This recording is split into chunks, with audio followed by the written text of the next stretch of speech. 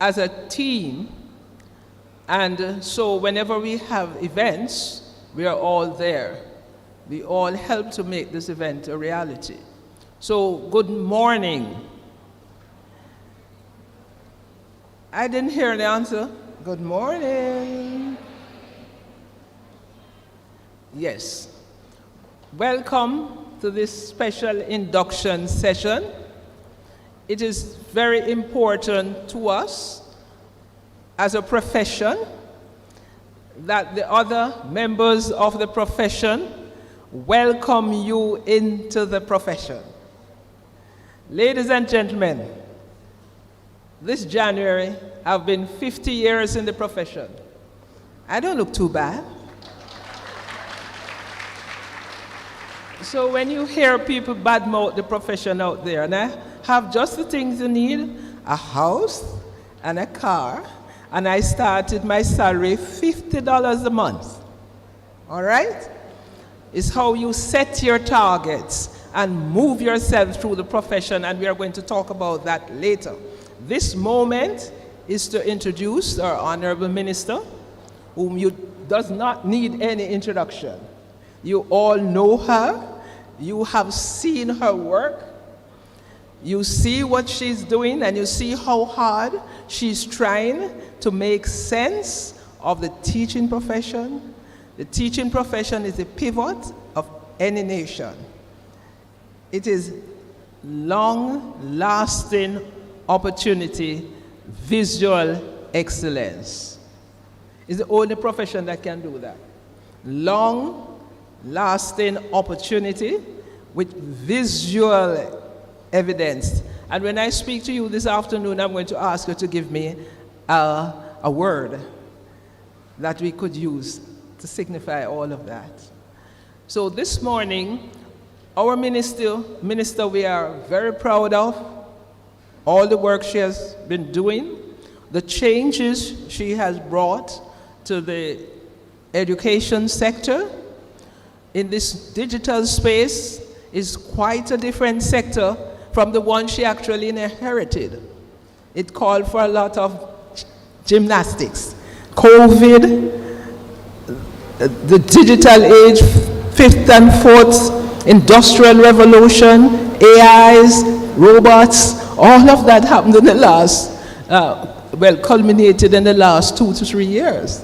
So you can imagine what the change gymnastic has been like. So I'm going to ask you now to put away your phones, put away your telephones. You're neither a doctor nor an undertaker, so you're not on call. We are going to give rapt attention to our Honorable Minister as she addresses us. She addresses us this morning. Rapt attention. Are you with me on that? Sometimes you have to manage without that phone. So, ladies and gentlemen, I'm pleased and honored to call on our Honorable Minister of Education to give us our greetings this morning.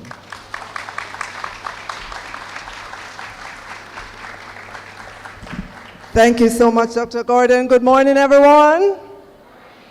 All right, let's do the wave. I'm going to call your names. I'm going to call the names of your colleges and just stand up and we're just going to do a wave. Bethlehem Moravian College, Catholic College of Mandeville, Church Teachers College, College of Agriculture, Science and Education, yeah. Edna Manley College for the Visual and Performing Arts. G.C. Foster College, International University of the Caribbean, Knox Community College, Monique College, Northern Caribbean University, Sam Sharp Teachers College, Shortwood Teachers College, St. Joseph's Teachers College, the Michael University College, University of Technology. University of Technology. University of the West Indies. Amazing, amazing. I am so delighted to be here this morning to look at the incoming class of new teachers for September 2023. Give yourselves a round of applause. Thank you for choosing education. Thank you for choosing to be in our schools, to influence our young people. Let me acknowledge Dr. Winsome Gordon, Chief Executive Officer, Jamaica Teaching Council. Of course, the host of this morning's event, Dr. Pinnock. Give him a round of applause for making his facilities available. Mrs. Althea O'Brien, Senior Licensing Officer, also at the Jamaica Teaching Council. Mrs. LaSonia Harrison, President of the Jamaica Teachers Association. Mr. Leighton Johnson, President-elect, Jamaica Teachers Association. Dr. Clover Hamilton Flowers, and the team from the core curriculum unit in the Ministry of Education and Youth. And I know that there are other members here as well. All our guest speakers and presenters, mentees and mentors. Good morning again, everyone. It was Mark Twain that said, "There are two moments in a child's life. When the child is born and when the child discovers his or her purpose." For many of our young people, they're looking to us as adults, as teachers in the classroom, to help them discover their purpose. They want us to help them focus on what matters. They want us to help them ignore what doesn't matter.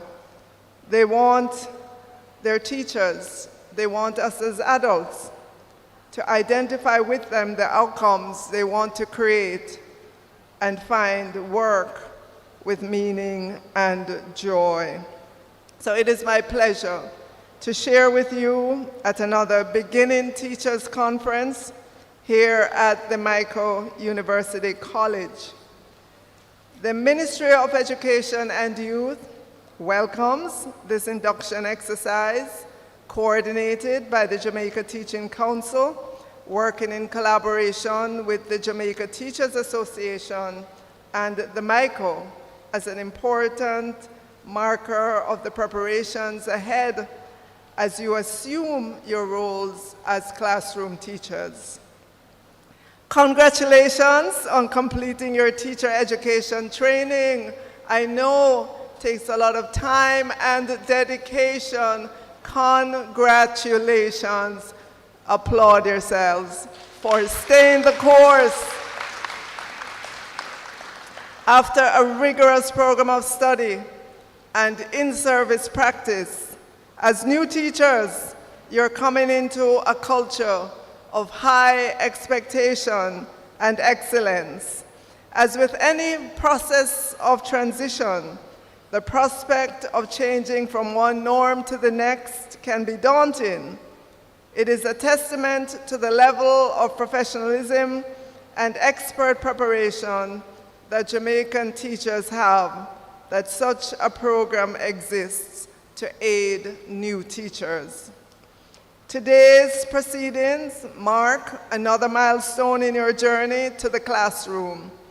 The range of initiatives in the Beginning Teachers program leading up to today, and that will continue afterwards. Some of the most important attributes and practices you would have learned are the importance of being prepared, having a positive attitude, setting clear and fair expectations of students, assessing your teaching on a regular basis. Fortunately, this initiative also highlights the importance of senior and master teachers and their role in bringing new colleagues into the field. Years of practice place you in the position of knowing what's been tried and what has worked. We welcome and cherish your knowledge. You are being inducted into an education system amidst multiple efforts at transformation and modernization. One is underway as we speak. Over the last few years, the Ministry of Education and Youth has been steadily engineering changes in the system to ensure greater levels of equity, provide improved access, and deliver high-quality education for all students. Indeed, many of our inductees are returning to classrooms as teachers that are very different from those they left as students. Even those inductees who left the secondary system a mere 4 years ago may be surprised to see how different the classroom is today. So you're returning to classrooms, for example, where special subject-based teaching is being implemented as a matter of policy in primary schools. And students in secondary schools are assured of 7 years of education. The classroom you will see when you return as educators is one in which students and teachers have more learning devices than at any other time in our history, and one in which the digital divide has been greatly narrowed. Put another way more of our students today have devices, and our teachers also have devices. We are in the process of completing the handover of laptops to all our teachers. We've completed that at the primary school level, and we're doing it now at the high school level. We have started to upgrade all the computer labs at all the secondary schools across Jamaica. I've been to at least 2 of the upgrades already, and our implementer, e-learning, has a list, and they're just going down the list, improving the computer labs in all our secondary schools. And that's not all. We've been working overtime to bring adequate connectivity to schools wherever they are in Jamaica. If you are in Kingston or in any of the other major cities of Jamaica and you're near to the government's fiber infrastructure, you are being transitioned onto that infrastructure. If you're not, then we are using other technology. And even if you are way off the beaten path, way in rural Jamaica, you will still have technology because there's satellite technology available. We want all our students and our teachers, regardless of where the school is, to have the same technology as any other school that is well endowed. We are seeking to eliminate the digital divide in Jamaica. We're working as well on improving the infrastructure of our schools. I'm not going to stand here and tell you that everything is peachy.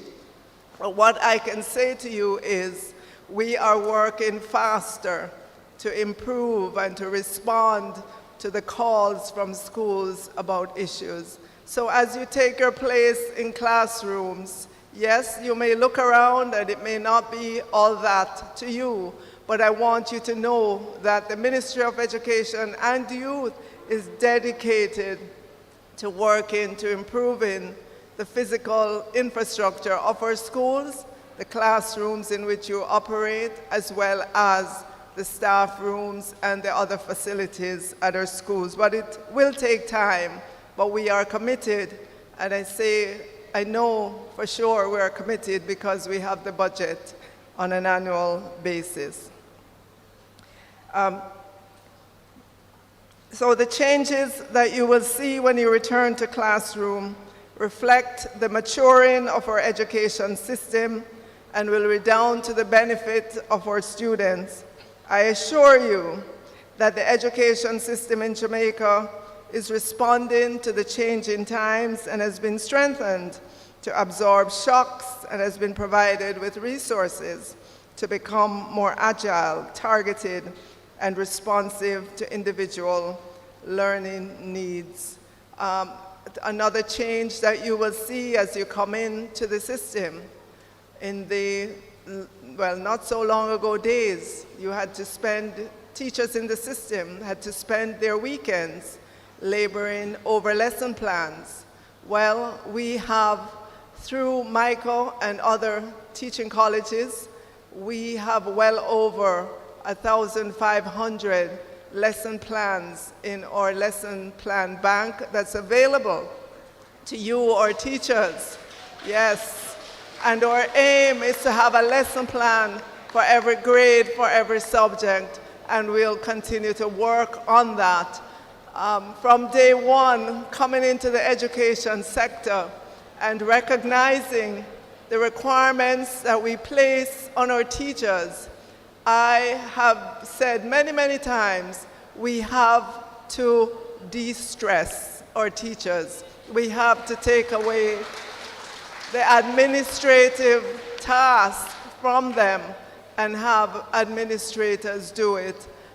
And that is the plan, that is the goal for our system. We want our teachers to have the time and the energy to focus on teaching and learning, not to be bogged down in administration.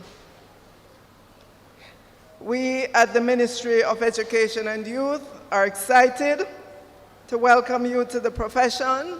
We have high expectations of you. You've had the benefit of watching from the sidelines as your in-service colleagues develop, refine, and perfect instructional practices suitable for the current challenges.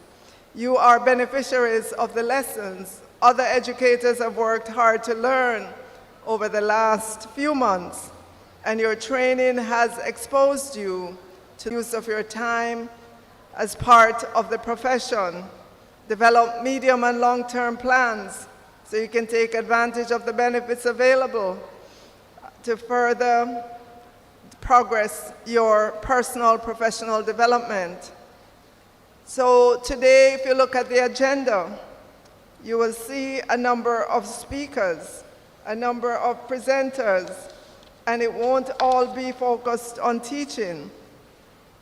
You will learn about money, right? What every new teacher needs to know from the get-go, from Mrs. Kalila Reynolds. Last year at the Jamaica Teachers Association conference, I promised that we were going to improve the financial literacy of our teachers. All of Jamaicans really need to get additional information about money matters, but I particularly wanted to focus on our teachers, and we have been doing that. Through the Jamaica Teaching Council, we've organized many sessions online for teachers to learn more about money matters. You're going to learn about fashion, photo, and fun, and there are other speakers and presenters here today because we want to tell you, we want to tell Jamaica as well, and we want to make teaching fun, teaching a profession of envy. We want to restore our teachers to a place of high regard in our society, high respect. We are against, and will speak out every time, against students not respecting teachers, against parents talking up to teachers in their faces. we will speak out against that every time. We encourage as well parents to help their children to obey the school rules. We encourage parents to come to Parent-Teacher Association meetings, to come when the principals or teachers call them to talk about their child. And so you will find a lot of support from the Ministry of Education and Youth as we focus the education sector on what is important, and as we ask Jamaicans to rally around our teachers. So I invite you to take full advantage of the information available so that you can make the maximum use of your time as part of the profession. Again, just to repeat, develop medium and long-term plans so you can take advantage of the benefits available, including further personal professional development and how you access home ownership through the National Housing Trust, loans, and other financial instruments. I'm also encouraging you to pay close attention to the Money Talk segment of this program today, as I am sure Ms. Kalila Reynolds will be dropping some gems, and the fashion, photo, and fun session by Mrs. Kenia Linton-George should be one to see. When you take the helm of classrooms and programs in the coming months, my sincere hope is that you will give it your all and remain steadfast in your commitment to delivering a wholesome education. The professional landscape for teachers in Jamaica has its challenges, but nothing substitutes for the sense of belonging you get from living in and building our nation. Furthermore, our mandate is to return Jamaican society to the fundamental pillars of respect, honesty, and tolerance for each other. If we are to pass on the good values of yesterday to current and future generations of young people, then teachers are needed at the forefront of this effort. I leave you with a quote by Martin Luther King Jr. "No work is insignificant.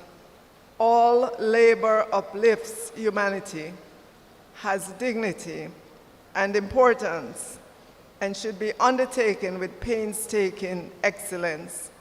Once again, thank you, and it's a great pleasure to stand here and to see all of you and to know that you will be in our classrooms come September 2023. Welcome to the teaching profession. Welcome. We look forward to working with you. And yes, I'll say again, every day will not be peachy, but all we ask of you is that you wake up, you make it to school, and you do the best by our children. Thank you so much. We honor the decision that you have made to become a teacher and enter that noble profession of the education sector in Jamaica. Thank you so much.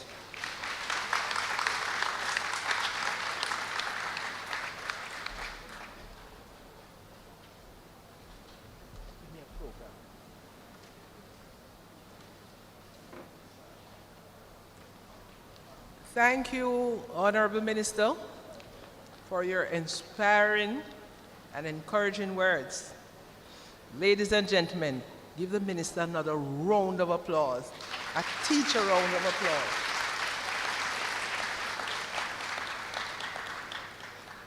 You see what is happening in the education system now? You see how exciting it is now? In my days, you had to go to a library, find a suitable book to write a lesson plan, and to try and to make it exciting and creative. Today, you have everything at your fingertips. And you heard the minister. Everything is just there online for you just to pull down. So, ladies and gentlemen, enjoy your period of teaching. It's going to be an exciting journey. Imagine one day a robot will be in your classroom too, because you have to face facts. And listen to me, those of us who behave like robots, we don't have any job because the robots will just take over. So we have to remember that we are human beings and we are going to teach like human beings, because if we teach like robots, there it is. We don't need that teacher. So let us go on with the program. The sponsors. Before I go to the sponsors, are the college coordinators here? They are very special people. Are the college coordinators here? Maybe they're still somewhere coordinating. Your coordinators are very special people. And we have to appreciate them, because it has not been an easy journey for them, setting you up in the induction period, and of course you will move on to your mentorship period of 1 year. All right, so the sponsors. Sponsors, please.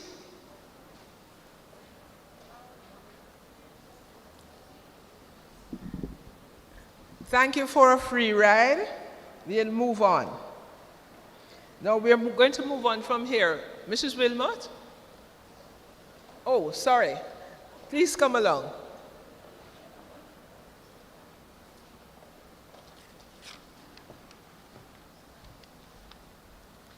Good morning, ladies and gentlemen. Honorable Minister Favor Williams, special invited guests, future teachers, future persons who have our future leaders in their hands. My name is Denise Walker, and I am the Marketing and Public Relations Officer with the JTA Credit Union. May I see a show of hands of those who know anything about the JTA Credit Union? You've heard of us before? All right, that's fine. Today is your day. The JTA Credit Union is Jamaica's #1 credit union for teachers. We were founded in 1959 by teachers. It was a group of teachers who came together, who saw the need to be there financially for our teachers, and so they established our August institution. And ever since then, we have been growing from strength to strength. We started out with 167 members. Today, we are over 30,000 members strong. The JTA Credit Union has assets, savings, and loans that total over $16 billion.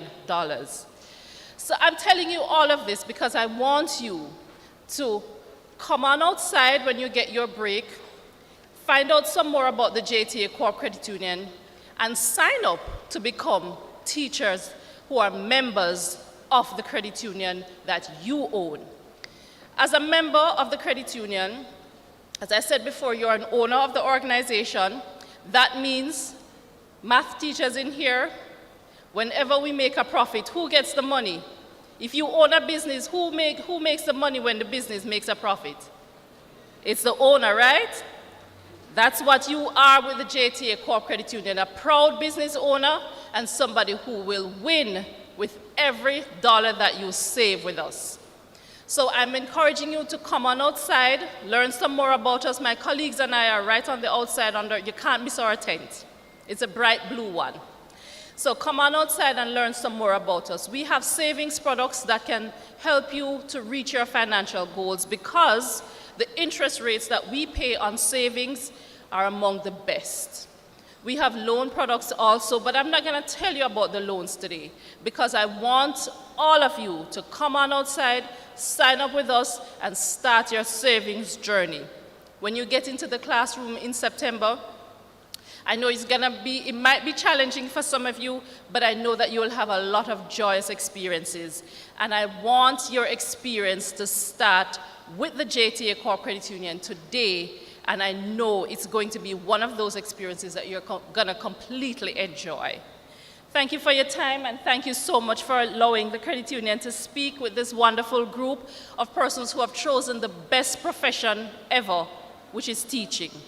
Thank you.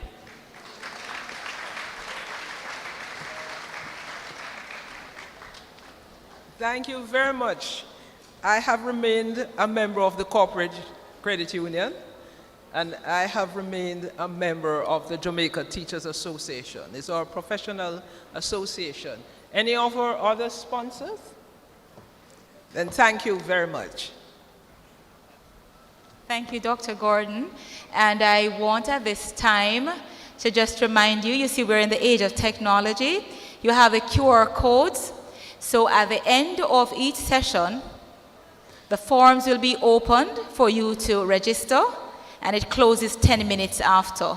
So you were all instructed to download the QR codes. You also have in your folders your reflection sheet. So the reflection for Minister Williams, just click on that QR code and you complete that one. Just to let you know also that we're live streaming on the JTC page.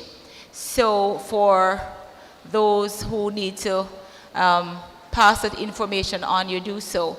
I want to invite at this time all our presidents, representatives from the subject associations to join me up here. I saw Mr. Silpot, I'm seeing different persons. Just join me up here very quickly, as we're now going to be having our breakout session with our subject association.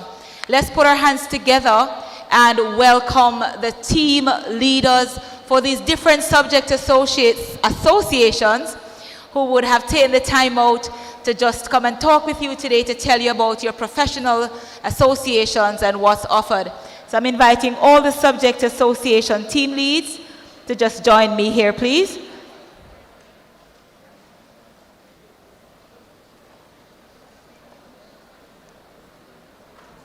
Dr. Gordon.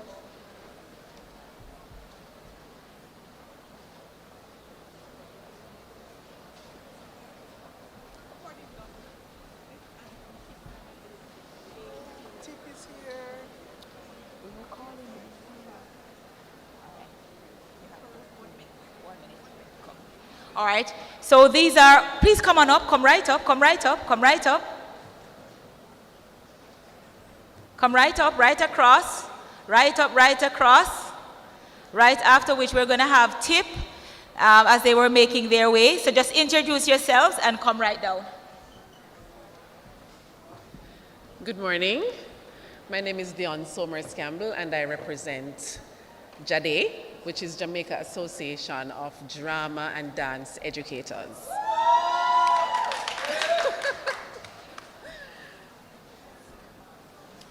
Good morning, everyone. I am not hearing you. Good morning, everyone. And a special good morning to the freshly minted teachers. I am Judith Price Francis, acting chair of the Association of Science Teachers of Jamaica. I am very privileged to be here this morning. Thank you very much. Good morning, everyone. I am Jeanette Grandison, President of the National Association of Teachers of English, which has celebrated 50 years serving Jamaica's teachers of English. Good morning, everyone.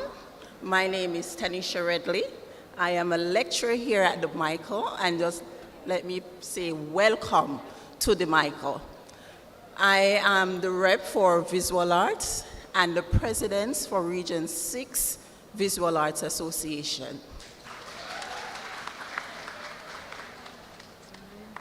Good morning, everyone. How are you today? Great, it's great to be here with you. My name is Leonie Clark, and I am here with the Vice President of the Jamaican Home Economics Association, Mr. Jermaine Johnson.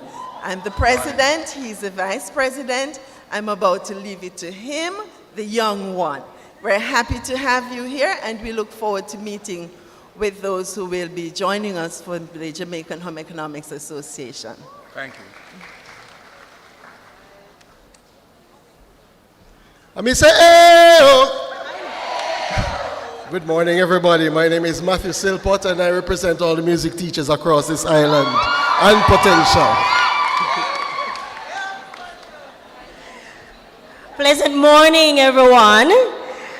I may not be as exciting as Mr. Silpot. My name is Melissa Beckford Simpson, and I'm the president of the History Teachers Association of Jamaica, a registered association for teachers, all practitioners within the subject. Looking forward to welcoming those of you who are coming to teach the subject. Thank you.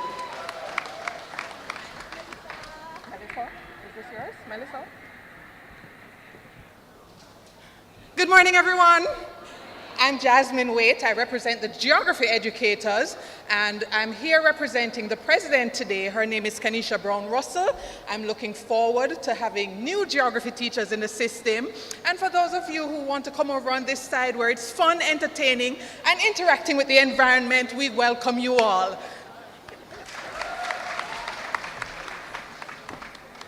Good morning, everyone.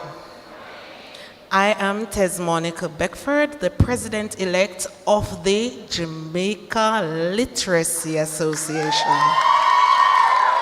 I don't think I need to say more. When we're through, please meet me wherever the group will meet, all right? Have a good day. Bless up. Good morning, everyone. My name is Roy Taylor. I'm the interim chair for the Jamaica Association for Technical Vocational Education and Training. And I'm looking forward to seeing a lot of TechVoc persons coming to me today to register as members. Thank you.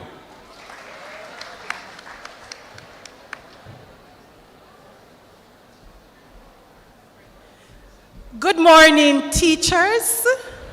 Come on, let me hear a bigger good morning. Good morning, teachers.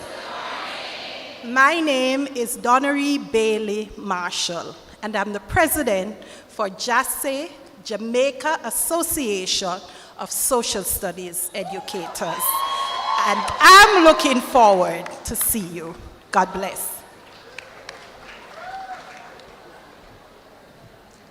Okay, good morning, everybody. You know, they say the best for last, right? That's Physical Education Association teachers. Once you teach physical education, it's the best subject in any institution. We do maths, English, social studies, Spanish, just name it. Physical education as it. Thank you very much. Looking forward to seeing you.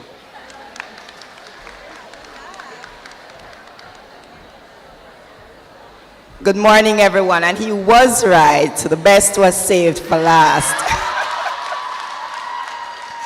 My name is Carrie Ann Reed Buckner, and I am the president of the Mentors Association of Jamaica. We are a very new organization, and I can tell you that we have over 1,200 mentors who were trained by the Jamaica Teaching Council, and we are here and will be here for you, especially during your first year of teaching, but also going beyond that. So I look forward to working with you, and I am looking forward to seeing many of you becoming mentors in the future. Thank you so much. All right, so let's put our hands together as we say thank you to all our subject associations that were represented up here. And we are the mentors. The mentors are all around busy. Mentors, where are you? Stand all around, raise your hands, yes. All right, so in your groups, you would have been working with your mentors, and they're here today to serve you once again from the Mentors Association of Jamaica. We want to thank them. They have been supporting you throughout. At this time, we are going to be doing something different. Those in your heels and all of that, you're going to be taking a walk outside of your space. And you're going to be meeting with your subject associations. All right? So just before that, Tip Friendly will come for a minute. Come, Tip.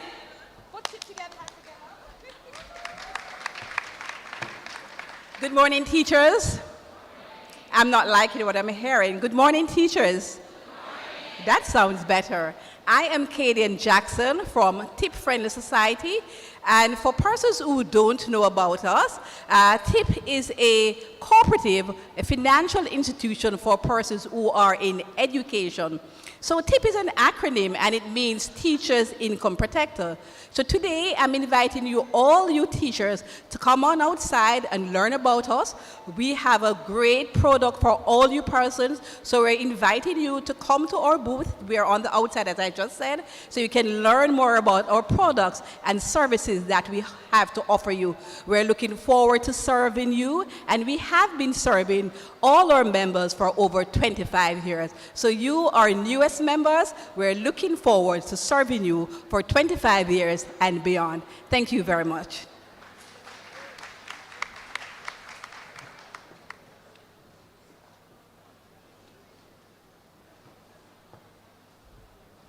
All right, so this is a time when we are going to be breaking and breaking out. And so let me see all our primary ed teachers. Primary education, do stand. Yes, all of you. So this is a time when you're going to be meeting together based on your area of specialization. So you're going to be now forming a line like the good students you are. I can't wait to see you do that. And you're going to be heading to the lecture theater. The lecture theater. Miss Antoinette Wyatt, could you meet me up here, please? So Mr. Lawson will direct you there. Just sit for now. Micah students, you will lead the way to the lecture theater. Miss Wyatt will be taking you there to talk to you about primary ed. Remember, you only have half an hour. We are moving really fast today. And the mentors for primary ed will be joining Miss Wyatt there.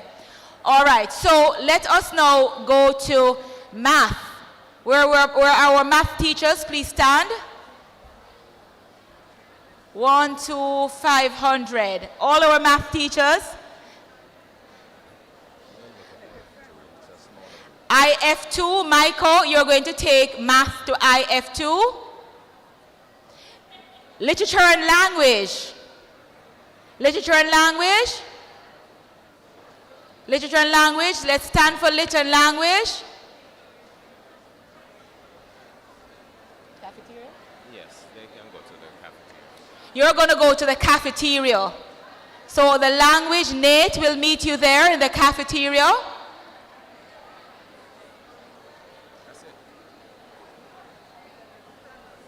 Remember, you must be back here. Look at your program.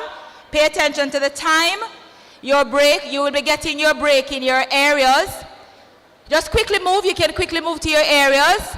Very quickly move, and everyone must be back in here at 11 sharp. All right? So be back in here at 11 sharp. We're going to be taking your break to you in your areas. So meet there now with your subject associations. Science, where is our science group?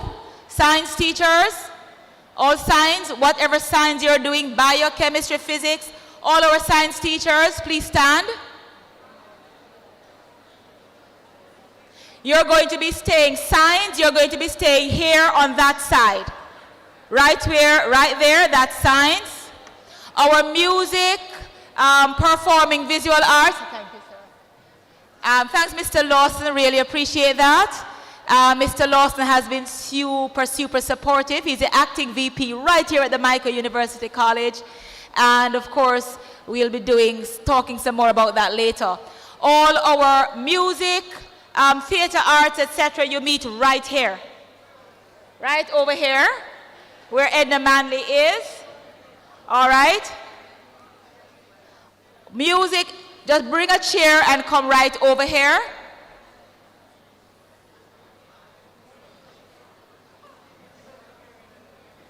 You have to move a little faster. Remember, you have to be back at 11 a.m. sharp, sharp, sharp. So all the science people should be up here in this area. Come here. Business education, please stand. All our business teachers, business education. This is a money group, you know, stand quick and fast.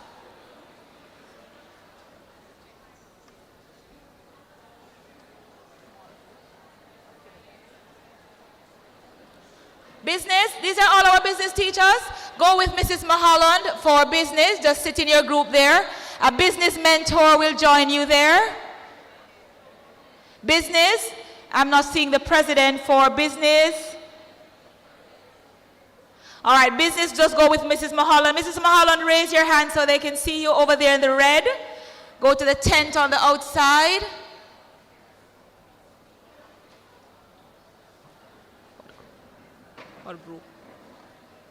Early childhood is a big, big group. Early childhood, please stand. That's another big, big, big, big, big group. Early childhood, come over on this side. So all of here, your early childhood.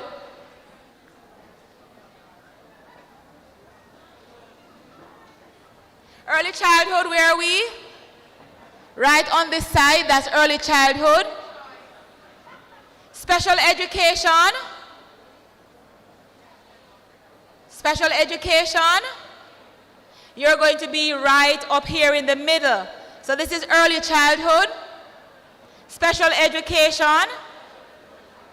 Where are our guidance counselors? Guidance right over here. Guidance is right here. Special ed is here, guidance there. They're with Nate because they're mixed, so they're meeting in, what I'm saying that no, they are. No, yes. So, literacy, so I said language and literacy, you meet in the cafeteria. Just raise your hand, Madam President, so they can see you. Language and literacy, cafeteria, go with her.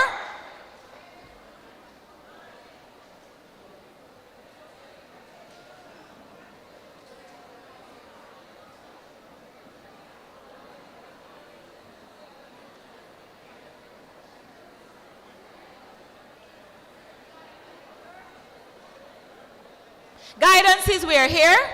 Where's guidance? Guidance? Guidance team, where are you? Did I miss a team? Did I miss anyone? Humanities. 1 minute. Humanities, you're going to meet down there. So humanities would be geography, history. Wonderful. That's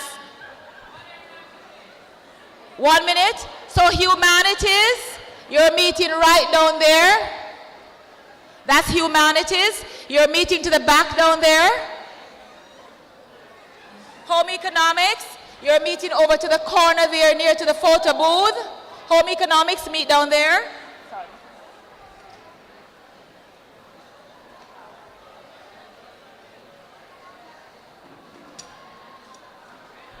Modern languages. Modern languages, you're at the back down there. That's modern languages down there.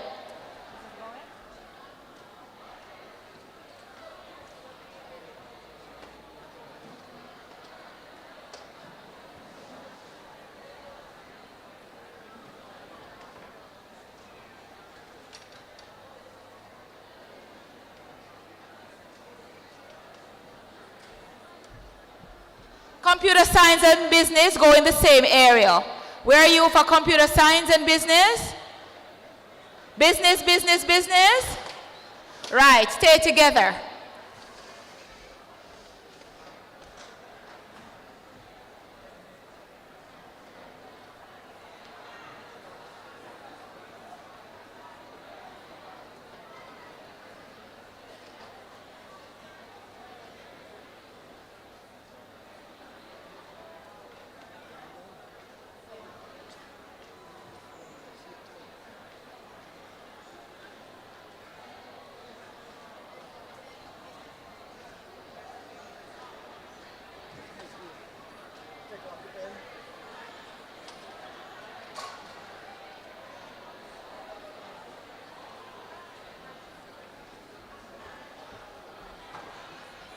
Okay, so for the persons who are in industrial techniques, we're being asked to meet in a specific space. So if we could just meet to the side over there and then we can decide on where to go.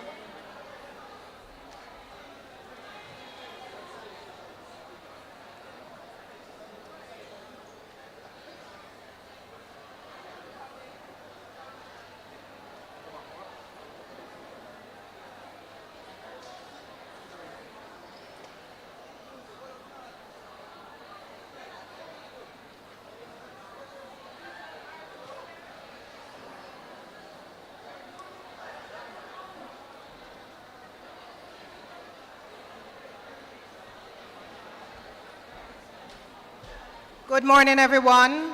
Students who are here for religious education, please join the humanities group at the back. Thank you. Religious education, join humanities at the back of the room.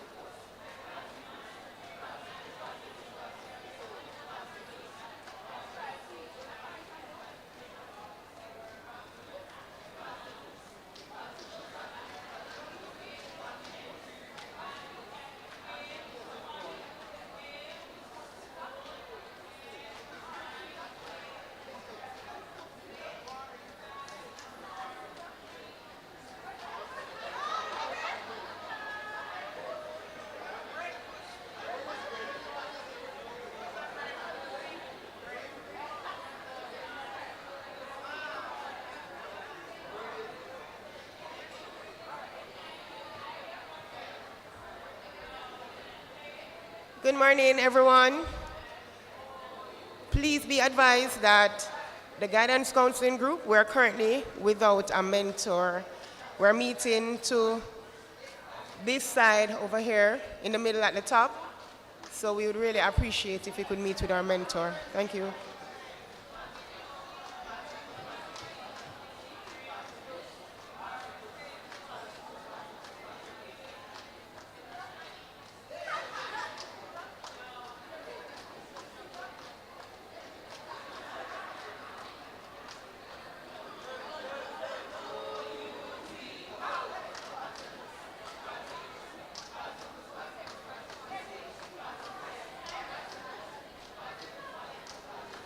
Good morning, everyone.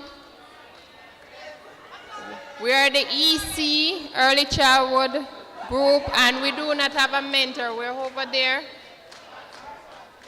Remember, we're the roots, right? EC, we're the roots, so we need a mentor. Thank you.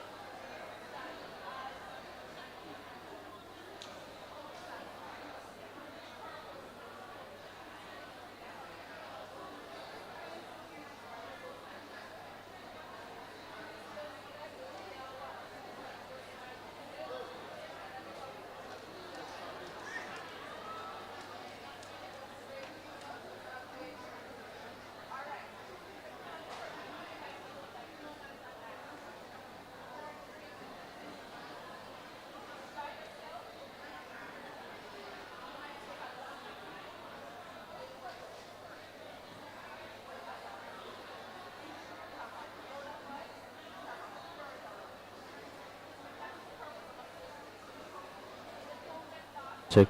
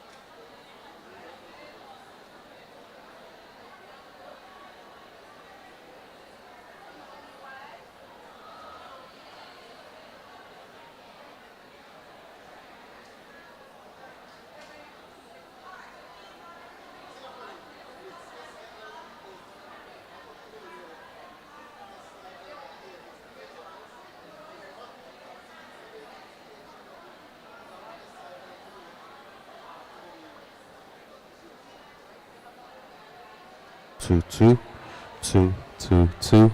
Hold on. 2, 2, 2, 2, 2, 2. 2. Hold on. 2, 2, 2, 2, 2, 2, 2, 2, 2. Alright, try.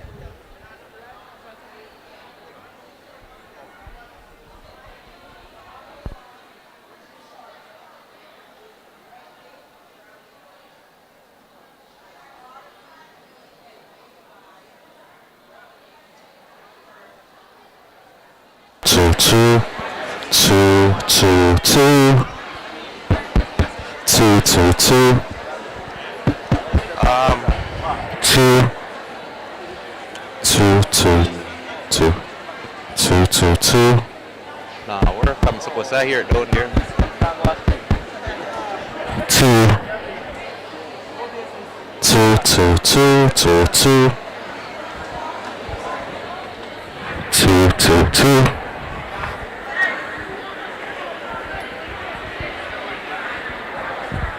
Two.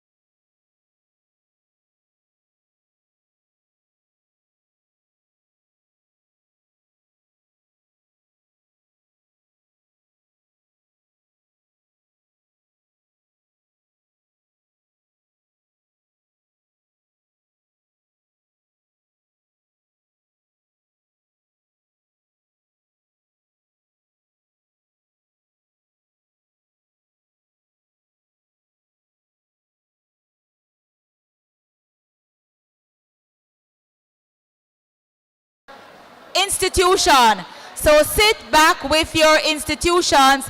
Thank you, Miss. Where, Mrs. Sing along.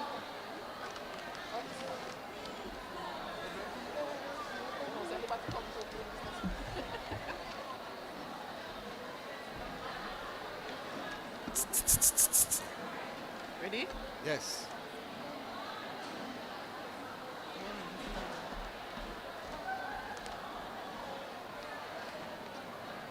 You ready for that?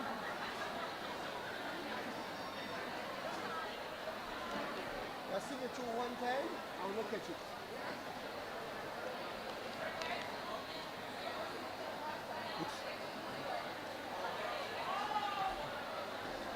Ready? In their what? Seats in their sections. Up in their school? In their section.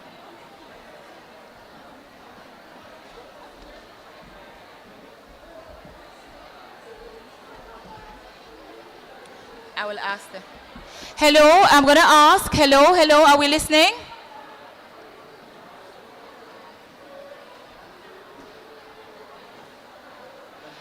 Joshua Brown and Jason Lindsay. You need to see Mr. Inararity.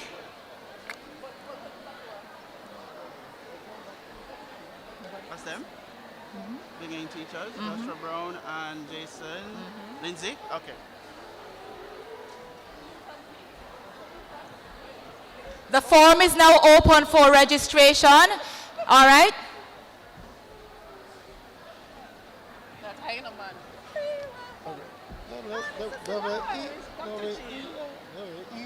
Ready again for conference? Let us know. Hello!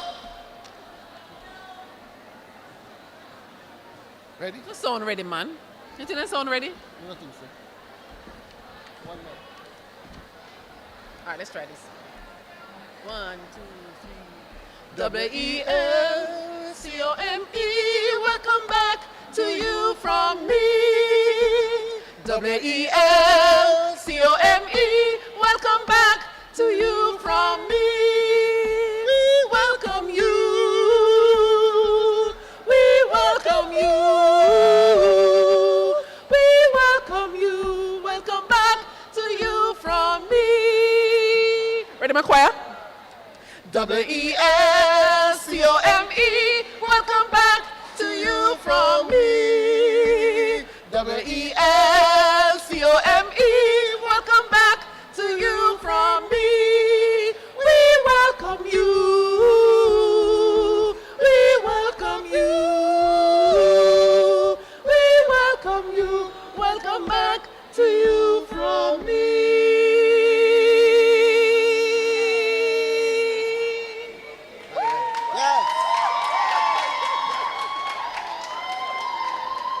Miss Wilmot? Everybody in their parts? Are you sitting in your parts? Or were you supposed to be sitting? So this look like? Okay. So what are They're the, not sure. You know what are the schools? Eh? You know what are the schools? No. You want to show what are the schools? Then? No, we don't. You don't have the list? Sections.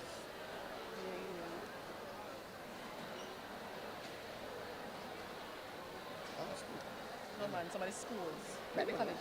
Me don't know. You know any of the colleges? No. Ask them to call it out. Oh, we need one. You can do one call and respond to welcome the colleges. Ready? 1 minute? Just a minute. Quick announcement. Good morning again, colleagues. 2 announcements. The form for the first session, it's break and breakout, subject association and the subject. That code is now open. It will remain open for another 10 minutes.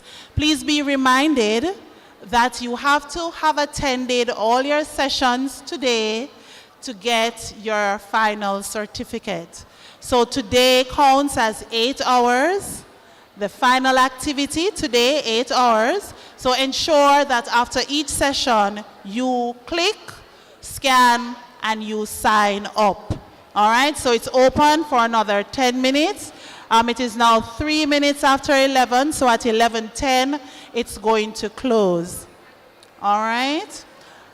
The mentors who are responsible for registration, could you now bring in your registers, please? All mentors who are doing registration this morning, please see me on the side with your registers. Thank you.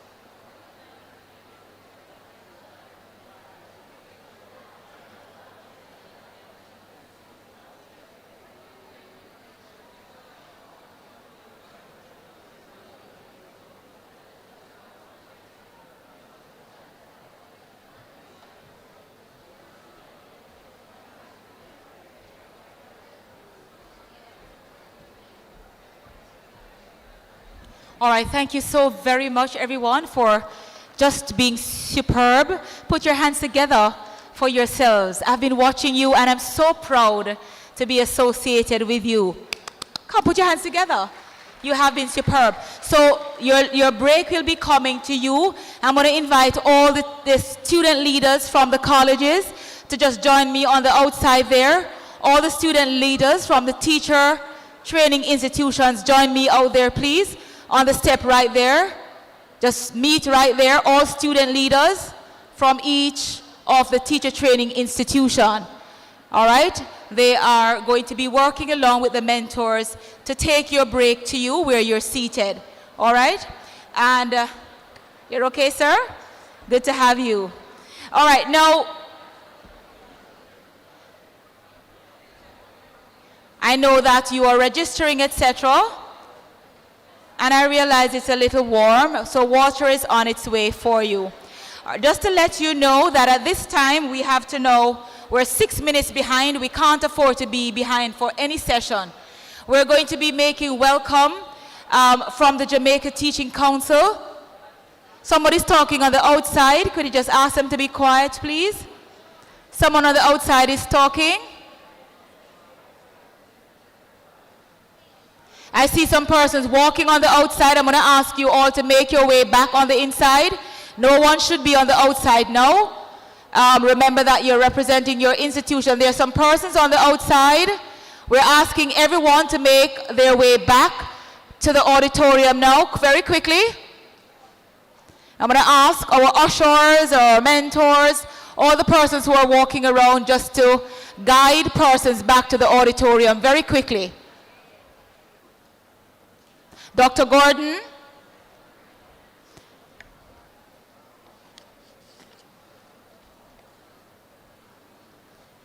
Ladies and gentlemen, I see a few persons who are still making their way in. I'm going to ask you to quickly grab your seats as we continue. Some persons are still coming in from their breakout sessions. There's still a few on the outside. We ask you to very quickly, those on the outside, we're waiting on you to quickly get to your seats.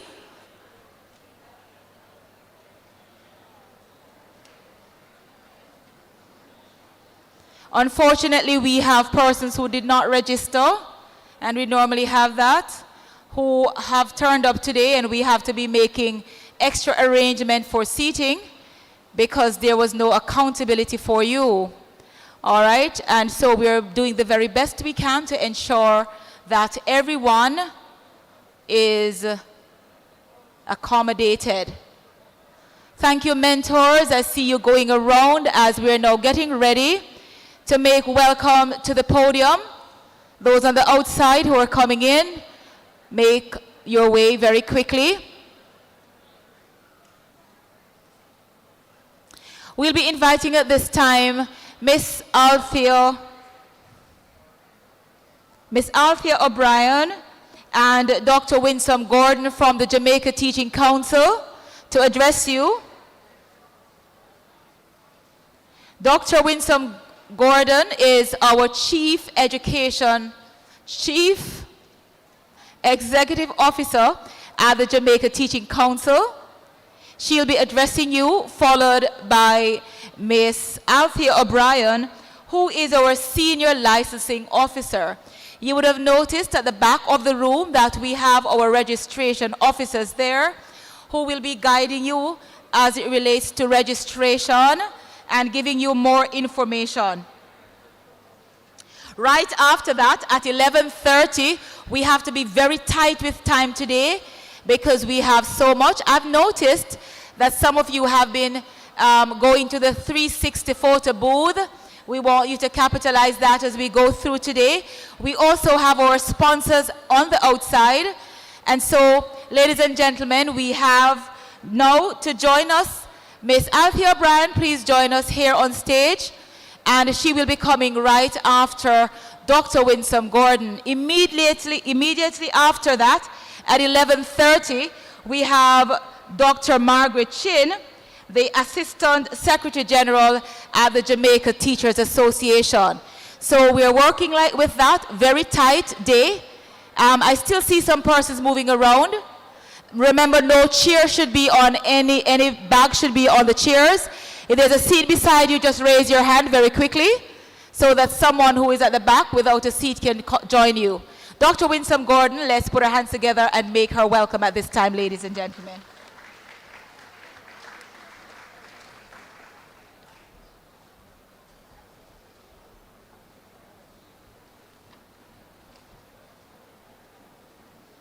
Ladies and gentlemen, emerging teachers, ladies and gentlemen, is that how you clap the executive director of the council?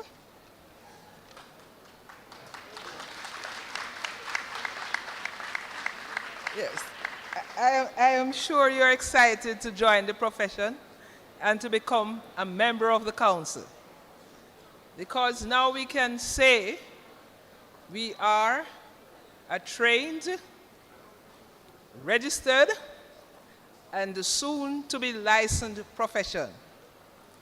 We are the last profession to be licensed. The lawyers, the doctors, the engineers, they're all licensed. Teachers, we are the last profession to be licensed. But we are going to be as proud. In fact, we have always been proud. I don't know about you, but all of my career I've been a proud teacher. Proud of my profession. And I have moved from classroom to other areas in the education sector. So this morning we only have a few minutes, as Mrs. Wilmot said to us.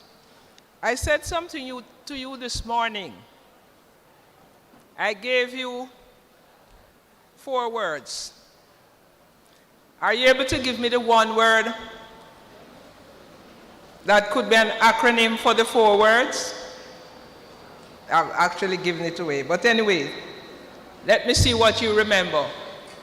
I gave you 4 words today.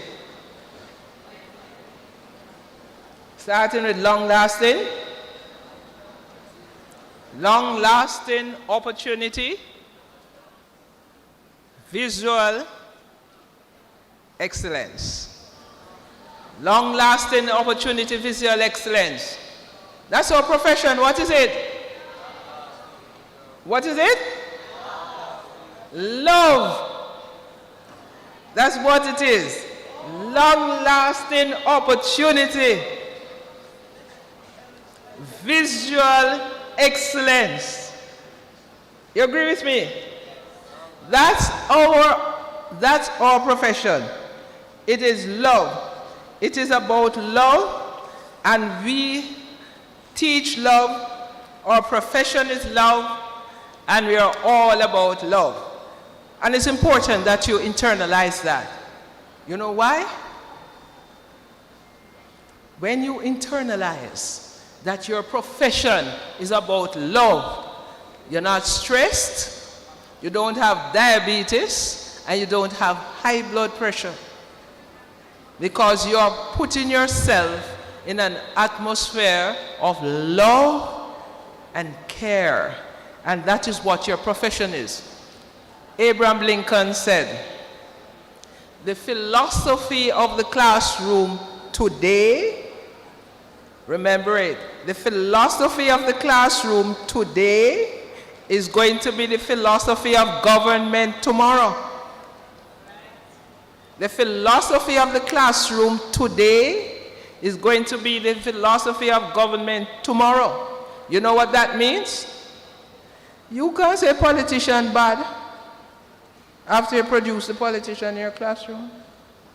So, if you want equity in government, you want fairness, you want care, what you have to do to get that in government?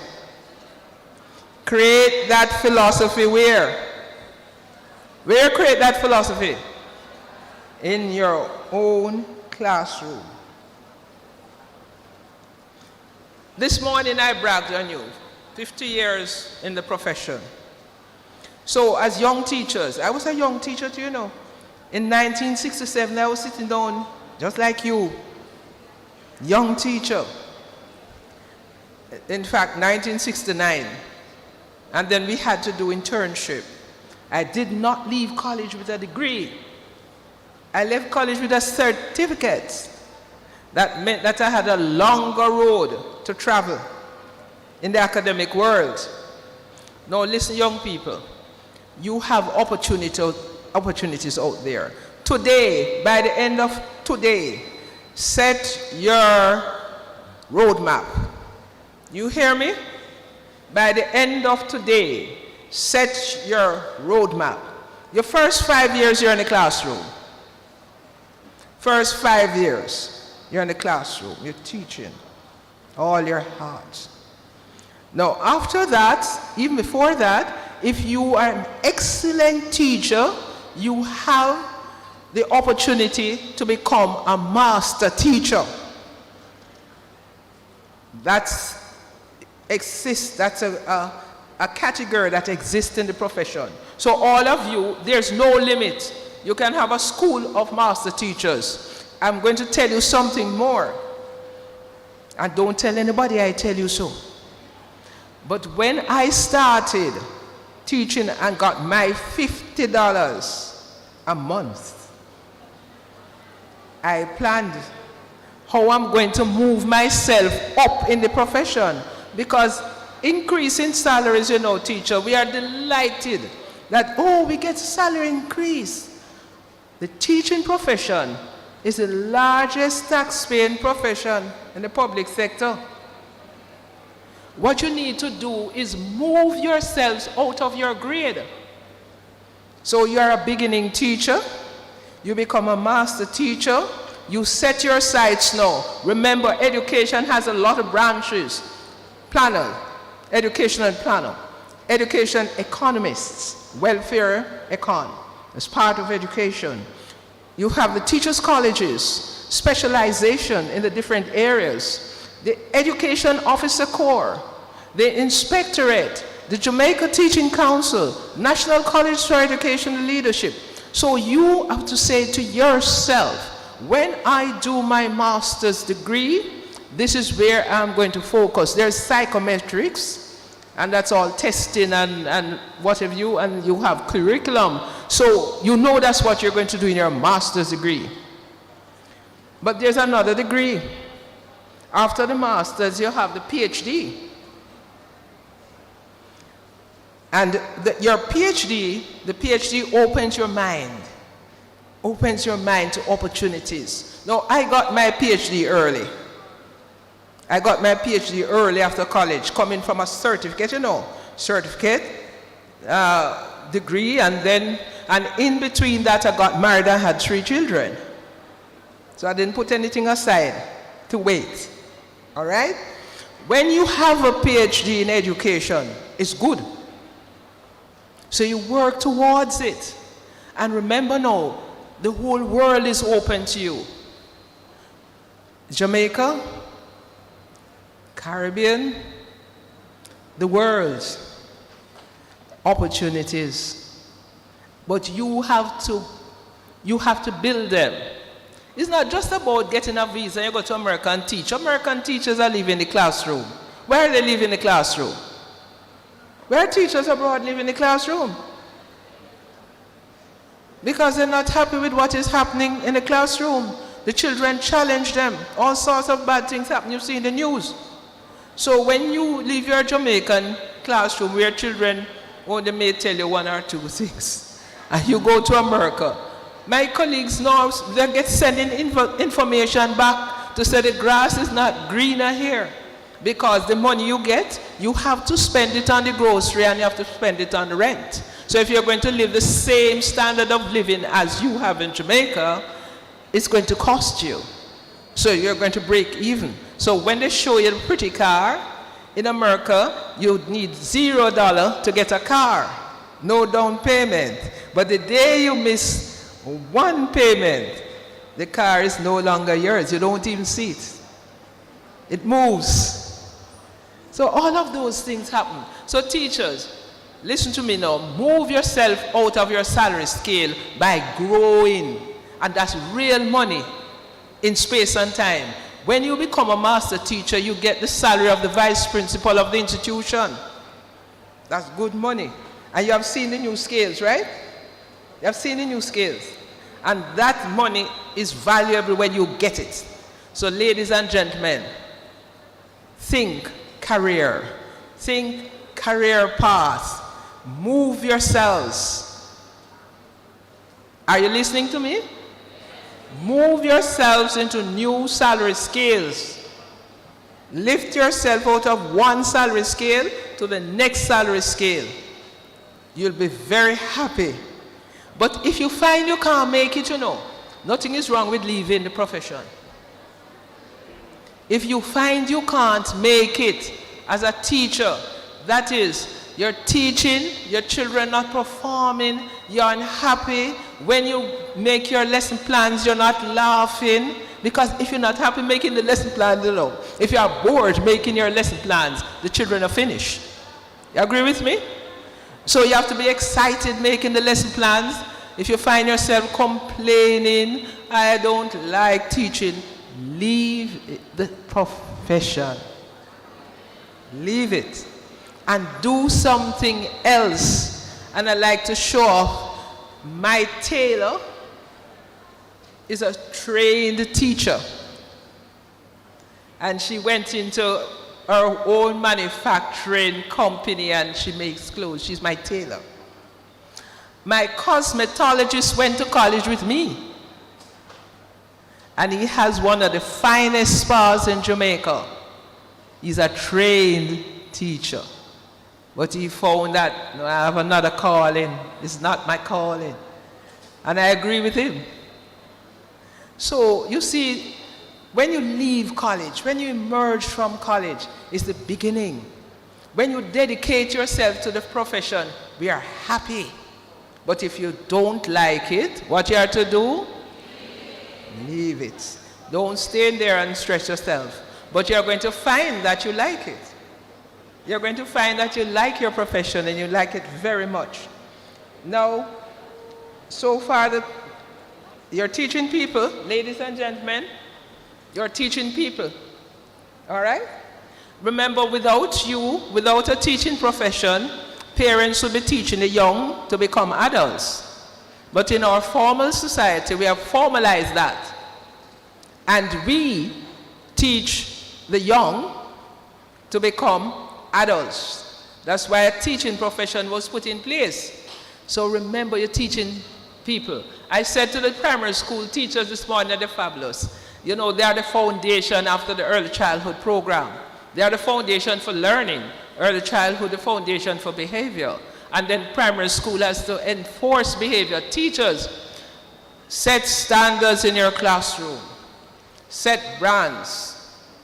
My children had forgotten their class, the name of the class. They said they belong to Miss Gale's class. They don't belong to grade 9. They belong to Miss Gale's class. You brand your class so that when your students walk, they feel good about themselves. You brand them. Good manners is not out of date. When people say to me, but that is long time story, I say to them, I still have my 10 fingers and 10 toes, and that's what you have too. Good manners, and you let your children respect you from day one. Yes, sir, no, sir, yes, miss, no, miss. We are not Americans. We are Jamaicans.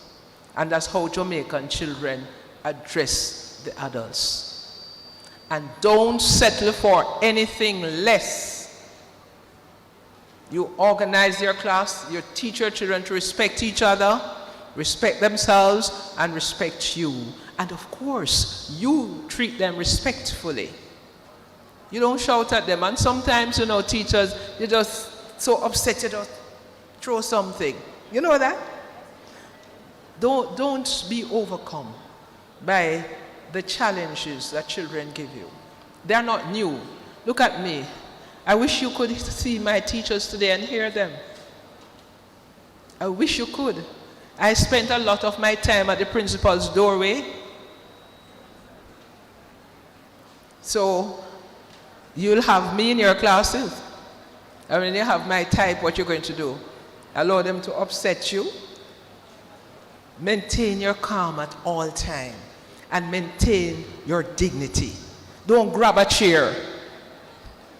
Avoid it. Don't use a bad word. Avoid it. Just maintain your calm. And when the little fellow, especially teenagers, when they stand up to you, you calmly say who you are and what he or she should do. And you say it very calmly. Keep the dignity of your profession. Now, I know Miss O'Brien is raring to come up. She has lots of exciting things to tell you, but I am going to now tell a little bit about life. Now, if you're getting $50 a month and you have to pay rent, it's plenty of money to pay rent, you know. $25, that was plenty of money those days. So what we would do, and I'm encouraging you to do, where you can live in groups, like 2-3 persons can rent a place and you can live. Live in groups until you can stand up on your own. We did that as young people until we could buy our lovely house, and Tip Friendly will tell you, and the credit union will tell you how you can get your lovely homes. But if you alone has to rent one house, no, the salary can't manage. So you start living together until you can separate. That's how you put your income together, make your income make sense for you. And we did that. And I realized just last month, I found a group of young people living together. And in the United States, since you love to talk about United States, while they're in college, they plan how they're going to live together. They live together. People live together until they now reach a stage, you get married or something, and you can step out on your own. So wisely. Clothes. Teachers, please don't go and buy all the cheap clothes down the place. You only need 2-3 nice pieces that you wear to work and a nice piece you wear to church. It doesn't matter if you wear the same thing over and over. It does not matter. Because second-hand clothes cannot sell. Second-hand clothes don't have any value. And second-hand clothes of some of the kind I've seen teachers in don't have any use. Not even as first hand. Ladies and gentlemen, buy a nice piece, good piece. This blouse that I am wearing, I bought in 1986.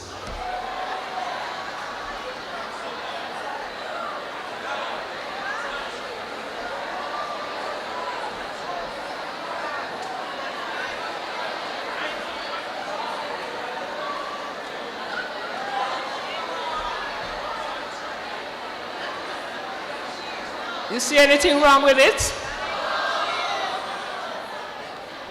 So take my word.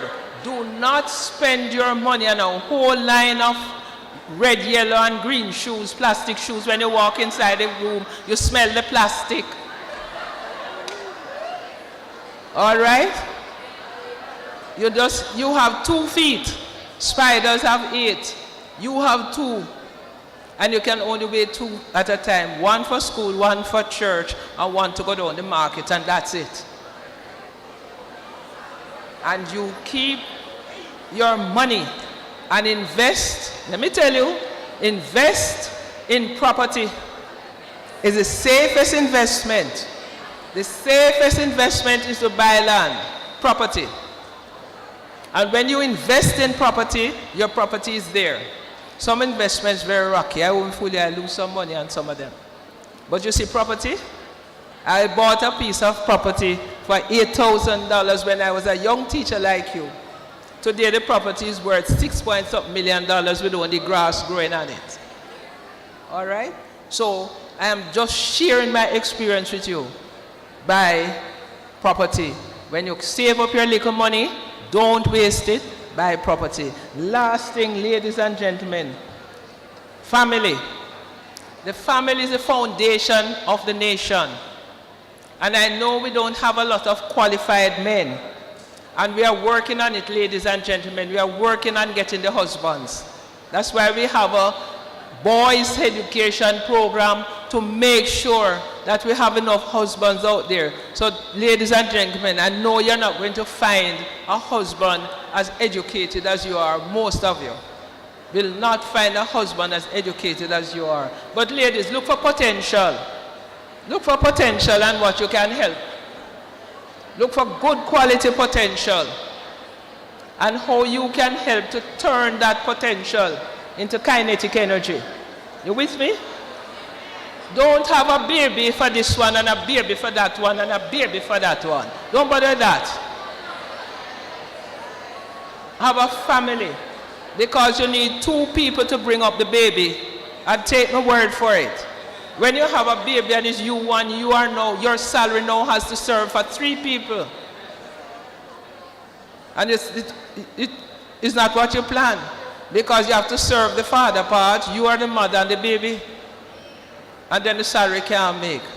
So try your best, and know the challenges out there, and know hard to find a good husband. The men don't have so much trouble. They have their pick of wives. Some of them would like to have 8 wives, but don't worry about it. You try your best. Find a nice young man with potential. He has a trade. He has a skill. He has something that you as a teacher can multiply. She come to tell me, sit down. But anyway, let's make sure he has something that you can multiply and set up your family. Are you with me? Well, these are my few words in Jesus' name.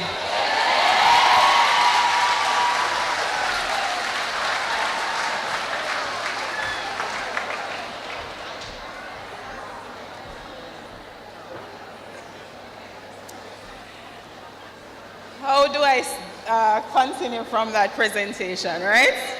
So much wisdom. Thank you, Dr. Gordon, for always sharing your wisdom with us as young staff of the Jamaica Teaching Council. Now, Dr. Gordon said earlier that she has taught in the education system for some years. The first person to raise their hand and tell me the correct answer will get a token. You put down your hand. Yes, you, yes. 50 years? Awesome. So give her a round of applause so you will get your token shortly.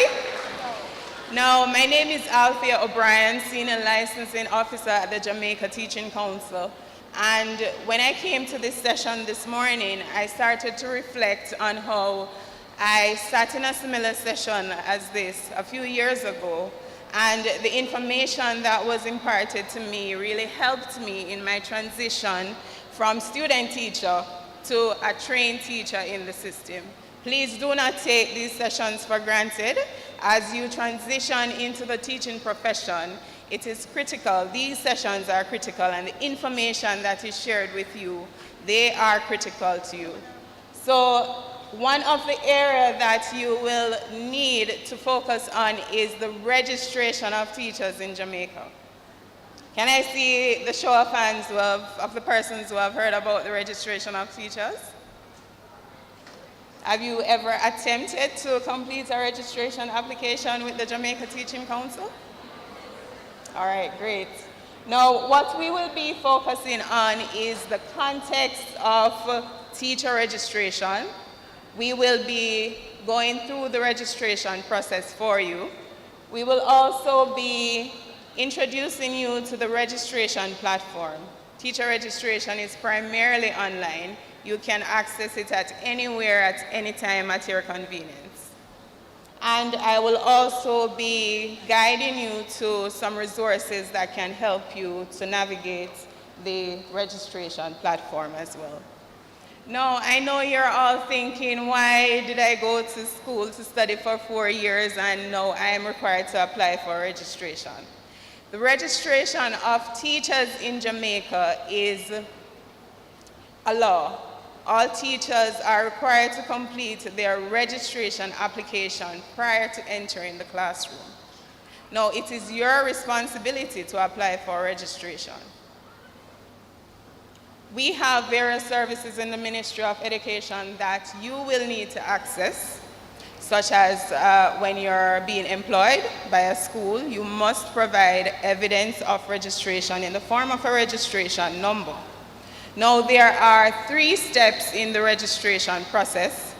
First, you must complete an application form, then submit a list of documents to us, after which we will process your registration and send you evidence of your registration receipt. It is called a registration receipt, which will include your registration number.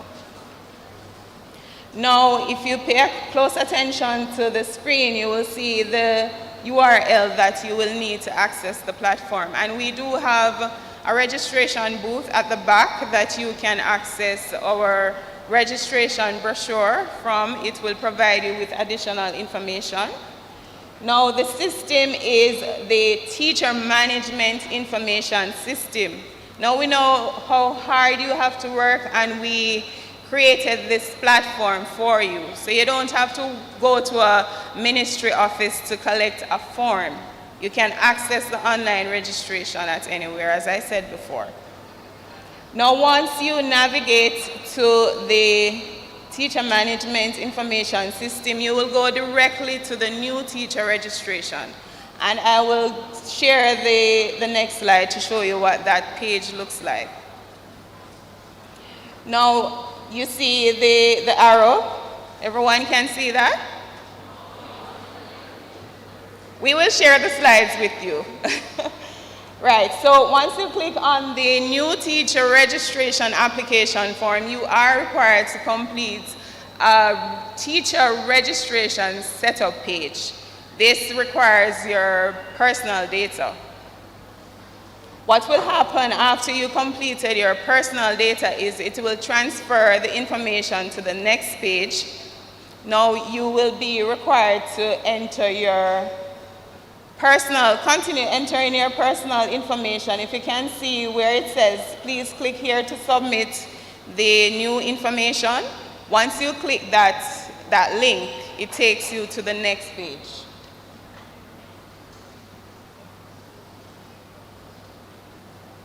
This is the page where you will enter your, continue entering your professional information.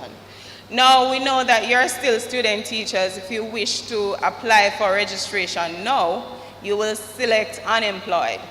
You have the option of changing your status after you have gained employment in the system.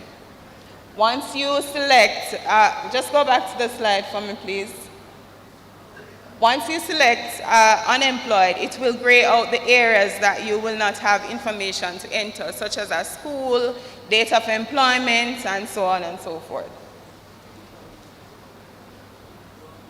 Now you will be directed to the final stage of the application form to enter your academic qualification. Now you may not be finished until, I know some persons are finished in November, right? So you will enter the institution that you attend, as well as the certification that you're attaining, as well as the start and end date. Now this is the anticipated end date. These are a list of documents that we ask for to complete your registration. Your TRN is first on the list, NIS, a birth certificate, your academic qualifications, and in your case, a status letter will suffice. Please ensure that the status letter indicates that you have fulfilled all the requirements for the program and you are awaiting certification. We also require a passport-size photograph, and you also have the option of uploading one to your profile as well. We require 2 written character references, and you can get one from a JP, a pastor, or one of your lecturers, as well as a marriage certificate if applicable, or a deed poll if you have changed your name. Now we spoke about making this process as easy as possible for you. You are able to submit all your documents to us via email. So there's no need to visit any of our offices to submit documents. I am going to share the contact details for the registration team. What this means is that if you are living in a regional office, whichever regional office you are from, whichever regional office you are teaching in, that is the person, that you will submit your documents to. As well, as I said before, we have brochures that you can access at the registration booth. And the information can be emailed to you as well. Now I know it's a little bit fine. I was really trying to get it bigger for you so you can see the contact details. But once you scan our QR code on the registration brochure, all this information will be accessible to you. Now that is it for registration in a nutshell. Please do not hesitate to contact us when you are seeking employment in the system. We are here to support you. We have registration officers for each region in Jamaica. And if you're not clear on the process from this presentation, you can always send me an email or you can give me a call. Thank you.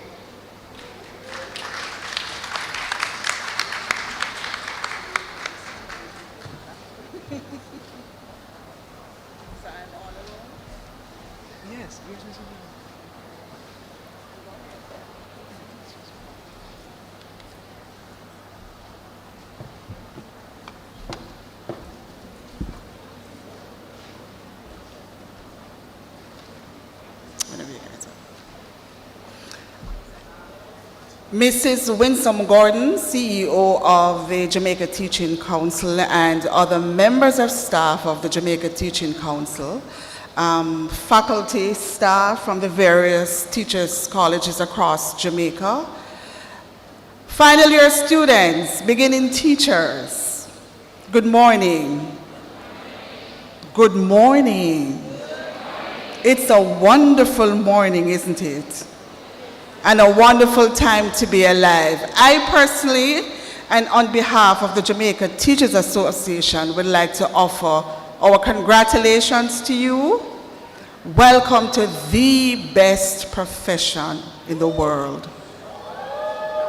The profession that creates all other professions. And I can say this because I started out my career in corporate world. And then I segue into teaching. And it has been the best decision I ever made.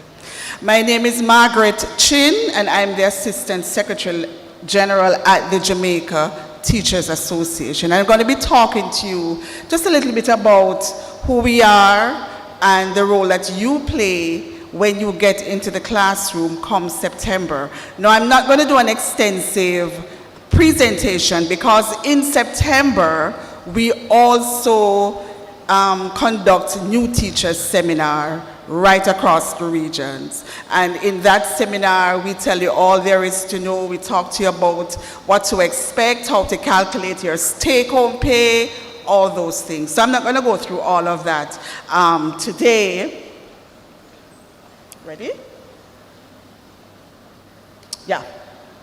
So this is what we're going to be looking at today, the roles and functions of the JTA, look at some expectations of the beginning teacher, and we're going to talk a little bit about ethical behavior. So let's go back to the vision. Slide before this one. Yeah. So our vision statement is that the one before, the slide before that one, the vision statement. We are the regional benchmark for teacher membership organization. And of course, we believe in setting standards of excellence in service delivery. And of course, we are committed to national development through education. Now, the JTA is the largest trade union in Jamaica. We're also the largest trade union in the entire English-speaking Caribbean. To date, we have about 23,000 members on our registration database. So our vision really is to be the benchmark for teacher membership. Our mission statement, we are a democratic organization, and we love to tell people the joke that of all the organizations in Jamaica, including the parliament, we do the most voting. We are so democratic, we vote for our presidents, president-elect, and so on. So we are a democratic organization dedicated to professional, financial, and social advancement of our members, and of course, the promotion of the highest educational standards for the country. What are our core values? These are the things that we value: fairness, justice, quality, customer satisfaction, partnership, teamwork, learning, creativity, and innovation. And everything that we do at the JTA incorporates all of that. All right. In terms of our governance structure, as I said, we are a democratic organization, so every member who has office within the JTA, they're elected. So we have a president. Anybody can remember the name of our current president? I should have walked with some prizes. What's the name of our current president? Mrs. LaSonia Harrison, our president-elect.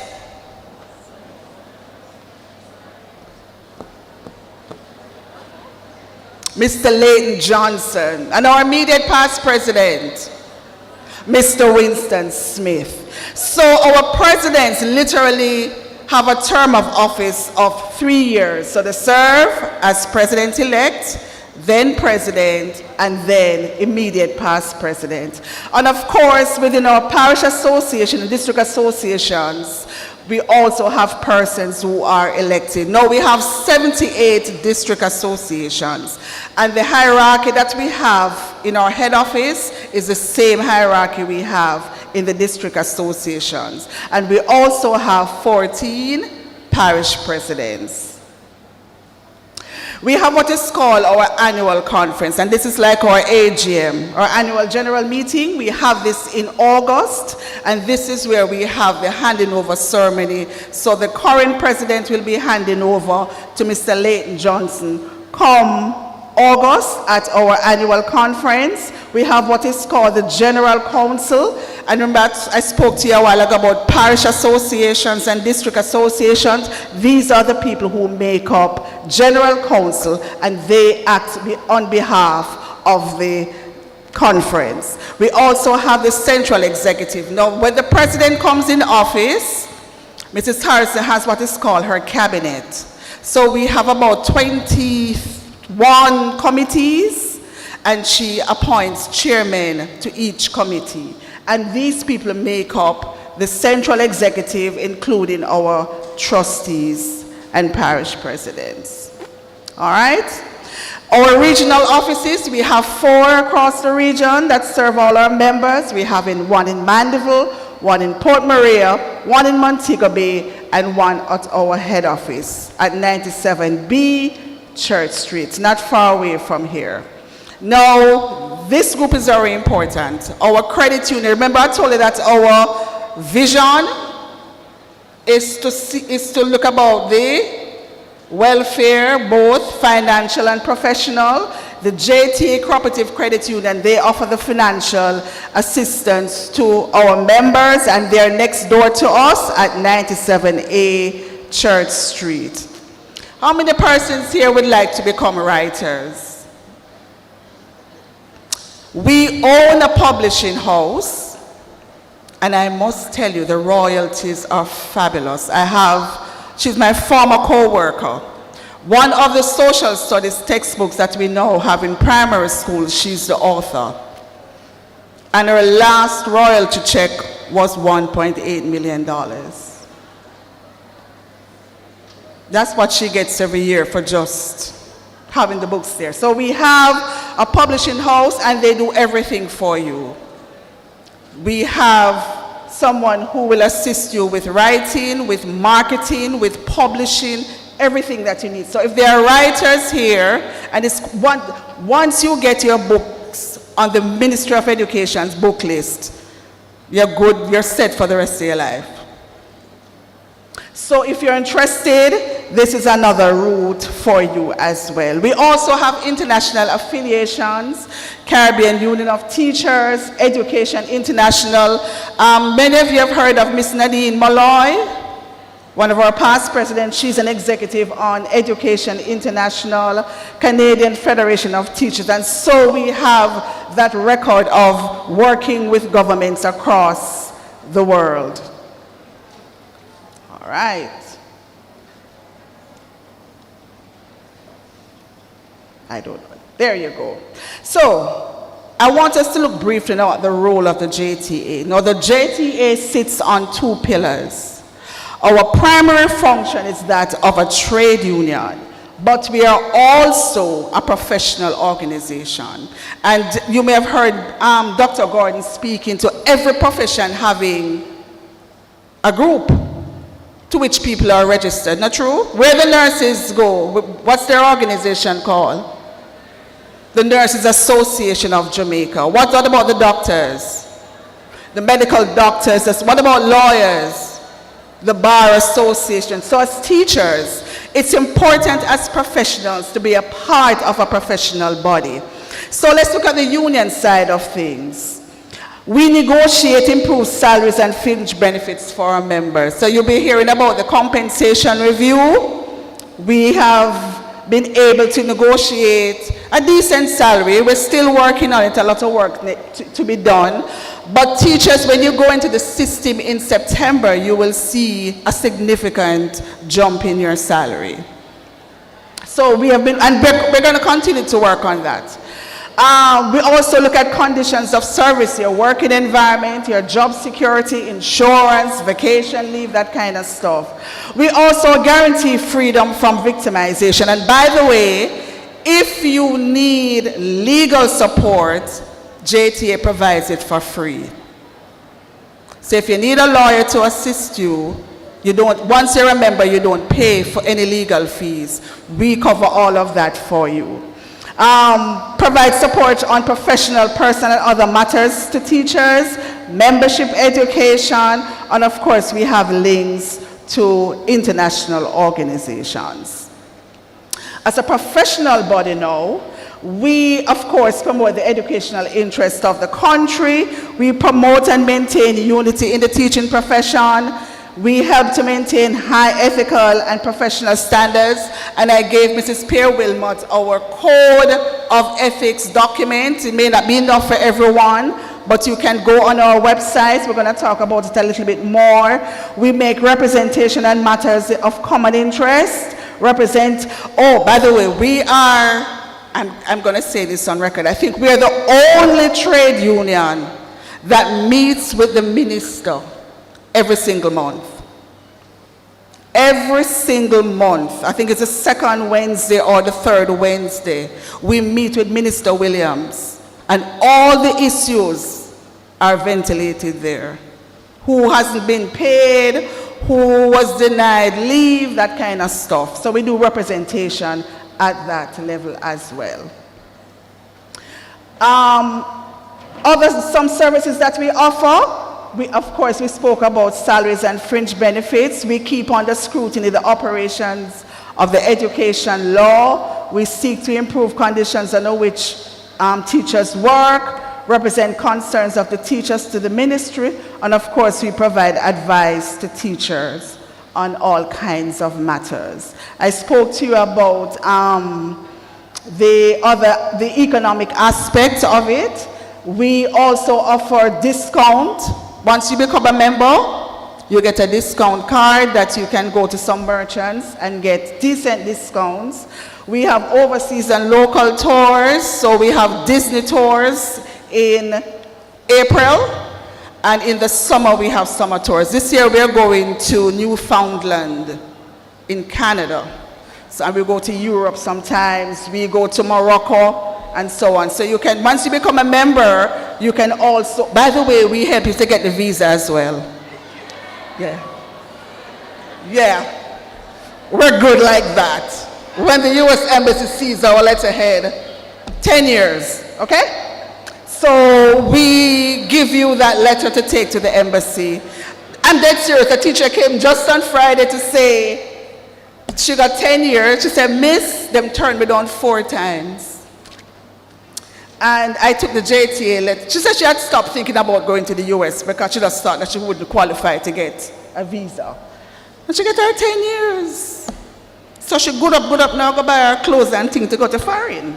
Right? So those are some of the things that we do. In terms of professional services, scholarships. And we have had many teachers who have benefited right up to the PhD level to get scholarships. And we also give you scholarships for your children. GSAT, UE, and so on. Pre-service and in-service teacher training, professional development, counseling.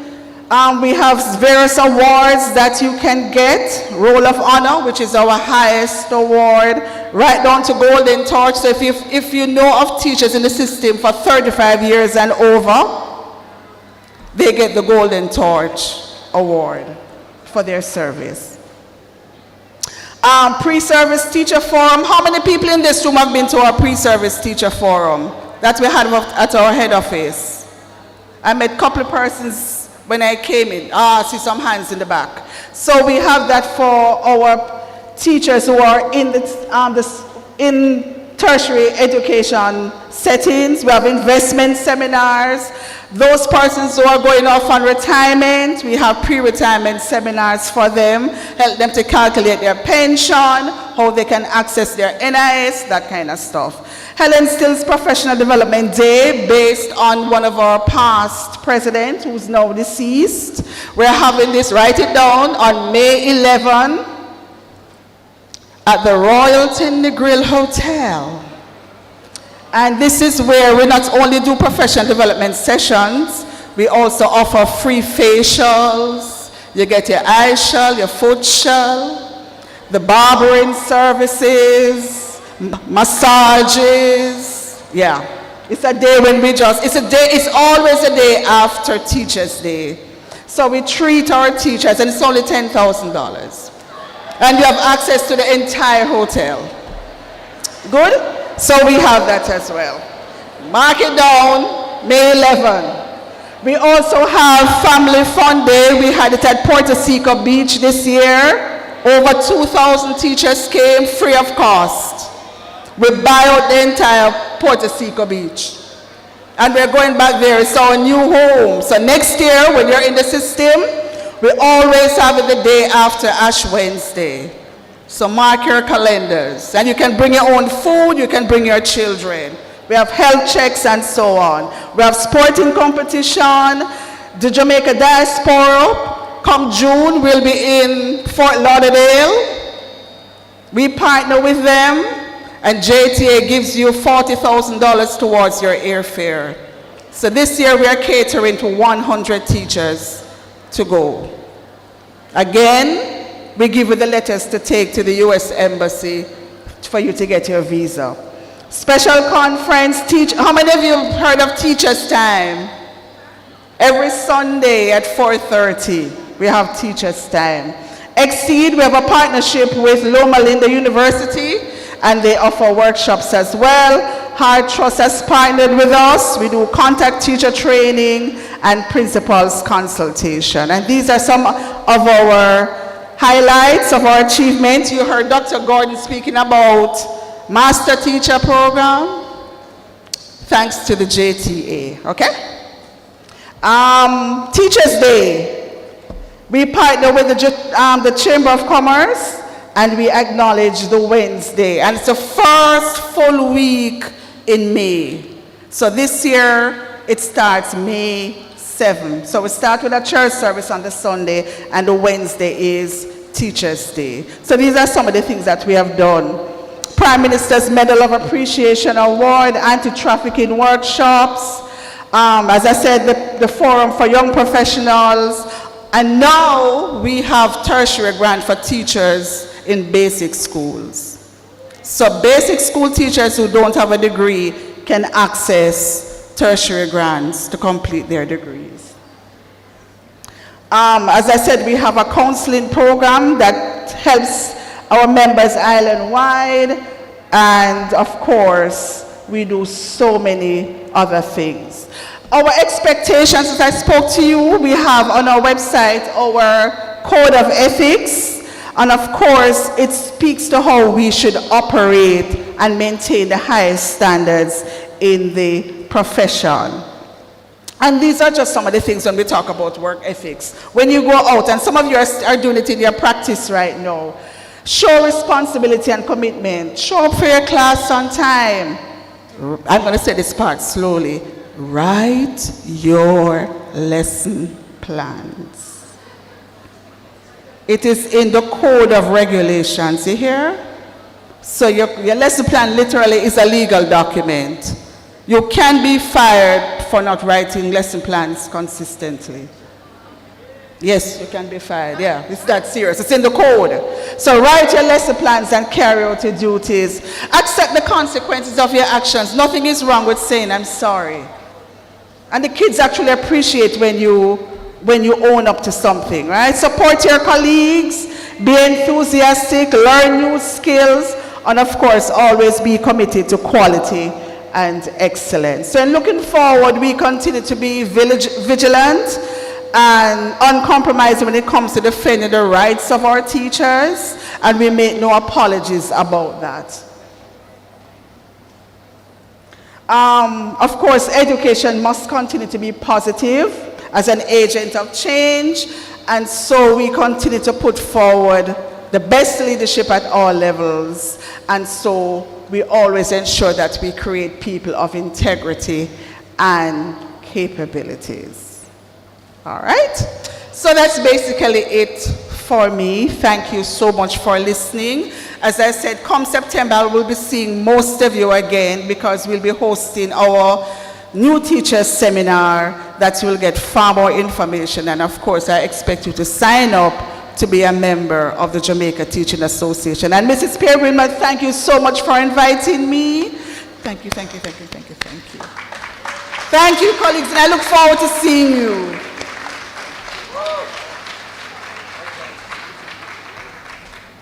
Thank you so very much.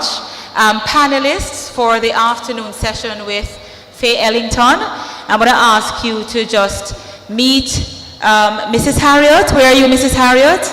Just meet Mrs. Harriet right up here. All the panelists, you know yourselves, that meet Mrs. Harriet. We now will invite Mrs. Alison Solomon to introduce the person for lunch. From NHT, your lunches will be coming across to you along with your break. All right? So we will now invite Mrs. Solomon to do that introduction.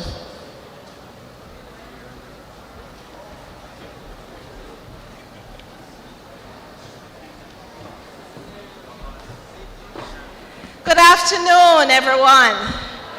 All right, how's the day going? All right, educational? Are you learning something? Do you want to own your own home?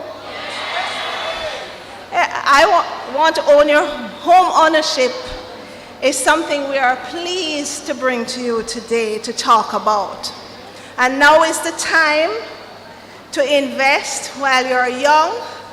So we want to welcome on stage from the National Housing Trust, Mr. Sean Sibley's, who will talk to you about how do I get to own my own home. And if you want to hear from him, let's welcome him strongly. Woo!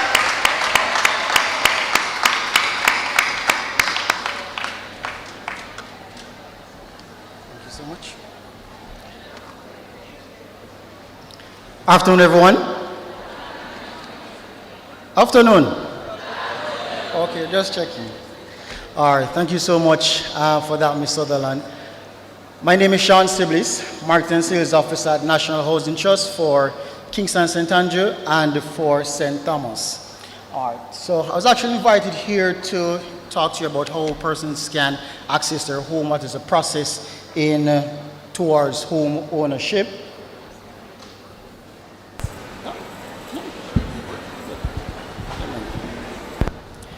Yeah. In terms of how persons will be able to access home, but I just want to say a little bit. I know I saw Miss Chin here. Is Miss Chin here? Has she left? I just want to say hi to her. I don't think she remembers me. I went to Wolmer's Boys Schools just across here, and Miss Chin, while at Wolmer's, she was a guidance counselor there. I share this to say teachers are an integral part of everyone's development. Everybody will have to go through a teacher, talk to a teacher at some point in their life. And Miss Chin was one of that person who you can talk to just to get perspective on, just to get her, give me a little bit of guidance. I just want to thank her for that. If Miss Chin is still, Dr. Chin. Well, she was at that time, she was Miss Chin, so Dr. Chin is still here. Thank you for that, Dr. Chin. And I know that when you get your opportunity, you pretty much do the same for students. All right. Now,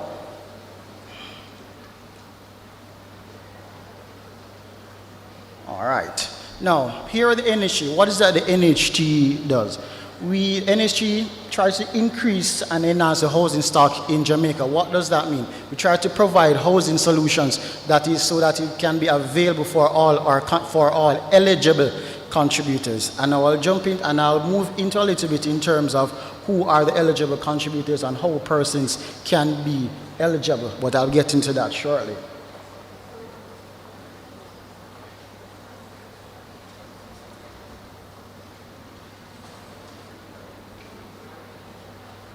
All right, this is moving a little bit slow. All right, so let me just go ahead. So there are three types of contributors. You have employed. Okay, good, thank you. So there's three types of contributors. You have the employed, self-employed, and voluntary contributors. Now, you, while working with the Ministry of Education, you'll be classified as an employed contributor. So therefore, your contributions will be deducted from your salary. So when you look at your salary, you see the NHT portion, and that will be 2% of your income. The employee pays an additional 3%, but that's that's not something that you have to worry about. Only the 2% that's deducted from your salary will be related to the NHT. Now, for persons who are self-employed persons can contribute and become eligible for home ownership as well by registering at the tax office as a self-employed contributor. However, they will be required to pay 3%.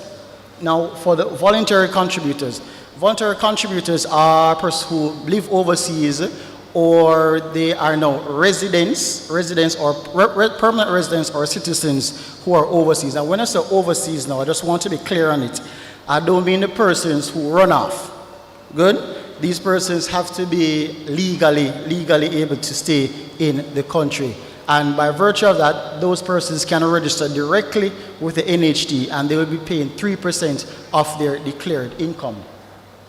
Now, the question I need to answer, how do you qualify for the mortgage?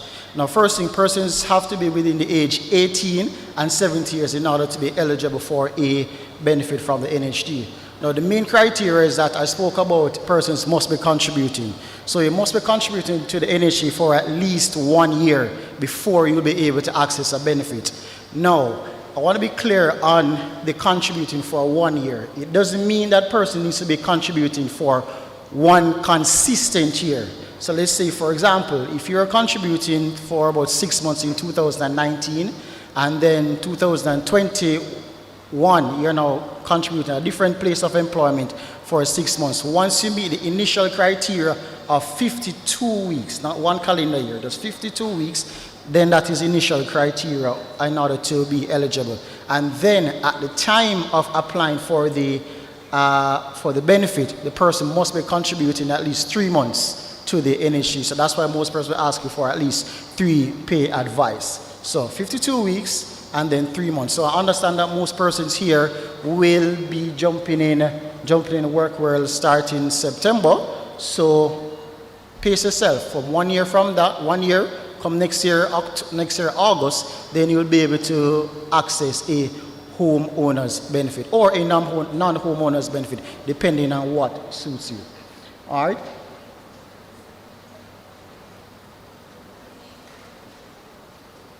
All right, now let's jump into what persons will be able to access through the NHT, the different options that is available to you. So we have buy, persons have options of buying a home, persons have another options of building, and also persons may want to improve. So let me go through each of them for you. So in persons who wish to buy, so the maximum that each person is able to access at this point is $6.5 million if you're purchasing a house. I know when I say 6.5 million, persons are like, but didn't the Prime Minister say that we're going to increase to 7.5? Yes, that is accurate. But that process is only become applicable July 1. So I'm still have to speak on the 6.5, because let's say there are some persons who want to access the benefit. No, it will only be 6.5 that will be applicable to them. All right? Good.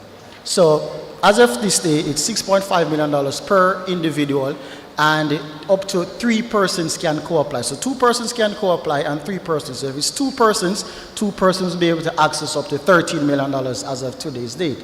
If it's 3 persons will be able to access up to $19.5 million. However, if you'll be using 3 persons, the 3 persons must be able to show kinship, meaning it must be related. Therefore, mother, father, child, mother, father, grandparent, spouse. We actually, common law relationships are accepted as well if you wish to access the benefit using 3 persons.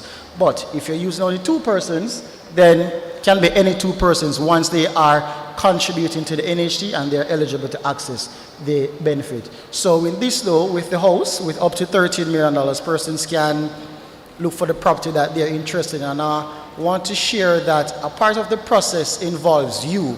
So persons believe that the NHT has units sitting down, waiting up. No. So a part of the open market process is that you have to identify the property. Once you have identified the property, have the necessary requisite documents, then we'll be able to provide you with the additional financing for the solution, up to $13 million. All right? And also, so what I would encourage persons to do is to start looking now.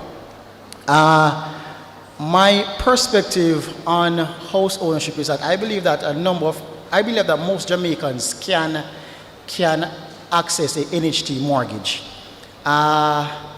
For example, most persons are, let's say for persons who are paying rent, some persons will be paying rent, let's say about 30, 40, 50,000, depending where they are. And for an NHT benefit of $6.5 million, at the highest interest rate, which is 4%, considering that the person can access the full 40-year period, the repayment would be around $32,000 to $36,000 monthly.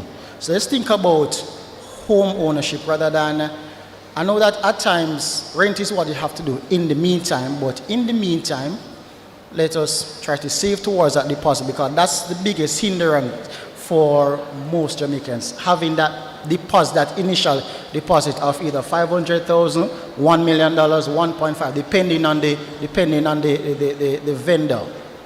All right, so if you have the opportunity right now, continue to save until 1 year, seeing that you have 1 year before you become eligible.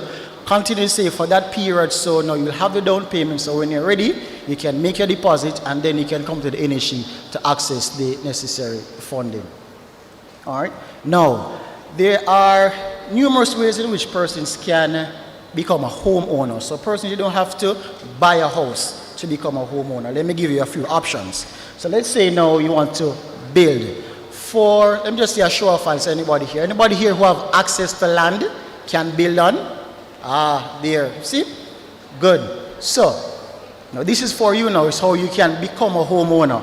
In terms of your access to build, let's say you have the land, and when I mean land, I don't mean capture land now, We're talking about registered lands. All right, so if you have the registered land and you have approval to construct on said land from the owners, we'll be able to assist each individual up to $6.5 million to construct.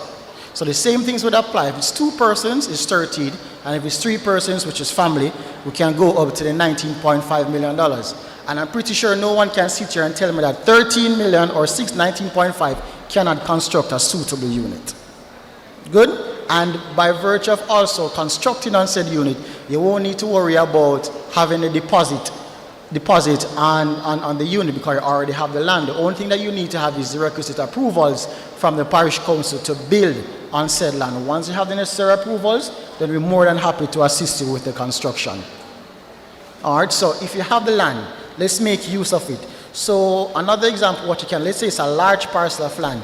Talk to mom, dad, grandparents, whoever the owner is, and say, all right, then what I'm going to do, I'm going to subdivide the land. So I'm going to cut a section of the land, use this part to construct my unit, and then you can have the other part for yourself. And let's say, for example, even if it's a large family, if you have a large siblings can do it together. So 3 siblings can cut the land into different parts, so each person can access their portion of the land. So that is another option for home ownership. And I'm going to give you another one. It's a little bit similar. Let's say, for example, now it's not land, but this is a house. You can also talk to the owner, whoever, or let's say it's mom. Mom already have a house. So therefore, mom, can I build upstairs on the house? And mom says yes. Once you get the necessary approval from mom, parents, whoever that is, then you can go ahead and construct upstairs. And then again, you don't need a hassle, they don't need to worry about the deposit. Once you have the necessary approvals from the parish council, then we'll be able to assist you with the funding to construct on said house. So you have to just look at some of the options that is there in which you can become a owner. So as I said, you don't have to buy a house. You can actually build a house if you have access to the land or access to a unit in which you can construct on said unit. All right, now we're going to jump into the improvement aspect of it now.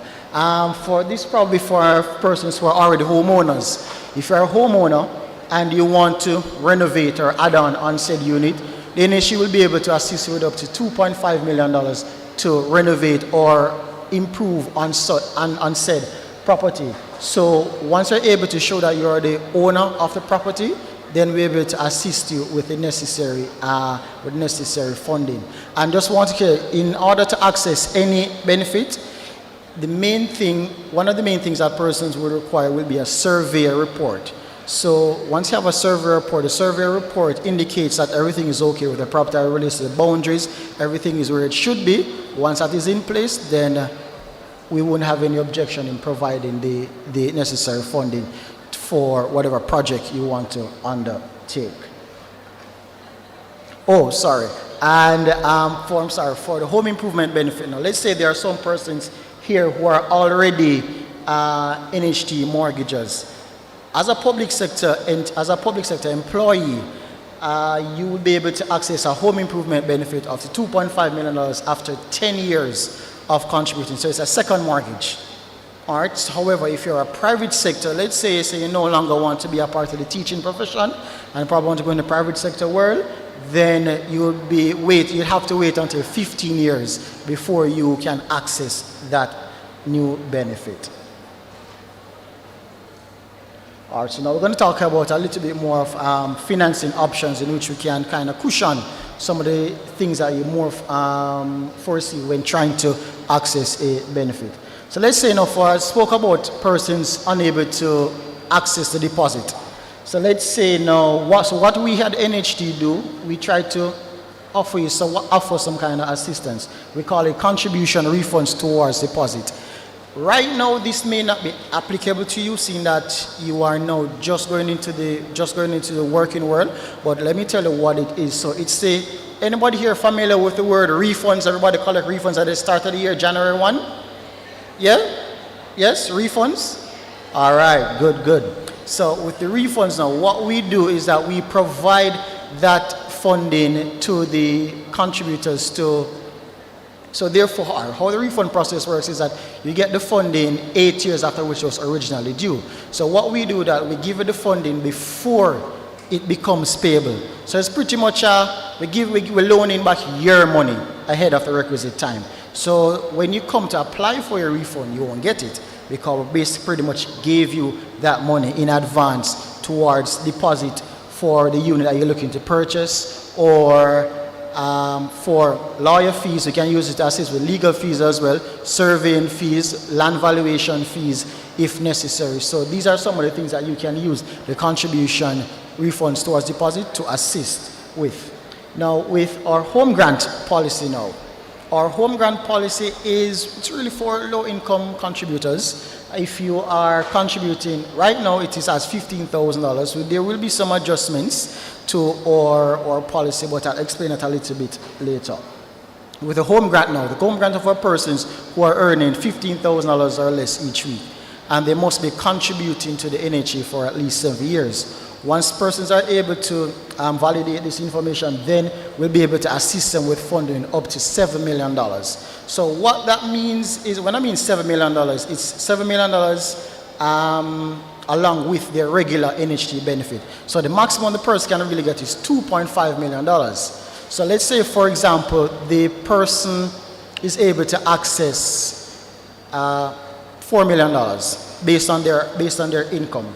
So what we'll do, we can afford the person an additional $2.5 million towards the purchase of their home. And bear in mind that it's a grant, so it's not money that they would have to pay back to us. The $2.5 million, it's a grant. So let me give another example now. Let's say the person can access $5 million out of their for the regular NHT PI benefit. Then we can only give them $1.5 million because, $2 million because the cap is up to $7 million. Good? All right. And parent assist. So let me jump a little bit into parent assist here. So let's say for some persons here, your parent is already a homeowner. If your parent is already a homeowner, they didn't get that initial benefit through the NHT, they can pretty much give you their benefit, co-apply with you to give you their benefit so that it can increase your affordability. So let's say you can be able to access $6.5 million, and your parent being a homeowner, so give you their homeowner's benefit, that'll be additional $2.5 million. That will bring you up to $9 million. So one person will be able to access the $9 billion courtesy of the assistance from their parents, considering they're a homeowner who did not get their benefit through the National Housing Trust. All right, thank you. And I'm just going to share a few more financing options that is available to persons. Now, let's say, for example, now you decide that you want to purchase your home by yourself. You don't want to do it with anybody, but the NHT can only assist you with up to $6.5 million. What can you do? We have joint financing programs with all commercial banks. So therefore, what you do, reach out to the commercial banks, and then they'll be able to, once you're able to afford it, they'll be able to allocate the difference that you need along with our $6.5 million so that you can purchase the unit that you are interested in. So any any commercial bank, you'll be able to access the difference through these agencies. And now for the pari passu agreement now, this one's a little bit different. So outside of the banks, so with the banks, the pari passu agreements is normally done with the credit unions because the agreement is really with the banks. However, we do facilitate the credit unions in getting this done. So what this entails is that both persons would have to submit 2 sets of documents to the bank, one to the NHT and one to the credit union. So it's a little bit tedious, but it's something that we can facilitate if you prefer to work with your credit unions. And with microfinancing, what we have done to actually give additional funding to persons so that they can achieve their home ownership goal is to, if you can reach out to your credit unions, they can assist you with up to $1.5 million. So with that funding now, persons can use it for either deposit, renovations, getting the necessary sale agreements as well if necessary, land and surveyors that needs to be done, so you can actually use this funding to get that done. And that is the end. Now what I'm going to do at the end here, I'm going to share my contact information. It's here, my email is here, my cell number is here. For persons who are unable to see it, in case you have questions, my number is 829-0260. Let me go again. My cell number is 829-0260. My name is Sean Siblis. Now, so also for the additional questions, so you can reach out to me.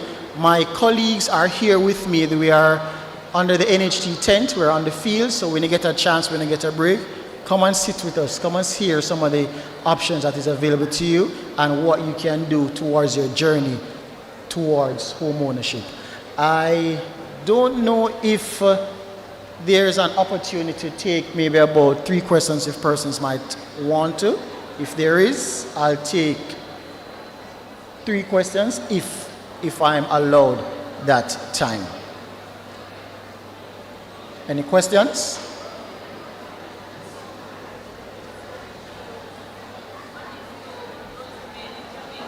Hold on. You coming? Come on, there it is.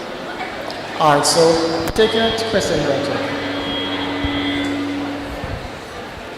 I'm not sure. The speaker. All right, let me just ask. They want to hear you. Yeah, man, we want to hear the question just in case somebody might have that same question. All right. So, what if you want to own a house, but maybe circumstances you may not remain in Jamaica?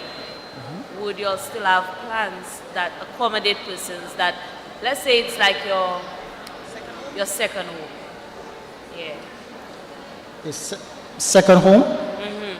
So you're already a homeowner? Like, but not in Jamaica. Oh, no, that's fine. No.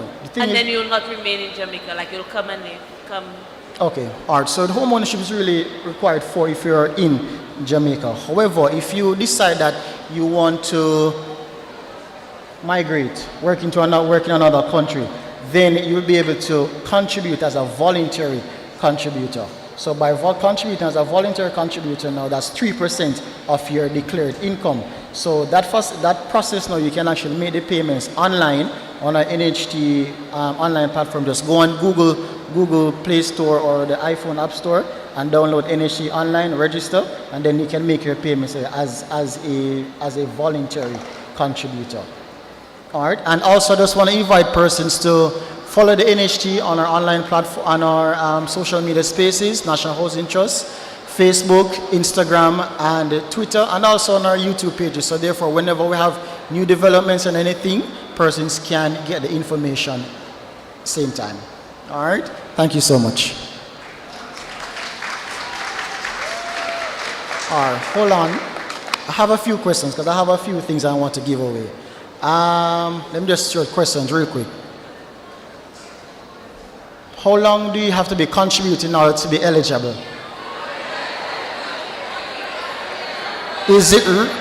Let me hear what you say. All right, no, she said one. We said 1 year, but I said something very specific. How much? 52 weeks? All right, good.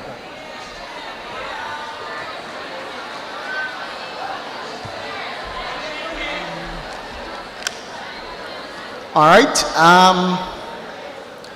Next question here. If 3 persons need to apply for a benefit, what is the main criteria? What needs to happen? What they need to show? Right here.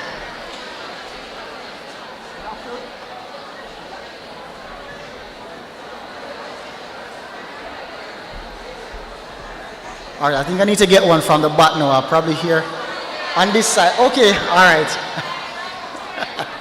All right, next question here. Let me see what I can ask. Okay. As it relates to improvement, if you're already a NHT mortgager, how long do you have to wait now to get the second benefit? Right there, black, yes, green shirt. I'm sorry?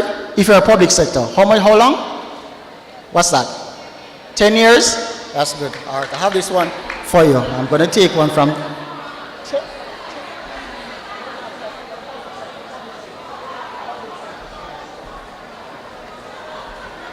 All right, you want to come for this, please? Thank you. All right, let me take one from this side now, so you don't beat me. All right.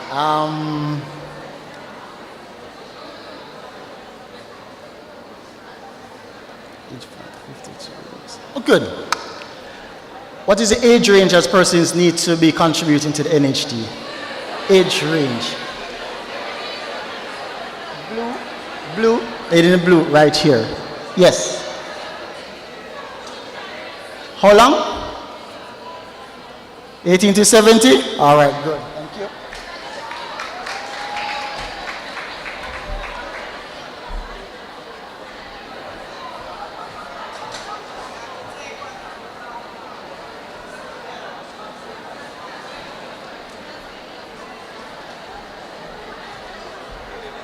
I'm taking one from the back. No. All right. Next question. Let me see which one can I ask here.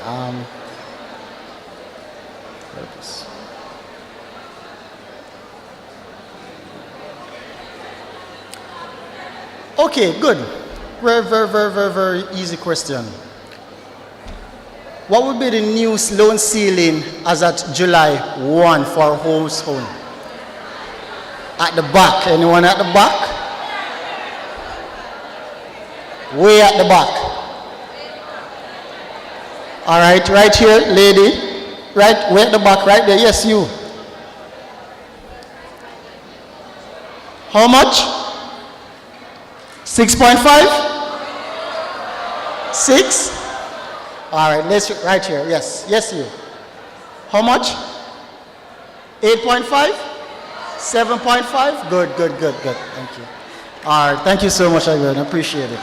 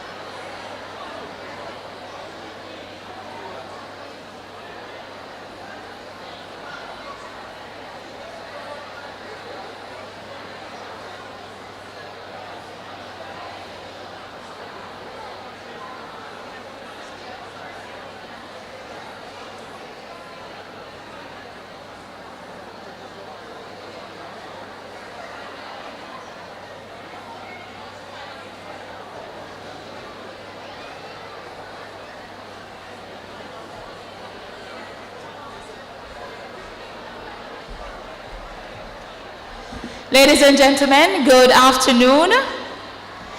May all the vegans, could all the vegans please stand and meet me right here? All the vegans. All the vegans, please come.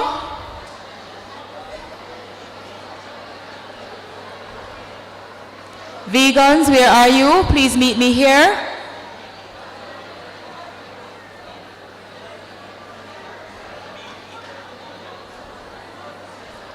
Where are the vegans? You would have ordered vegan lunch. Where are you? 1, 2, vegans, please come.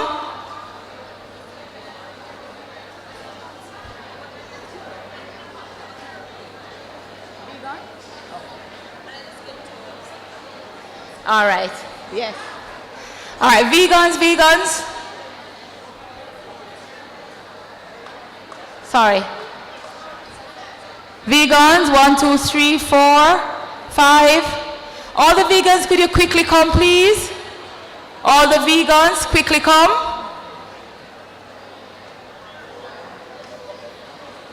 All right, we're inviting persons not to crowd the back, just one person at a time.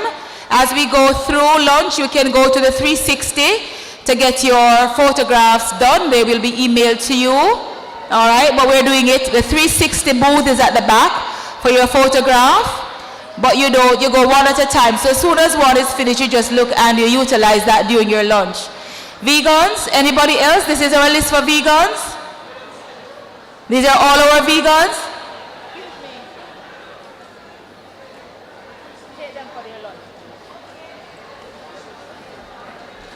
Go with her. She went, so she knows where to go. She was served? Okay, just take them there.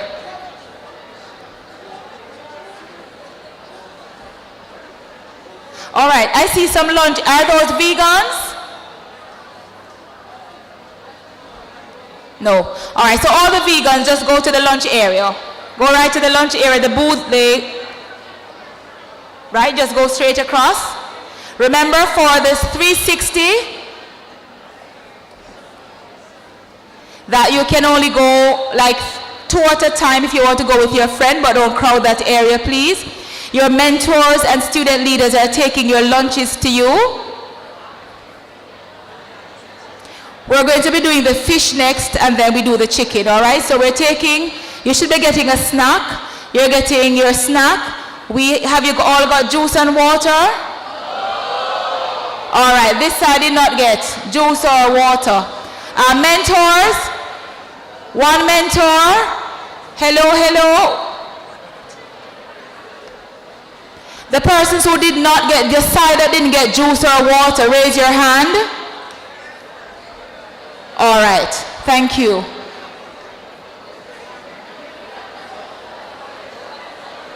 I need 1 minute.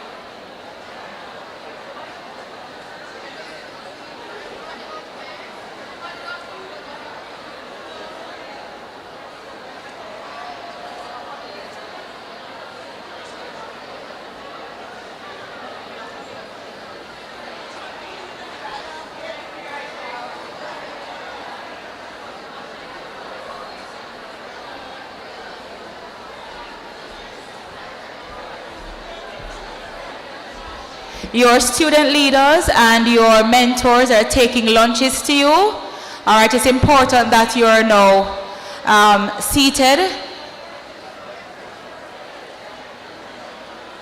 If you go to the 360, you can't, it doesn't make sense you go in a big batch at the back because they can take so much or so many and no more at a time, all right? But at different points you can go. Lunch finishes at what time? Lunch finishes at 1:30. So we have 45 minutes. We're going to maximize that for lunch. The lunches are coming to you. In the meantime, I'm going to ask that you also use the restroom if you need to, anything like that, and be seated by 1:30, okay? We are looking for the registers for these colleges. Catholic College of Mandeville, Moneague, Northern Caribbean, Sam Sharp. Can you please help us to find your register? We need it to ensure you get your lunches. So once again, the registers for these colleges: Catholic College of Mandeville, Sam Sharp, Northern Caribbean, and Moneague. We need your register to ensure that you get your lunches.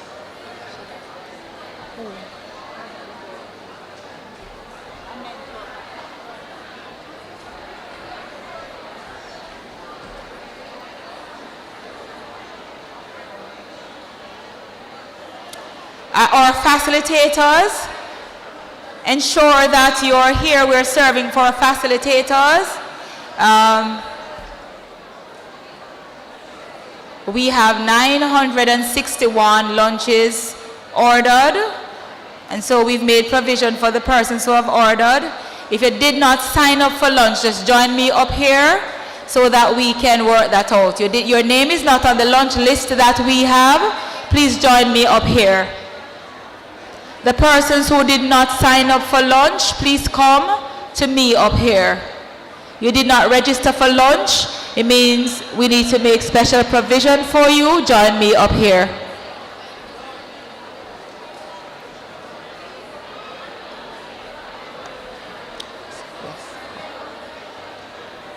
You did not register for lunch, please join me up here.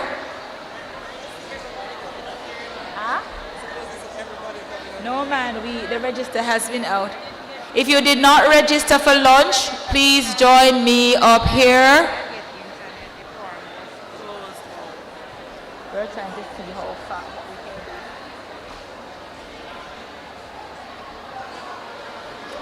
do. If you did not register for lunch, please join me up here. We need to know how to make provisions for you. You did not register for lunch, please join me up here. Yes. Go right around so we can count off. Go right around. Come right around. We are counting off. Come right up. Come right around.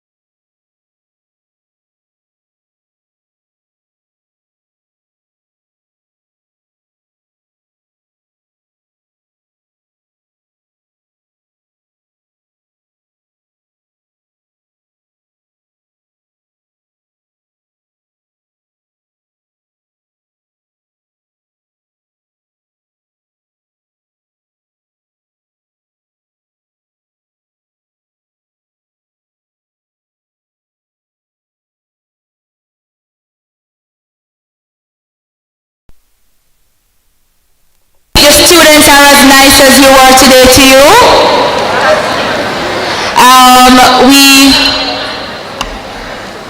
We had to work some miracle. Jesus used how many fish and bread again to feed 5,000?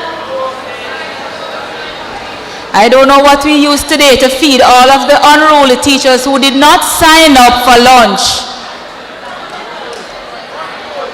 Some signed up and didn't get because some came before, and those persons, I hope everyone got water, juice, etc. All right?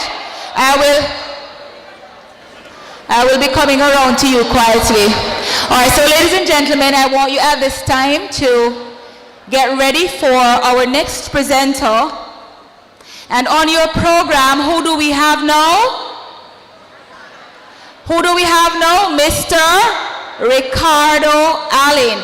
How many of you know of one-on-one? One-on-one? One-on-one?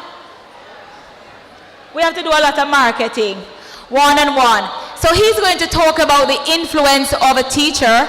And of course, when you get to know a little more about Mr. Allen, you will understand teachers, the kind of impact that you have.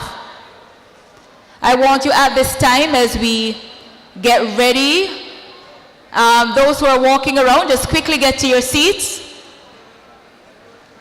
Those who did not register, they're trying to sort out on the outside. So we now put our hands together and make welcome Mr. Ricardo Allen, CEO, as you can see in your program, of the one-on-one company, right? That is now a public limited company. That's a big deal for a young man. He's coming to talk about the influence of a teacher. Make him welcome, please.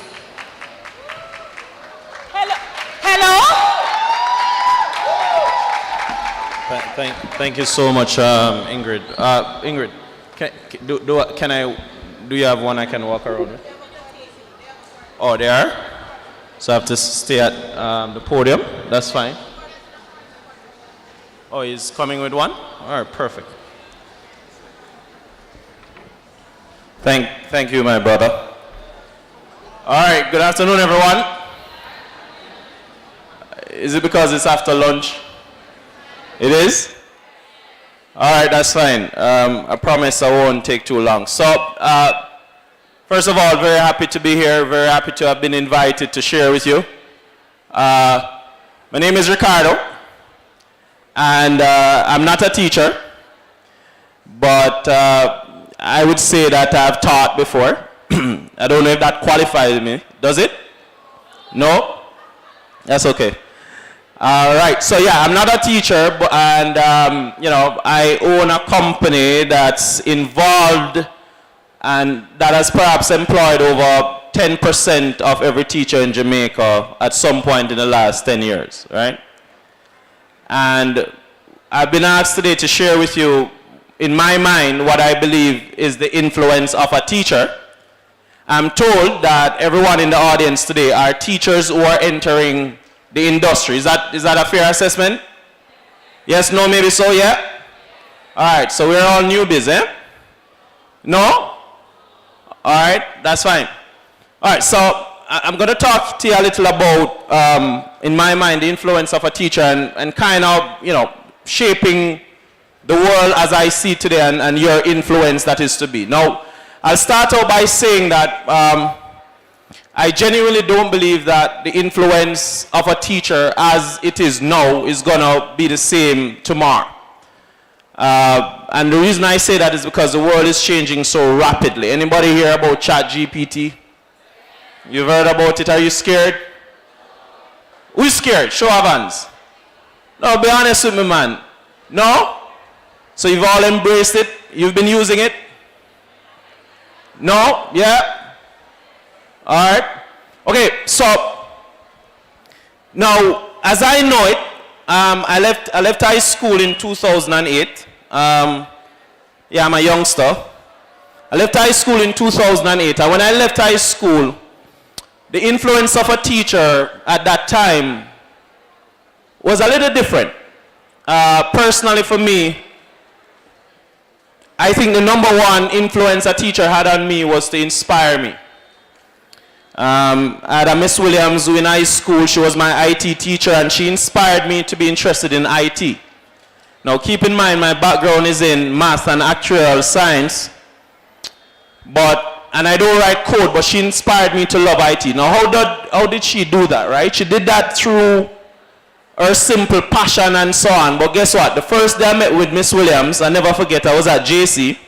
And you know you go to an all-boys school, right? And you see a nice young teacher entering the class, right? And you get excited, right? So after school, after class, I went out and I saw Miss Williams walking, and I went up to her and I put words to her. And she punched me. And she told me that, listen to me, boy. And she laid into me, you know. But I got respect for her. I got respect for her, right? And throughout my journey at JC, every time I got in trouble, Miss Williams was always there to support me in one way or another. In fact, it got so bad that I looked up to Miss Williams whenever I'm about to give trouble to ensure that I don't give it to piss her off, right? So one of the biggest influence a teacher had on me is obviously to inspire. Now, as a boy, when I was growing up attending school, by the way, there's a point in my life that I attended school barefooted. By barefooted, I mean I went to school without shoes. This is in Rehoboam, Trelawney. Anybody here from Trelawney? Yeah? Yeah, I went to school without shoes, and I never forget that a teacher bought me a pair of shoes. And you know, that teacher who bought me the pair of shoes, she was my grade 3 teacher. My mother didn't have the money, neither did my father. Or probably he had it and he didn't spend it, I'm not sure. But she bought me a pair of shoes. And that's the shoes that I used to go to school, and it took care of me. Now, I remember when I got my first job at Sagicor, and I went into a Kenneth Cole store, and I bought her shoes. It was not a Kenneth Cole store, it was a collectible store, and I bought a Kenneth Cole shoes. And I remember my teammates at Sagicor was laughing after me because I went in with her shoes and I took it off and I left it at the store and put on the new shoes and walk out. They didn't realize that that was my first time buying her shoes. And it was my first time buying her shoes because, you know, I grew up very poor. And I grew up in a community called Augustown. Anybody knows Augustown? And so the influence of a teacher was very important for a guy like me. And it was important because that same Miss Williams, she gave me a certificate in 3rd form, and the certificate was for IT. The certificate was in my wall, it was on the back of the wall, it was there, and one morning they had a curfew in Augustown, and the police and the soldiers came in and they were looking for a wanted man. The wanted man was my uncle. And they told me to stand up, they were going to shoot me. But I thought, I was very scared. And they shone the light on the wall and they said the certificate, and they said, which school you go? I tell them JC, and they said, you do well in school? I said, yes sir. And he left me alone. You know, Miss Williams saved my life by just giving me that certificate, right? So the influence of a teacher is to inspire. Can we agree on that? Can we start there? All right, next one. I'm a lover of math. Yeah, we have a math people, I'm a lover of math, right?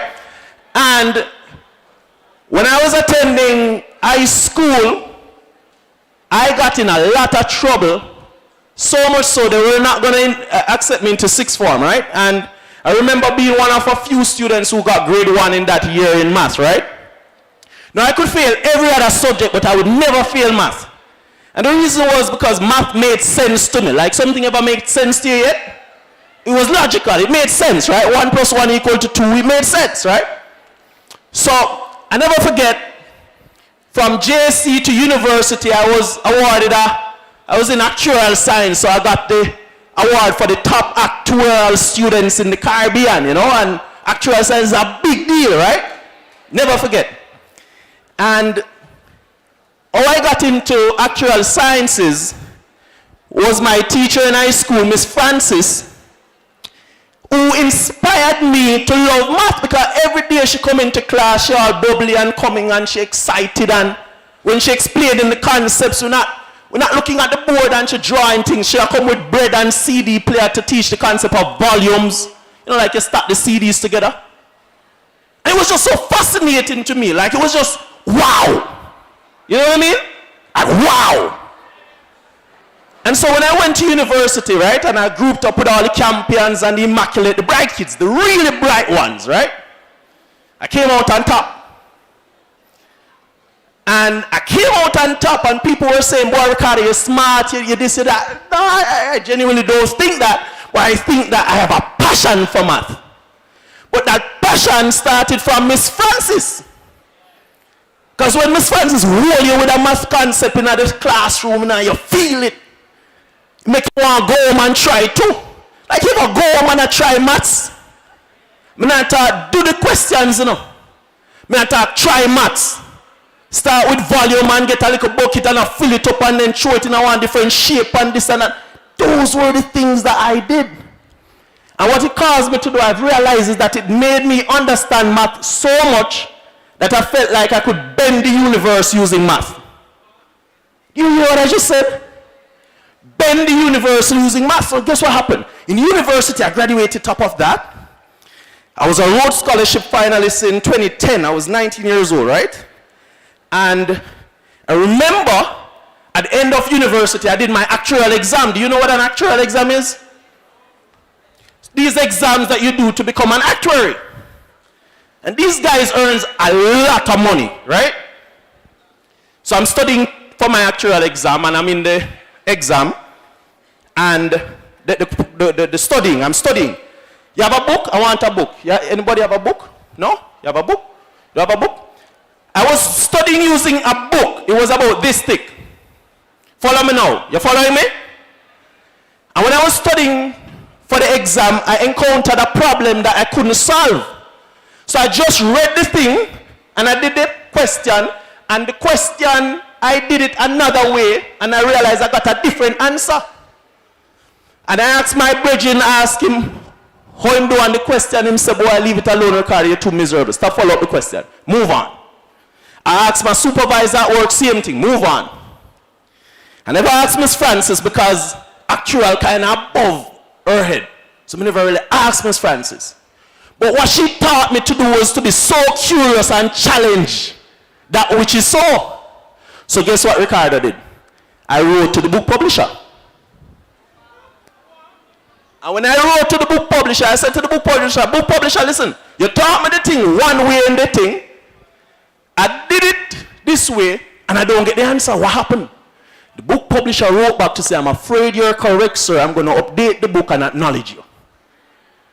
I was 21 years old. And then after that now, remember me I tell you about Miss Francis, no, remember, don't move, right? I went to Sagicor. You know what my job at Sagicor was? Anybody can guess? Do I have my wallet? You have $100? I need $100. I need $100 from somebody. Anybody? All right, so I'm going to get $100. You have the 500 here? Yeah, man, give me 500. I hope you're following me now. I went to Sagicor at 23, and my job was called a structured product analyst. And my job was to take $100 from you, and I put down $90 one side, right? 90 one side. How much left back? All right, 10. Follow me now. You see the $10 that's left? Wait, I could talk about the 90 first. You see the $90? I invested it in something called a zero coupon bond. Long and short of it is, once me give the government the 90, them going to give me back 100. Everybody cool? So I give the government 90, they give me back 100. No problem. How much I still have over here, so? All right. You see $10? I go to Wall Street, and I purchase these things called stock option contracts. And here how those things work. You have an option to buy a stock if it goes up in value, but you don't have to buy it if it goes. So I invested in that for clients and made clients a killing. I was 23. And Sagicor locked me into a room, and they had me creating these fantastic products that you see the Sagicor reps selling and selling you and so on. I built that at 23. Hold it now. Hold it now. See your money back here. Interest. It's your interest. Hold it now. At 24, I was tutoring and I was driving around Kingston tutoring people in the backyard and so on, and I was tutoring math. And I was still at Sagicor and I got a Fulbright scholarship. I was to leave the country in 2013, and it was to be the August 2013. I got the Fulbright scholarship from the US government. I did an actual exam, the same exam I wrote to the book publisher, and I got a perfect score in the exam. You don't get perfect score in actual exam, you know. And the Asians, them and so on, do it, the Middle East, and I got it as a young 23, 24-year-old in Jamaica. So here what now, Sagicor saying to me, boy, Ricardo, we're going to groom you up to be an actor, this, that, and the other. You know, my mother, everybody saying, yeah, man, you're going to be an actor, and so on. But guess how I got the perfect score in the exam? I used some videos to prepare for the exam because I couldn't read the book. The book was just too long. So I used some videos, and I got a perfect score. I bet you don't guess what I did after. I quit my job and started making math videos for people. And I had to write the most painful letter to the US government at the time that I can't take the Fulbright scholarship and I have to give it up. I'm lying. I never asked them to give it up. I asked them to defer it. They said, no, you're going to either take it or leave it. The Fulbright scholarship would have brought me to Columbia University to study something called financial engineering or quantitative or computational finance. And at 25, I gave it up. My mother thought I was mad, my auntie, my friends, the girlfriend thought I was crazy. Everybody thought I was a lunatic. You're going to make math videos for people. Education don't make no money. This, that, blah, blah, blah. And I sat down and I crafted a vision. Remember where the passion start. Don't make me lose you, know. Where the passion start. Miss Francis from JC. So when I tell everybody I'm going to do this and I created it, I started, you know. And I made the initial videos. I brought on physics people, chemistry people, all of that. And we made some videos and kids could stay at home and learn. But we ran out of money in 2016. Everybody telling me, Ricardo, why you don't go back to university? Why you don't go do your PhD? And I said, listen, I have a vision. And if it means I have to go sell everything I have, I'm going to achieve that vision. I sold my car. I sold my watch. I just bought a new watch the other day, and it's the first watch in a long time. I sold everything I had because of that passion and that vision. And in 2016, when we ran out of money, I even started trimming myself. I bought a little shear and I started trimming myself. It was too much money to go to the barber. And then I stuck to it. And then COVID happened. And everybody had to learn at home. And everybody in the Caribbean had to learn at home. And everybody called me. Do you understand what has happened, people? And then last year we got public and we raised $2-3 billion from this idea. All because of the influence of one dege teacher. Miss Francis, she knew. Oh, Miss Williams. Oh, yes, man, she's amazing. Miss Williams. Caitlin Williams. So I'm here to tell you that the influence that you have is far beyond just going in and teaching. And if you are going to be, and I tell you about Miss Francis, one day I went to school and she wasn't looking so hot or feeling so hot. Somebody made a comment about her that made her feel very bad, and she was down in the classroom. And that day I never feel the passion, I never feel the girth. And she was affected. You know what that told me? You can have all the influence that you have. If you are not okay, you can't do it. And so while influence is important, it's also important that you take care of yourself and your well-being so that you can give that to others. Because you can only give how you feel. Do you understand? And so the influence of a teacher is so, it has created Ricardo. It has created me. Now, a lot of people look at me and say, boy, Ricardo, you reach, you this, you that. Nah, I'm nowhere there, man. I'm still having fun changing and bending the universe using math. And how I plan to bend it going forward is to use math to allow you, as you're entering the classroom, to stop doing some mundane tasks, such as creating lesson plans. Are you right? Yes!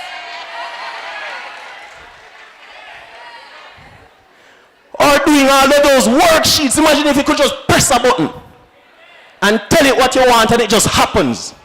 Would you call me a madman again? You wouldn't. And that's exactly what one-on-one is committed to do. When I started the business in 2013, the vision was to use artificial intelligence to personalize learning. Now, we weren't able to make the moves that a ChatGPT did, but that now allows us and frees us up to do the things that we want to do. And so out of the $350 million that we raised, I've dedicated $100 million over the next 2 years to create a tool for teachers to be able to generate their lesson plans just by speaking or just asking. And you see, if I can achieve that, and we do it together, then you can now wield your influence of a teacher in a much broader way because you don't have these things holding you down. Do you understand?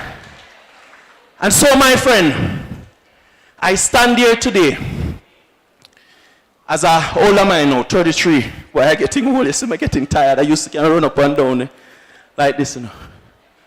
But I stand here today. I'm alive today. I'm doing what I am doing today because of the influence of a teacher or teachers. And you know, as you enter the industry, you have an opportunity to shape another Ricardo. You couldn't have it worse than me, you know. And if you can bend me, you can bend anybody. Listen, I've not told you the stories, but believe me when I tell you. And that's where your influence is. Now, I'm not expecting a teacher to be a guidance counselor. I'm not expecting you to be a mother for everybody else. I'm not expecting all of that. But just know that when you step foot in that classroom and you stand up and say, hello class, there's a Ricardo there looking to you for guidance, for inspiration, for passion, for everything that he needs to keep him going.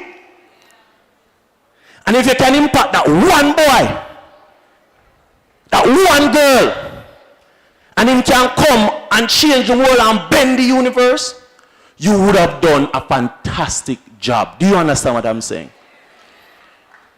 Now, I'll leave you with this. Anybody read the national budget? No? You hear that there's $1 trillion budget now, no so? $1 trillion is how much billions? Anybody know? Huh? 1,000 billions, no so? Hold it now. Anybody know what GDP is, meaning how much does each citizen of Jamaica produce every year? Anybody know that number? I'll tell you. $5,000 US. Everybody remember that number? Every citizen output or produce $5,000 US. Hold it now. Anybody have a calculator? You have your phone? Take out the phone for me there, I beg you. We're going to do some maths today. Right? Take out the phone for me, my friend. Ready? So, how many teachers entering the industry? Can somebody tell me now? 1,000, I hear is the number, 1,200? The beginning teacher program, Miss Wilmot, where are you? Let's call it 1,000. Put 1,000 in there for me. And let's say you spend 10 years in the industry. Put 10 for me. So every teacher, 1,000 give you 10 years. How much you have so far? 10,000? All right, don't move. So 1,000 teachers entering and you spend 10 years. That's what I said, right? All right, don't move now. For every year, let's say you impact 100 students. Let's call that number, 100 students. Put 100 there for me. How much you have so far? Huh? $1 million? Very good. Watch me now. You see, for that million, imagine now you impact all of those students. 1 million students over your lifespan. And each of them produce how much me say GDP was? 5,000. Put 5,000 in your calculator for me. And what the exchange rate? 155? Multiply that number by 155 for me and tell me the number you get. What's the number?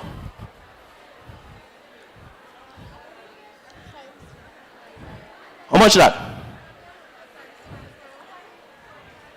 Who get it?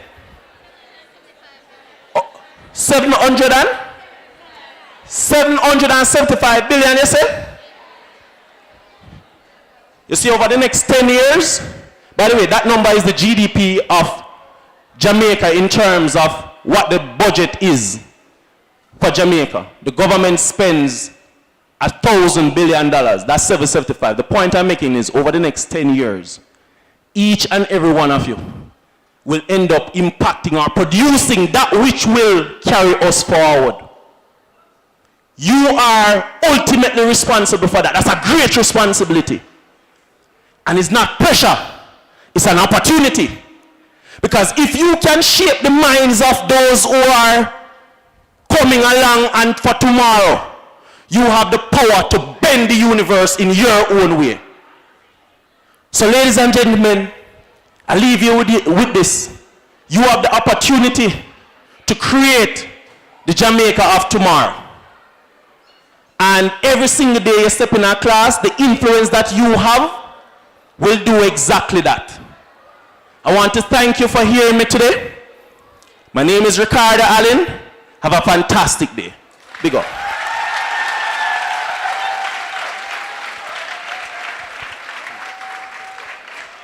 Thank you. Clap me too now, clap me. Ladies and gentlemen, the power of a teacher. You will never, ever, ever know how far your influence will reach. Not true? Clap yourselves. That's who you are. You're teachers. Yes.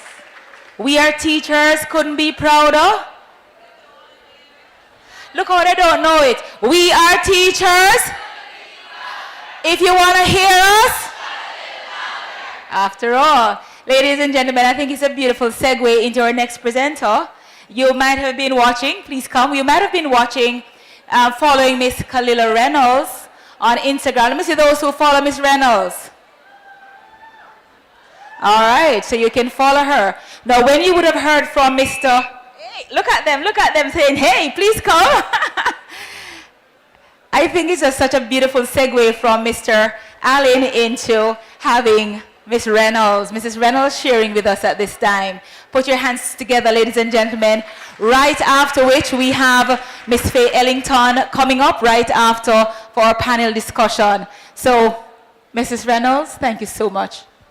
Thank you very much. Good afternoon, Michael. Let me hear you say, let's get this money. Oh, no, you know our money. That's a dead sounding. Oh, it's all the teachers training colleges. Okay, my bad. All right, you guys need to tell me where you're from. Where are you from? Shortwood Teachers College. Let me hear you say, let's get this money. Where are you from over here? Knox Community College. Let me hear you say, let's get this money. This is sounding much better. Michael, where you at? Let me hear you say, let's get this money, Michael. Oh, you have a long list. Bethlehem, Moravian, where are you? In the corner. Bethlehem no want no money. It's just one or two. Woo!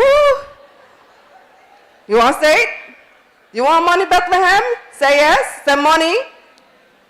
They don't want my money. They're good. All right. Catholic College of Mandeville, where are you? Gone for lunch. Church Teachers College. The money squad is in the corner. Let me hear you say it. Let's get this money. Let's get Woo! I love you guys. College of Agriculture, Science and Education. Yes, let me hear some money. Some money, oh. Yes. Edna Manley, where are you? Edna have vibes, man. Some money. Money. All right, let me just hear everybody. I'll call the rest of you at the end because it's a long list. But let me hear everybody say it now. I think you wake up, you're hungry, your food has digested, and now you can talk about some money, right? Some money. This sounds a lot better, a lot more like it. So for those of you who don't know me, my name is Kalila Reynolds, also known as the Money Queen. Mic gone? You can hear me? All right, good. Yeah, so for those of you who don't know me, my name is Kalila Reynolds, also known as the Money Queen.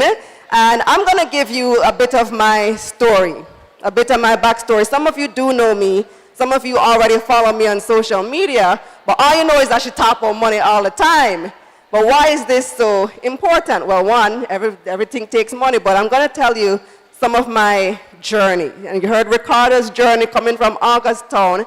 I am actually from a country named Belize, which is a tiny country. No, I'm not Jamaican. Yeah, I've lived here for about 15 years now, married to a Jamaican, have Jamaican kids. But I was born and raised in a tiny country in Central America named Belize. It's the only English-speaking country in Central America. Population when I was growing up, 300,000 people. So when I said tiny, tiny, right? 10,000 people in my community named Belmopan. So I grew up in a very small community. And I grew up hearing from my father all the time, this is what you must do in life to be a success. And I want you guys to tell me if this sounds familiar to any of you.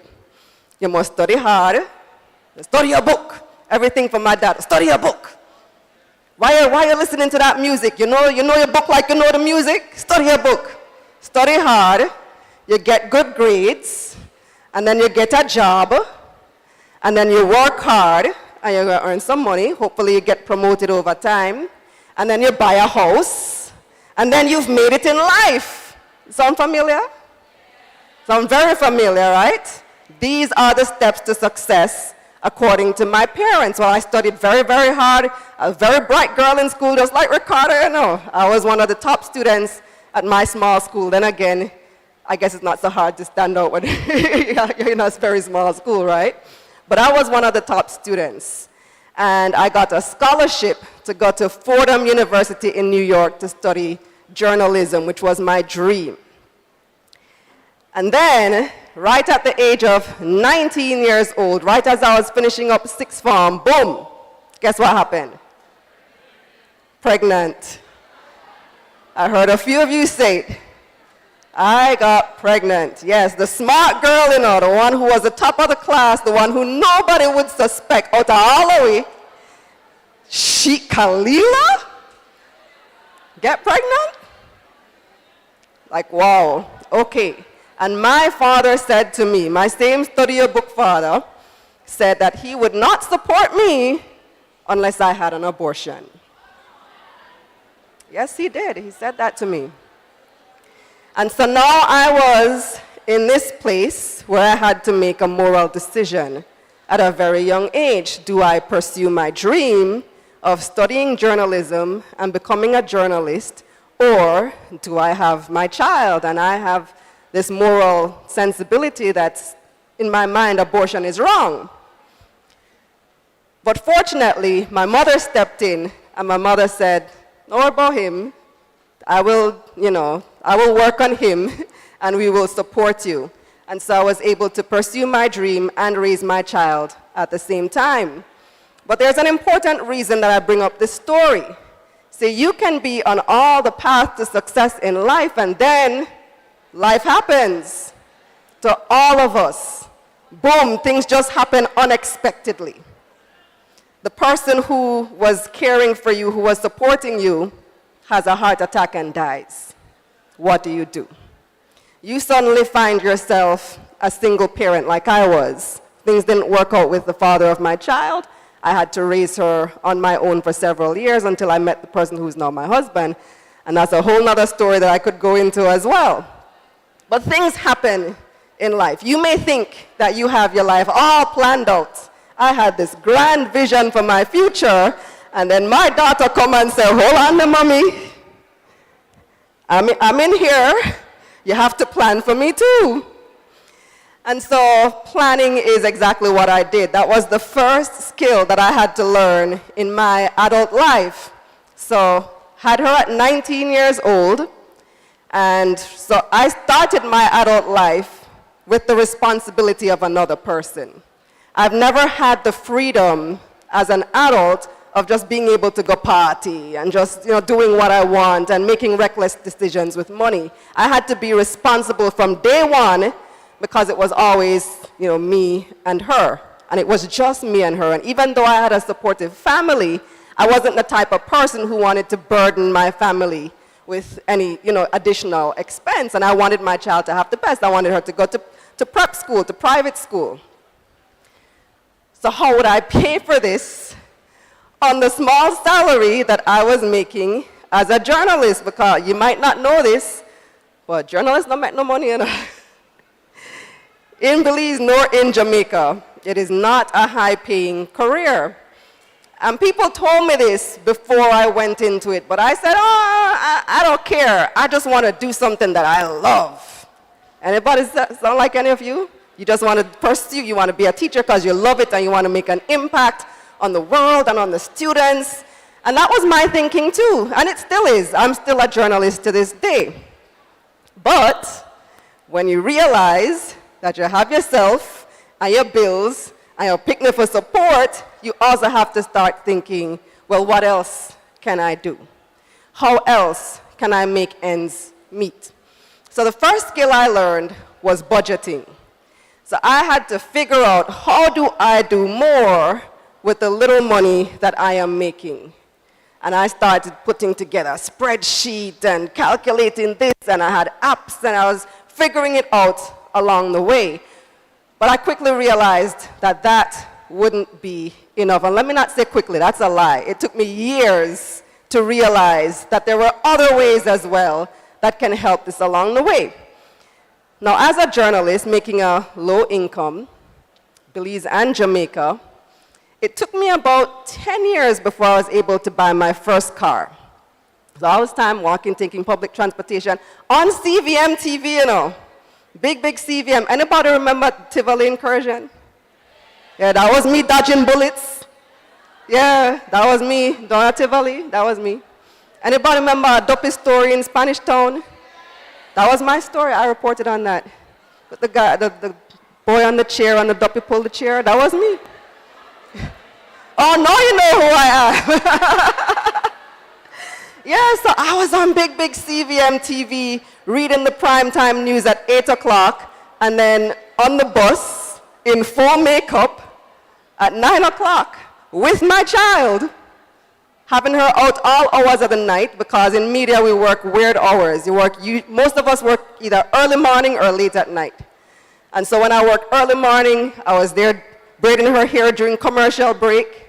When I worked late at night, she would sleep under the table literally with me. And then we're on the bus, me and all my TV makeup looking fancy in my suit on the bus, JUTC, going home. Because we're not making no money.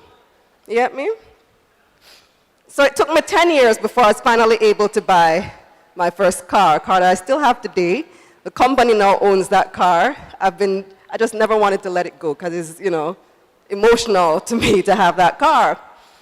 Now here's what happened when I bought the car. I went to NCB and I took a loan. So now I have enough income that NCB actually give me a loan, but this is what they did. They said, now that you have a car, you're gonna need gas. You're gonna need insurance. You're gonna need, what else you need when you have a car? Fitness, license and registration. When the tire busts, you need new tires, and then you have to service it every 3 months. And so many expenses come with being a car owner. So here's what we're gonna do for you, Miss Enriquez, that's my maiden name before I was married. That's my name before I was married when I got the car. We're gonna give you a credit card. And so I got my very first brand new credit card. And you guess what I did with it? I walked across the street to Style Savvy Boutique, and I swipe it, and swipe it, and swipe it. Oh, I went on a shopping spree.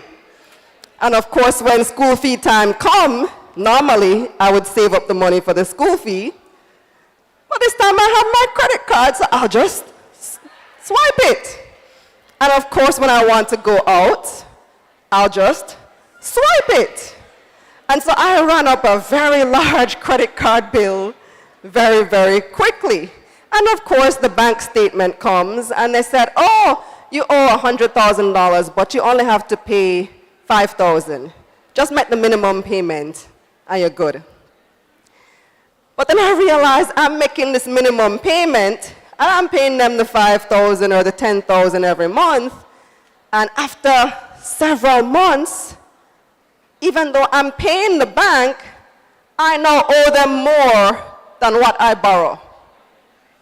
So even though I borrowed $100,000 and I'm paying you back $5,000 every month, how come I now owe you $150,000? The math ain't mathing. And it's because I didn't fundamentally understand or take the chance to understand how credit cards work and how interest works. Even though I learned this in school, I took maths to Ricardo. I know how interest works. But I didn't realize that the average interest rate on credit cards in Jamaica is, anybody want to guess? How much? How much? 30%? How much you think it is, miss? 40? Anybody else? 45? So you guys are in the right range. See, I thought it was like 5–10%. But it's actually 40%, 40. And that number is actually greatly understated. That's according to the Bank of Jamaica. But that number also includes US dollar credit cards. And US dollar credit cards have a much lower interest rate. It's about 16–17%. So most of the JMD credit cards, which is what they give most of us, those are about 50% and over. So when you average the 50 and the 60, they come down to 40, and it looks like it's not as bad as it is. But most of our credit cards right now are about 50% interest rate. And you have to understand that if you are going to have and utilize a credit card. And this is what I wasn't understanding until the bill started hitting me, and there came a point when, and you know what happens too, the minimum payment goes up. If you're not bringing down your principal, your minimum payment is going to go up each month. And there were a couple months that had to call me on the phone, Ms. Enriquez, are you going to make a payment? When can we expect a payment from you? And I started making a note of the numbers and saving them as do not answer. Until I could figure this out. I said, you know what, Kalila, you're smart, you can figure this out. And so I developed a system that would calculate and forecast how much next month's credit card bill would be through Microsoft Excel, how much the interest I can expect to pay would be, and figure out how can I pay off this credit card in 1 year, in 12 months. How much would I have to pay off on this credit card rather than making the minimum payments every month? And this is called my debt repayment calculator. If you email me later, I'll give out the email address and I'll send it to you for free. If any of you are struggling with credit cards, trying to figure that out, I will send that to you later. I'll tell you how you can get it. So yeah, I had to figure out how am I going to deal with this debt. Because the car loan was easy, because that's they take that straight out to your salary. That's a salary deduction. But the credit card, no. That just keeps cycling and cycling and cycling. So the thing about credit cards versus other types of loans, when you have a regular loan from the bank, they give you, you know exactly when you're supposed to pay.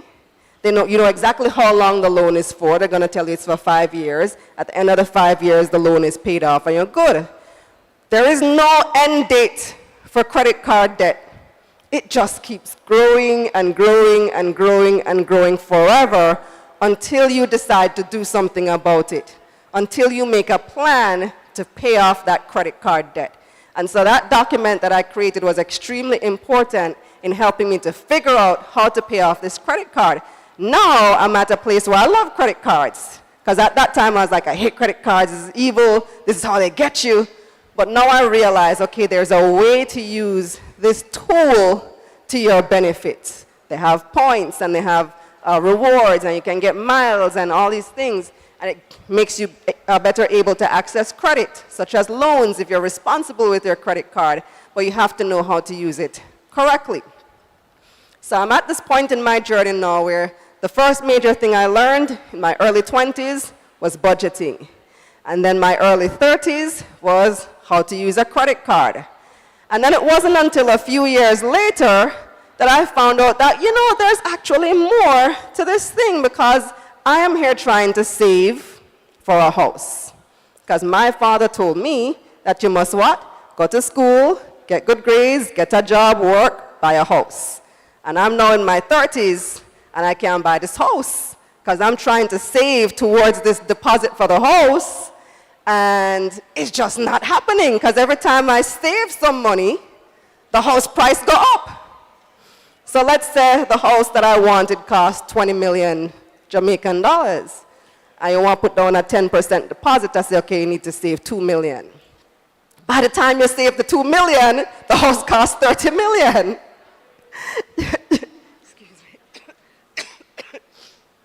And now you need to save, how much? $3 million. So now you're behind. And you know what causes that? There's one word that explains that process. Inflation, bright people, yes. Inflation is an increase in the cost of goods and services every year. Every year, price of things go up. So this year, a patty, how much for patty now? 3 bills? You're right. Patty is not 3 bills. That's if you buy the cocoa bread too. 1 patty is $300?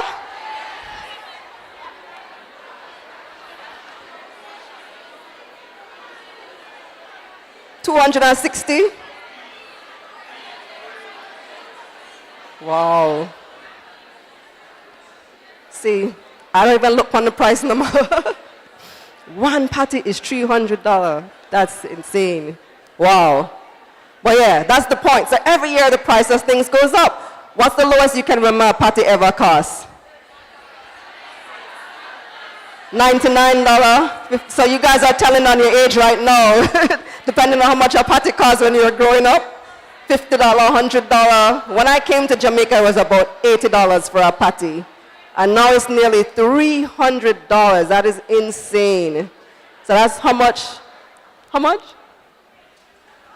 Oh. So that is how much inflation has impacted us over the years. Inflation, and not just that, but also devaluation. Because there's a period where under the IMF program, and every year the money were less and less and less and less. When I came to Jamaica, the JMD to USD was 75 to 1, and now it's 155 to 1. So every year your money worth less and less and less. And this is why when you try to save toward big goals like buying a house, it's like the goalposts move. Soon as you reach, the price gone up. Every time you save, the price gone up. You save again, the price gone up. And it's like you're running backwards, right? Now, around this time, I was fortunate that in my job as a journalist, I started learning about the stock market. Because now I started pursuing finance journalism. Because I was one of the few people in the newsroom. I don't know if any of you know this, but a lot of journalists become journalists because they hate maths.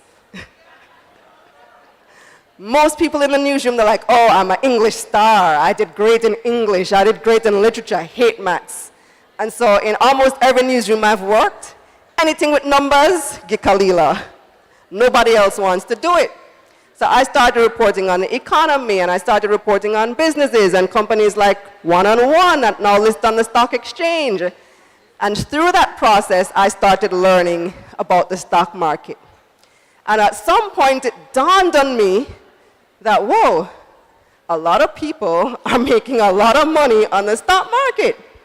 And why am I here just reporting on the stock market and not investing on the stock market? Why am I telling other people about all this money to be made and I'm not doing it myself?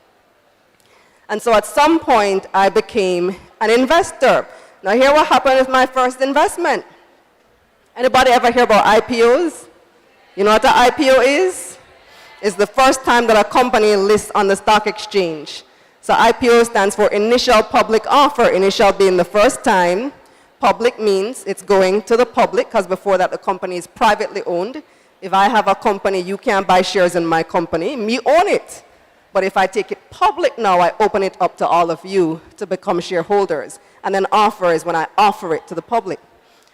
So me now, this was a time, this is about late 2017, early 2018, I think it was.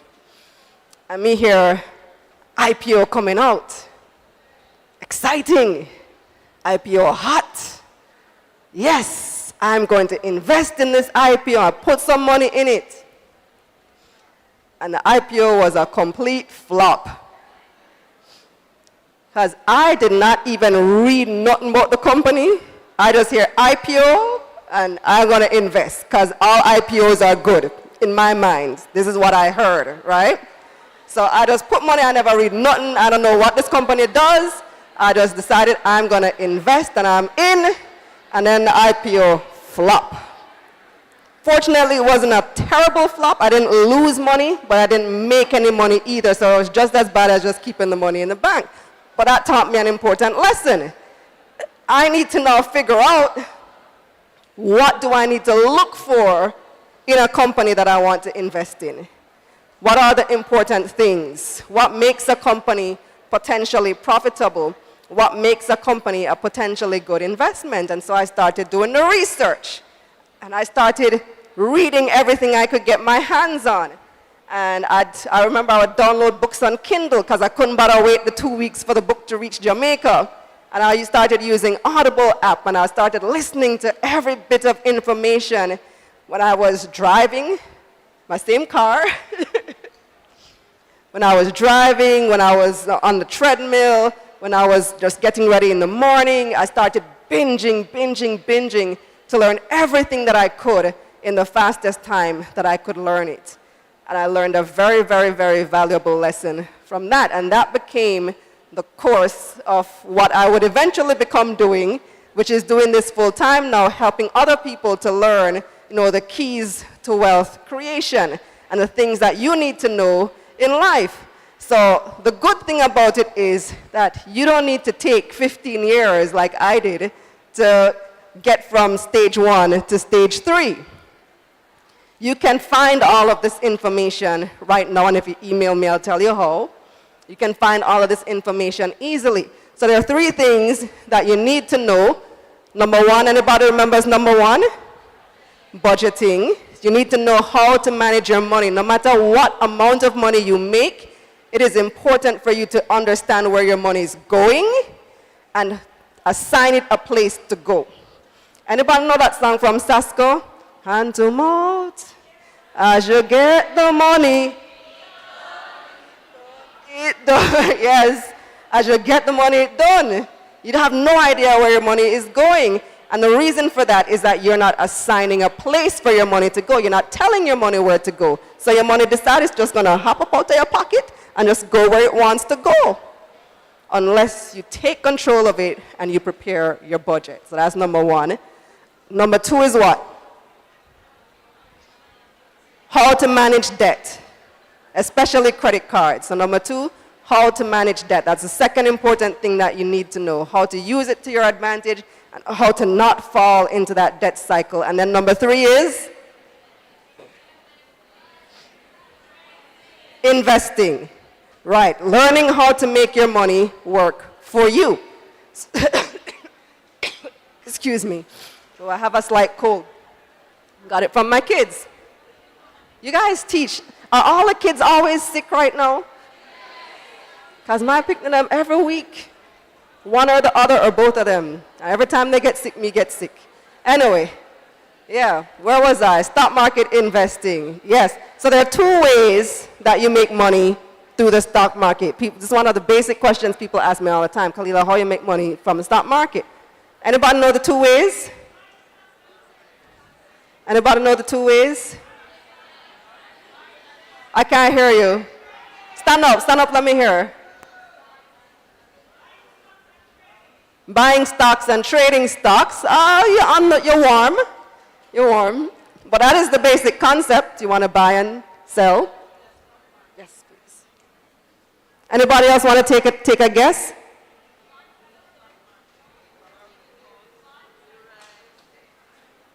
Bond statistics? Okay, bonds are different from stocks. All right, let me just tell you. There are two ways. One is called price appreciation. That is when the price of something goes up. The idea is to buy low and sell high.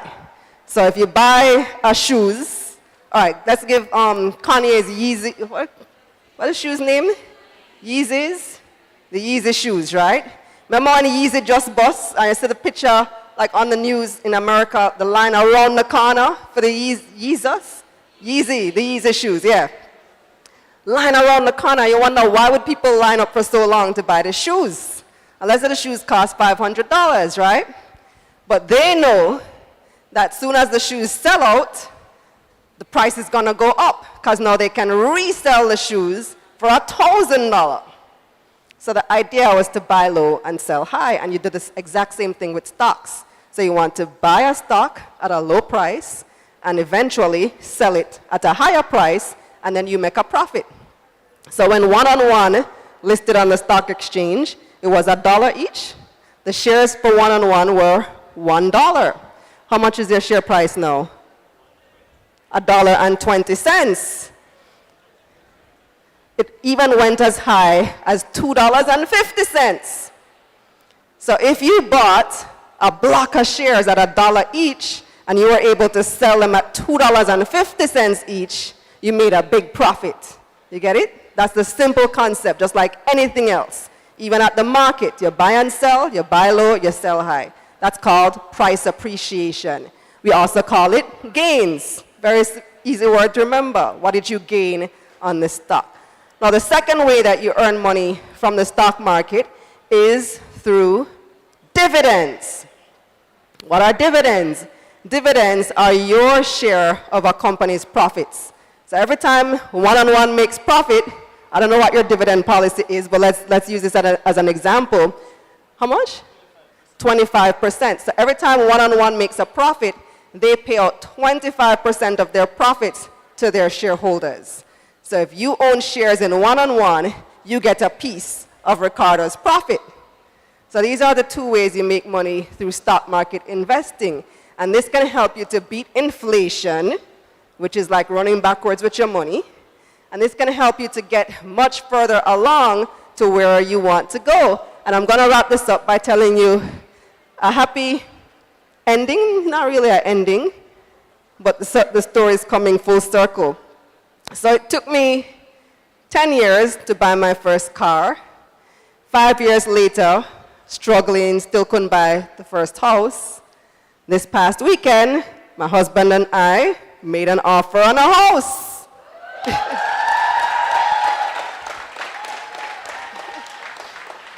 And we feel so accomplished.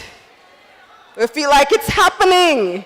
And how were we able to do it? Not through savings alone, not through managing the credit card alone. One of the ways that we were able to get there is through investing. So now we've accumulated a large portfolio. We are going to sell a chunk of our stocks and use that to put down the down payment on the house. And so if you are interested, I'll leave you with the pitch now. You can email us. I'll ask you to write down the email address. I need to find an easier way to say this. But it's admin, A-D-M-I-N, admin at KalilaRayMedia.com. So Kalila is K-A, say that again? She'll put it in your classroom. Perfect. Perfect. So it's KalilaRayMedia.com. Admin at KalilaRayMedia.com. And we'll send you the budgeting template that I use, that I developed over all those years, the debt repayment calculator, and a broker guide that can help you to choose a broker to open your investment account. And I'll send that out to all of you for free if you just email us. Thank you very much, and Let's get this money. All right.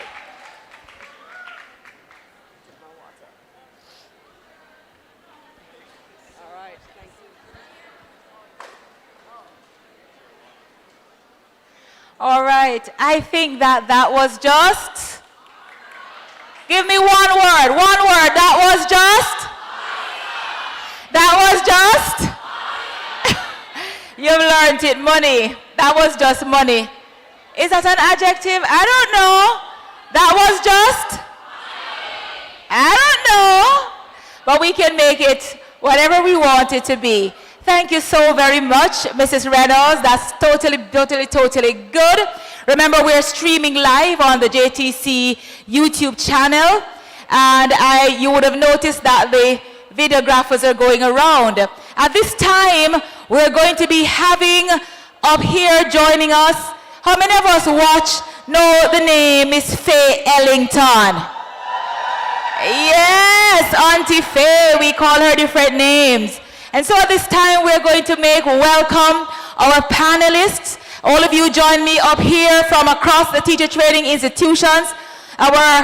Please join me, Dr. Rowe, Dr. McCollum, Dr. Thompson, Jason Lindsay. All of you just come right on up and join me up here as we now go into a conversation with Miss Faye Ellington. And this is someone that we know so well. We have been so blessed today to have wonderful people sharing with you. And right after the panel discussion, do come, Dr. Thompson, do come. Right after we have, who is already here, Miss Kenya Linton George, who will be closing the day out. And so, ladies and gentlemen, I want you to put your hand together for our panelists as they come right on up. Join me up here. I'm going to ask that we just... Yeah. They're shouting for you over there. Yeah. And some people have their own little hallelujah corner over here. All right. So we're going to be introducing ourselves, name and institution, starting. Let's go.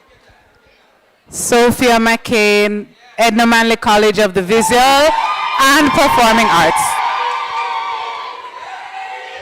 Amoy Rowe, IUC. I'm Evora Mays Thompson, Knox Community College. Jason Lindsay, the University of the West Indies. And I am Shauna K. Thomas from the St. Joseph Teachers College. Hi, good afternoon all. Sean Aarons, Principal, Dunoon Park Technical High School. Good to meet you. Good afternoon. Prudence Taylor from The Money College, Linstead Campus. Good afternoon. I am Kimberly Ormsby from Shortwood Teachers College. Good afternoon, everyone. I am Renata Brown from Church Teachers College.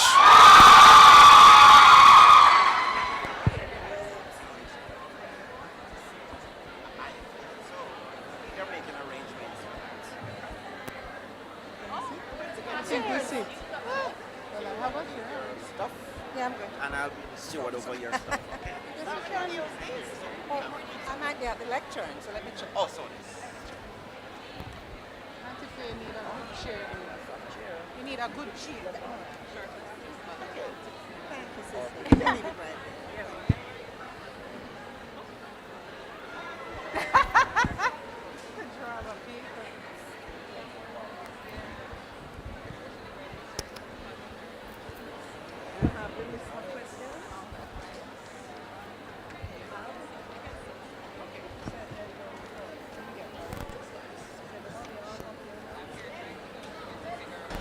Where's the volume? That one? You want to use this?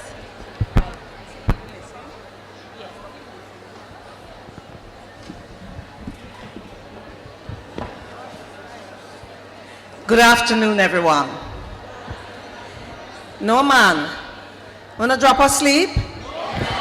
After that presentation that Kalila gave you, everybody's supposed to be alive, alert, and ready to perform.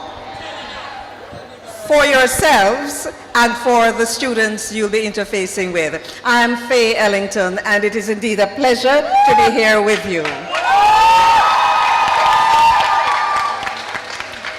Well, we have a combination of people on the platform. Any principals up here?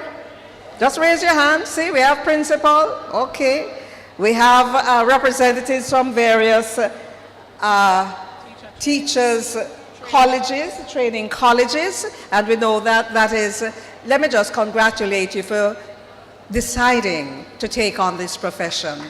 Because none of us, Kalila would not be where she is today without the help of teachers. I would not be where I am today without the help of teachers, yes?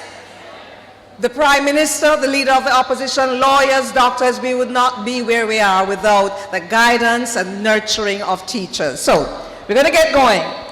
Here are some guidelines. You will have to answer your question in about 2.5 minutes. Yes? Look at the page I sent you. See, I'm going to give them some questions. Them just see them. But these are questions that they ought to be able to interact with. So there are some people who are a little conscious about it. So we have one mic. How many mics do we have? 1, 2, 3, 4. So we might have to just pass them to the speaker. I don't have the names of the persons, so I'm just going to have to ask you to introduce yourself by name, and then perhaps if you tell me the question that you might be wanting to address, and then I can also give you questions that I'd like you to address. So let me begin with the second lady from the end. Would you like me to start with you? All right, just say your name, the college that you're a part of, and what your question is, and then just try to address it in about 2 minutes. All right, good afternoon again. My name is Kimberly Ormsby, and I am from Sherwood Teachers College. Now, the question that I will be focusing on is, how can beginning teachers safeguard their passion to make a difference from becoming overwhelmed and burnt out within the first year of teaching? Now, honestly speaking, as a fourth-year student, I am fresh from TP. So I can use that experience to tell beginning teachers, pace yourself. When you pace yourself, you find out where you manage the classroom better, you're able to deliver your lessons in a more comfortable way and easy way. Don't rush, because when you rush yourself, you probably find out where you're making errors, mistakes, and all that. So pace yourself. Anything that you can control, do your best to control it. Put measures in place to control that. However, whatever you cannot control, don't stress yourself, don't get overwhelmed.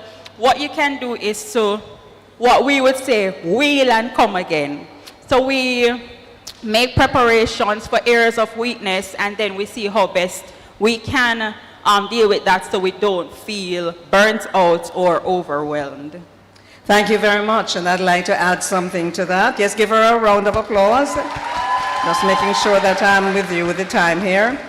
And this is for everybody. You have to do some form of physical exercise. If you're not fit, you can't cope. Seriously. If it's just walking or swimming or playing football or netball, something, physical exercise is very, very important. Thank you, Kimberly. Thank you, Ms. Ormsby, for kicking us off. Who would like to be second? Yes, sir, and just tell us your name and the question, the college that you are affiliated with, and the question you're answering. Why you turn off the people there, Mike? It's on. All right. So again, my name is Jason Lindsay. I'm from the... Can you hear him? I'm not certain who is controlling this mic, but yeah, go along, Jason. All right, so... Say your name again and the college. No problem. So my name is Jason Lindsay. I'm from the University of West Indies, Mona. The question that I'd like to focus on would be question 14, which makes mention that some people feel that education style of schools damage originality and creativity. How should teachers... Let me do that question for you, because they're not hearing clearly. Could we, I don't know who is managing the microphones. Can you just adjust what's happening on the mic that Jason is using, please? All right, here we go. Here we go. Listen up. Some people feel that the education style of schools damages originality and creativity. How should teachers balance maintaining structure whilst breaking ceilings and taking teaching and learning beyond the brick and mortar? Okay, so one of the major things as educators, we would have learned about assessment. And I do believe that through assessment, we can actually utilize this as a platform to break from the norm. Rather than a mere questions on papers and so forth, we can change it in a revolutionary manner in which we have different levels of presentation to bring across public speaking capabilities, projects to bring across creativity, a lot of intuition, critical thinking. So I think through the manner of assessment, we can actually break this platform. Another thing that I believe is very crucial, which we can incorporate, is that of utilizing a linkage with whatever we're teaching into how it plays a crucial role in the real world society. For myself, I do physics, so I'm able to do a lot of different things and show the application through ICT and all different manners of application. So I believe for all subject areas, we have a link to the real world, to what is happening currently. And if it is a case that we can actually bring students along with us through that journey, then we can break through this barrier. Thank you very much, Jason, representing UWI. I am a creative person, so I'm going to add to that. We have to, whether it is physics or mathematics, we have to be a little bit more creative and innovative with how we teach. Because some students like myself would gain much more if you are able. So that means you as a teachers will have to challenge yourselves to be more creative or to get the students. Tell me something. Write a skit about this. Write a song about this. Write a poem about this. You'll be surprised to know what can happen. Thank you very much, Jason. Who is next? Yes, my sister here. Just tell us your name and your institution. Good. I am Amoy Rowe, RHOE, from the International University of the Caribbean, IUC. Number 9, International, Amoy Rowe. Go ahead. Number 9, how can teachers ensure that the work they receive from a student was done by that student? Me make sure me write that, you know. Yes. I think this question is simply asking about plagiarism. Using people's material as if it is your own. You know, that's a criminal act. So, the first thing I think we should do as teachers is to teach students how to paraphrase, how to credit their sources.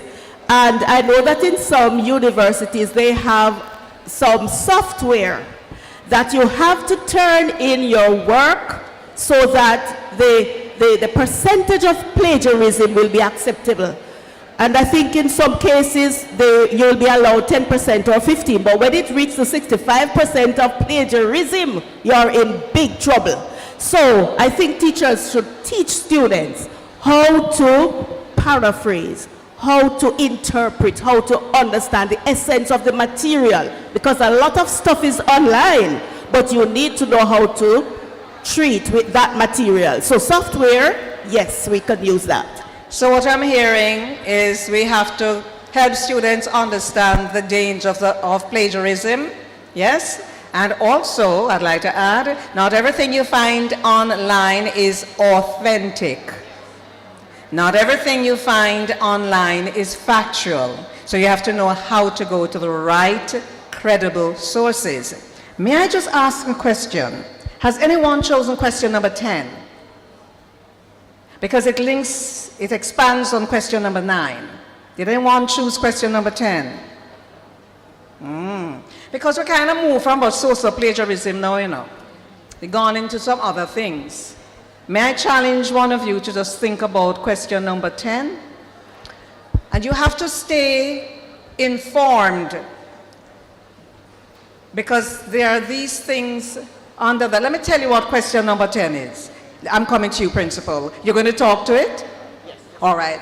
Let me begin. Let me ask you just to say your name and the institution, and he'll tell you what question number 10 is. Very important. Yes, Principal. Okay, good afternoon again. Sean Aarons, Principal, Dunoon Park Technical High School.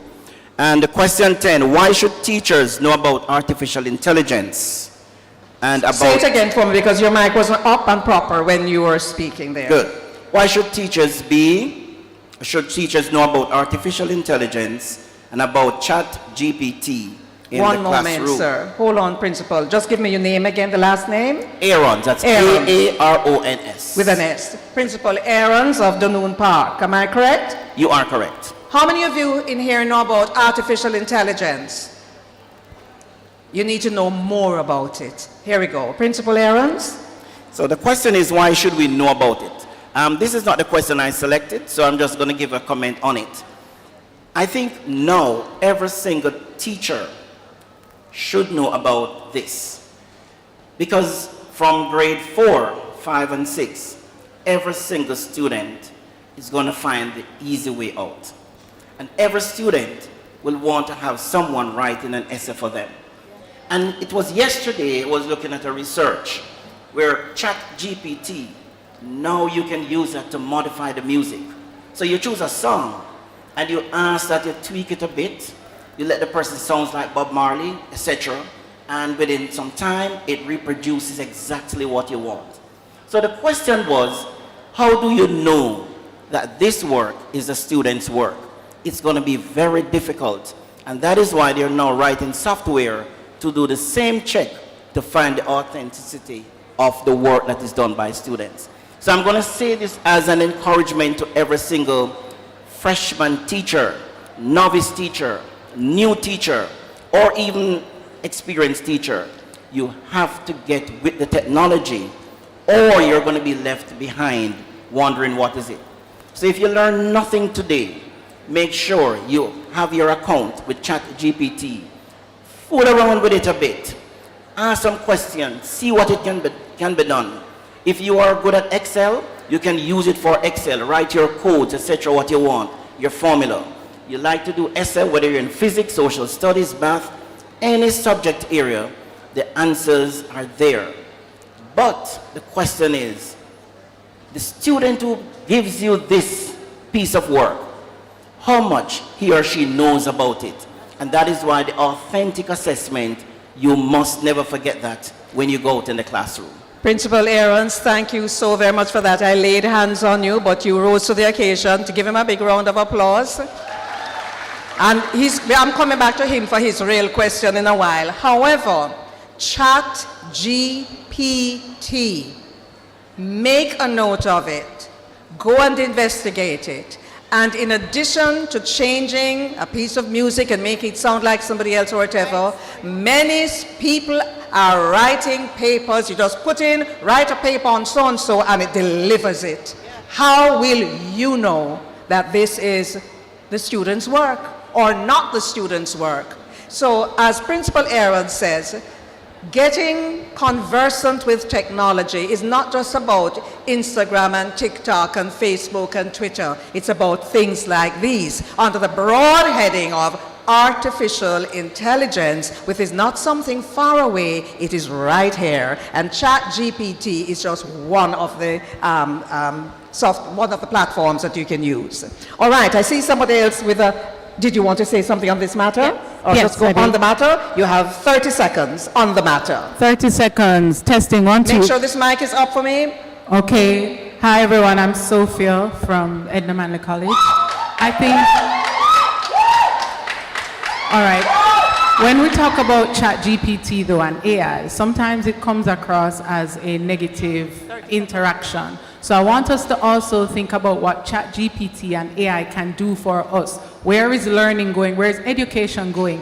Is it necessary then for someone to know how to write a paper? How do we test that someone knows something if you go into a job and you're able to use AI on your job? So, all right, stop. We have to think. And I tell you why I'm stopping, or I have another question on it. Look at number 11, right? We'll come back to you about number 11. You see it? You see where I carrying you? Although I did have another question. No, ma'am, I'll make you do that too, you know. Okay. You're not enough work. But let me go to our sister friend here. Just say your name, the institution, yes, ma'am, and the question. I hope you're all benefiting from the answers that we are sharing, you know. Hello again, Prudence Taylor from... Could we just make sure that mic is up for me, please? Good afternoon, everyone. Prudence Taylor from Money College, right? So the question that I have chosen is question 5. And it says, Which question have you chosen? Chosen 5. 5. How do we discern what needs to be changed and what should be sustained? And I believe that's an important question. How do we do this really? And I believe through continuous research and dialogue with all the relevant stakeholders that makes up the education landscape. When we do this, I believe that sometimes what appears to be the disconnect between those at the top and what is happening in the classroom will really, that is how we will get a true understanding of what works and what does not work. And then we are able to keep what is good and fix those things that needs to be fixed. All right, thank you. Thank you. Could you, I didn't hear your name clearly because the sound in here is really not particularly good. Okay, that's Prudence Taylor. Thank you.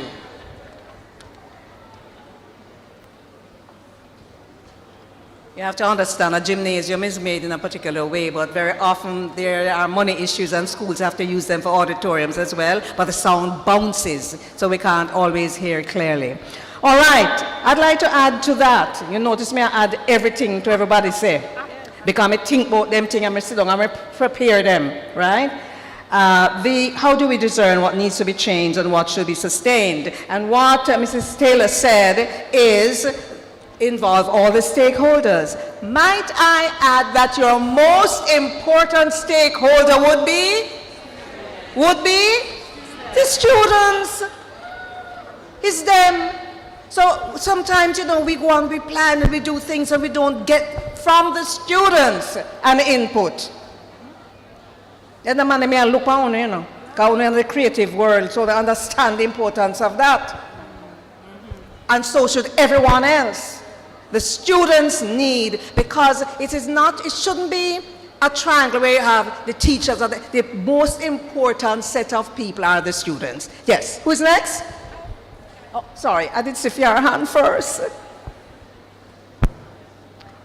I am Shauna K. Thomas from the St. Joseph Teachers. Shauna K. Thomas from St. Joseph Teachers College. So my question is, what is the most pressing area in which education must transform to meet the emerging need? The emerging need, for me, I am zooming in on the students, the children of tomorrow, our future. They are the emerging need. So education is the process through which knowledge is in part and acquired. So first, for me, the pressing area, hear it? Yes, but don't shout, just Okay. protect. So when you shout, it bounces very badly. Okay. Just speak normally. Clear. They will fix it. Yes. Okay, good. So, Go ahead. Let her be. Let me tell you, I only know that because I use microphones for a living over 50 years. Yeah, that long. Right? But because she does not know, that most people don't know shout. But you just really need to project and to be absolutely clear. Notice what I've done and slow it down a bit. That way, in a very busy room, sound-wise like this, more people will hear. Go ahead, my sister. all right, so the most pressing area in which education must be transformed is with our teachers, quality teachers. How are we as teachers, how are we meeting the needs of our students? We have to be flexible. Yes, get up to date with technology. This is how you're going to meet the need. Where there's learning has not taken place unless teaching has. So if this is the way to get through to your students, dramatization, go that route. You as the teacher, you have to be flexible, willing to change it up just to get across that concept to your students so you can be the difference for your students. Indeed. Hear that, Lapar? Important point. Because really, when you decided to take on this profession of teaching, did you realize the responsibility you'd be taking on? And quality teachers don't only mean that you got the highest marks in your classes. What it really means is that when you get to the classroom, you put in the necessary preparation and application, and you think about creativity and innovation. Thank you so much, Ms. Shauna Kay, St. Joseph's. Who is next? Oh, I did see your hand here, and then I'll come to you. Good afternoon. You have one and a half Good questions. afternoon. All right, could we just get this mic up? Don't say anything yet, just, no. Good afternoon, everyone. I'm Evora Mays Thompson from Knox Community College. Evora Mays Thompson. I look on the question, what tip can be given to beginning teachers to help them navigate the plethora of educational resources now available? I just want to backtrack in time. By my age, I was not in primary school when we had internet. And I can say that we had effective learning back in those days. We don't want to just throw out what we knew then and say technology is the panacea of education. No. We want to focus on multiple intelligence of students because we have a wide range of learners in our classrooms still, even though technology exists. And the same technology can help us with multiple intelligence. Now, let us not stay at multiple intelligence. We need to look back into each learner. Are they interpersonal, intrapersonal, musical, tactile, audio, visual? There are so many different orientations where learning is concerned. So we have to look at how we infuse these different orientations in any one lesson, whether we have technology or not. So I am not saying that resources here mean technology. We can take students outside for some scientific inquiry, some natural inquiry. We can use natural objects for mathematical concepts. We can use objects in environment for analytical skills. So I'm not going to be here saying, oh, technology. But nevertheless, technology is important too because of where we have gone for the last 3 years. So we're not going to avoid looking at it. What we need to do as teachers is to observe the objectives of the lesson. What is it that the students need to know? What mechanisms are best suited to assist the teacher in achieving those objectives and that the students will have maximum learning through those tools or resources that are available. So I believe we go back to lesson planning. Lesson planning, look on what is required and integrate the tools that will assist you.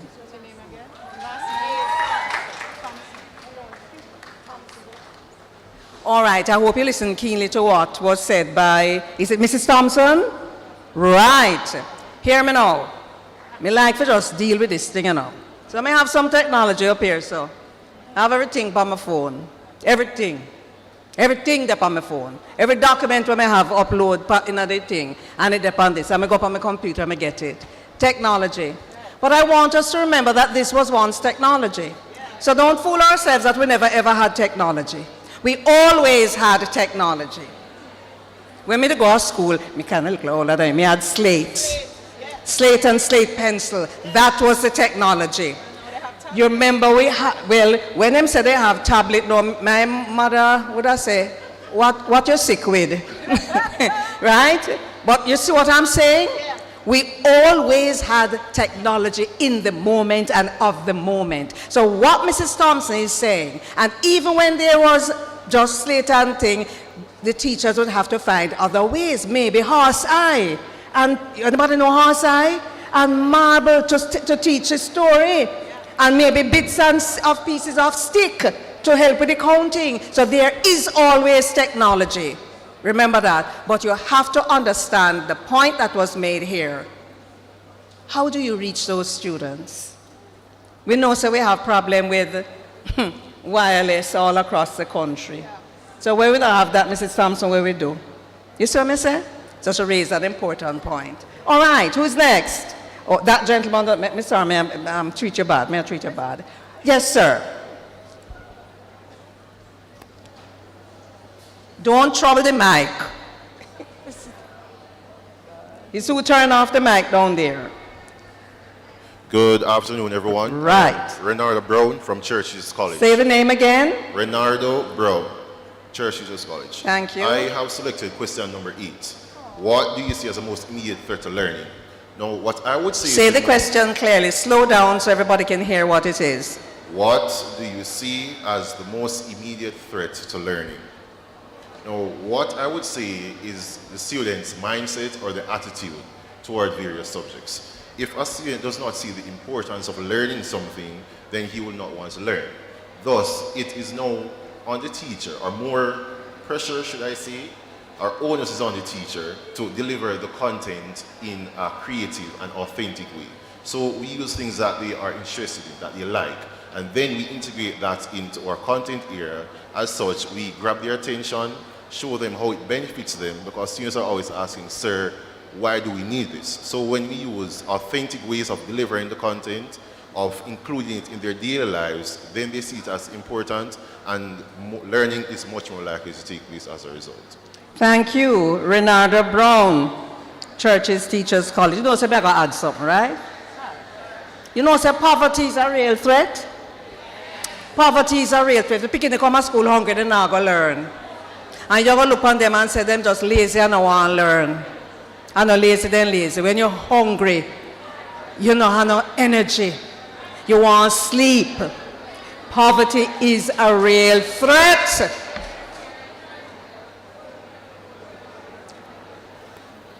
Problems in the home life. So in addition to what you said, my brother, add on those as well. Add on those, everybody. This is where compassion comes in. This is where we have to find ways and means of assessing that sometimes some of us find hard to use. You have to look through and look beyond where you'd normally stop. All right. Who's next? Well, she's been waiting for 4,000 years, Mrs. Thompson. This is Sophia, and I was... Hang on, has everybody spoken? When me not throw the question, then what not answered, you know? And principal has his real question to go to. Go, Sophia. Okay, my question was 8, but I'm going to move past that. I'm going to go down to number 13 that says, to what extent have teachers been guided with the vocabulary or language of disability? One second, what school? Edna Manley College. All right, Sophia listen to McKinney. me now. Read that question there again for me, and I want everybody to listen keenly. To what extent have teachers been guided with the vocabulary or language of disability? So for me, that's a tricky one. Shall I tell you? While I was standing here, one of my former students, who is Dr. Floyd Morris, was trying to call me. Oh. So it's like him know I'm going to deal with disability. Right. Go on, talk. So at the Edna Manley College, at the School of Dance, we've always had students with various disabilities. And even the term disability sometimes is a little tricky. Achoo! Because then it's like, why are you terming the persons as disabled? They're different. They're differently abled. But then some communities don't like the term differently abled. So I think the biggest thing with establishing vocabulary about this topic is to get to the actual persons. The right? the Dr. Floyd Morris, that kind of person who just come back from Europe at some conference to do with persons with and I will tell you some of them if Sophia doesn't. Right. So there are various disabilities, you know, and you have to know based on the community what they prefer to be called. And sometimes we attach names. So we'll say things like hearing impaired. Wrong. And that's incorrect. Sorry, say it again. Hearing Never impaired. refer to someone as hearing impaired, even though you might think that's the right thing. It is wrong, and they find it offensive. So what should we refer to them as? They are deaf. Stop. They are deaf. They are deaf. Or they are hard of hearing. Thank you, my sister. May I hear an amen? Amen. Amen. So they are not impaired. They are either deaf or hard of hearing. My mother is 95 and she's very hard of hearing right now, but you know, I won't believe it. Anyway, let's go on. Right, so I think it's a context that we miss sometimes. So we need to actually make the connections. And I feel like teacher training institutions can reach out to the communities and see how they can serve these communities, because a lot of times they're marginalized because the matriculation, it already cancels them out. The facilities already cancels them out. So stop a little bit. Facilities. Somebody uses a wheelchair and them don't have no ramp for them to go in a place. Exactly. Exactly. And by the way, the person is not wheelchair bound. Right. The person uses a wheelchair. So stop say the person wheelchair bound. And they're not handicapped. And they're not handicapped, please. And we rather not use the invalid. No go there so. We passed that stage long time. Right. Yes. So I think we need to make the connections, and the only way we do that is reaching out. I know the deaf community plays a special part to Edna Manley College, and especially the School of Dance, because we have 3 deaf students there now. Hold on. Do you know that deaf people can dance? Do you know they enter JCDC Festival? Yes. Do you know that they are trained at the Edna Manley College and they will dance and make you who think you can hear them dance better than you? Clap them! Clap them. So I really want us to know that it's not an overnight thing, and you don't have to, discomfort is expected. If you feel uncomfortable, it's new, it's different, you don't want to offend, but the best way is to reach out and ask. Ask what would they prefer, how could you assist? Because sometimes we feel we're assisting and we're not. So I think the vocabulary or language of disability, it has to start with making the connections with those communities and to see how are we serving those communities and make that bond so that we can then know that they're real people. I love that. Make that bond. Yes. And know that they're real people. Just hello, it's just a different. It's just a matter that they have that challenge and we don't have it, you know. And by the way, we don't know when it might come. Because it's not only when you're 95 like my mother that you can lose your hearing, you know. It can happen right now for whatever reason. Somebody, you can have on and by the way, those of you who wear headsets, be careful of the volume that you're listening to stuff on. It can affect your hearing. But thank you for that. And a blind person is just a blind person. But I call them disabled. They don't like it. Right. Right?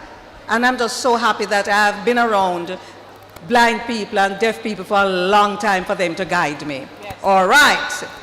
We have about 8 minutes left. And I'm going to principal. 2, 3. I use not my hour, you know. I'm using my hour, so you go on.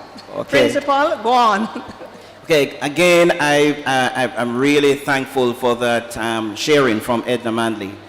Because there's a saying, I have 2 sons, and I've always told them, you have to be conscious because it takes a split second to move from able to disabled. Absolutely. Very short time. And so it's important for you as new teachers to know the language. Whether you were trained as special ed or not, you need to know because education is all about inclusion. My question is question 15, the longest question. It says, how is a new teacher nurtured? You hear that? How is a new teacher nurtured? And I like the last word to finish with, bond. And nurture does not mean that we have to baby the new teacher. And I want to start by asking this question, for you to ask yourself this question. It says, what do you do when you don't know what to do? As new teachers, you have that question to answer. What do you do when you don't know what to do? You ask. It's important to communicate. And so not just ask, because if you ask from the wrong source, you'll get the wrong answer. So it's important to know, as new teachers, the best way we believe, as educators and as administrators, to into the system is by providing you with all the necessary information. Increase, expand your knowledge base, because knowledge is power. And we want to empower you when you go into the system. So that's one. Secondly, there's a saying that when the students are ready, the teacher will show up. But you have to get them in that state of readiness. And our job is to teach you how to get the students in that state of readiness. How do we nurture you? And that is why it's important, irrespective of what you were taught, when you go into a school, that's when reality hits. That's when reality hits. The theories you learn, you now have to use that with the reality in front of you. And so you have to make sure you practice, you research, you prepare, and prepare. Because the reality of what's in the classroom is totally different from what you are learning in college. And I must say that, being a teacher going for 30 years. Let me thank you for that, sir. 30 years. 30 years. So thank you for your service. All of you who've been in the business, you're not just graduating. Let me thank you publicly for your service. Go ahead, sir. I also want, not because you're a new teacher, when you go into the system, what happens now, and thanks to JTC and the role they play, is that you are assigned a mentor. Some schools it may be formally or informally. But the important thing is you may be a straight A student, valedictorian. But just like when you were in primary school, you left at grade 6 as a senior, and you go to high school at grade 7 as a junior, same. So you're going to make sure that you observe. One of your key tasks, we help new teachers how to be observant. Observe your environment. Observe and know the culture. Observe and know the student. Observe and know the community. And when you do your observation, your discussion with your mentor is helping you now to analyze. And after your analysis, then you can criticize the system or the environment in which you work. So in terms of nurturing new teachers, my favorite line to all new and existing teachers, don't just know the content you deliver, but know the system in which you operate. Amen. It's very important. 2 more points and then I'm finished. I'm using the entire 2.5 minutes. You think it's not done? Yes. When you go, we encourage you, whichever school, focus on the policies, not the personalities. You may not like your co-teacher or your supervisor. You may not like the principal. You may not even like the students. That's not your job. You're a teacher. And so the assessor, your supervisor, will not assess your personality. They'll assess your performance. And so I'm asking, as we encourage other teachers, focus on the policies, because it's the policies and procedures which you're going to be held accountable to. Lastly, I want as individuals, which we encourage teachers, don't just go and fall and fit within the mold. Go and shine. We encourage every single new teacher to shine. But you shine as individuals, but you win as a team, because you're in a department, you're in a section, you're in a unit. Shine, but make sure that you remember that you're a part of a team. And when you go, not because you're new, I find this, that many new teachers who have the ability and the capability, they're a bit shy to take on the roles. I must say this. My main job as an administrator, and to all my colleagues in QEC 10 and Region 1, every single new teacher, you must make sure you take on the champion mindset. The champion mindset. Imagine Bolt at all time going into the race. As a champion, everyone else wants to beat me. You go in front of that class. You are in that staff meeting. You speak and act and behave like a champion, and that will exude confidence and help you to become the best person. So remember this. Our job is to have you being the best you can be, and that we will continue to do. Thank you, Principal Aarons. Yes? Go ahead, go ahead. We're coming down to the end of this presentation. But I want to say something about mentorship, and Principal Aarons touched on it. Do you know that you're mentoring your students and you don't even know that you're mentoring your students? Because your students observing you. I remember some of my teachers at St. Hugh's 4,000 years ago. I used to look at them because I wanted to be like them, carry myself like them, dress like them, speak like them. You are mentoring, people are observing you. What kind of mentor are you going to be without somebody coming to you and saying, could you kindly be my mentor? I mentor people still and I don't even know. And also, well, I'm not a trained teacher, Prof.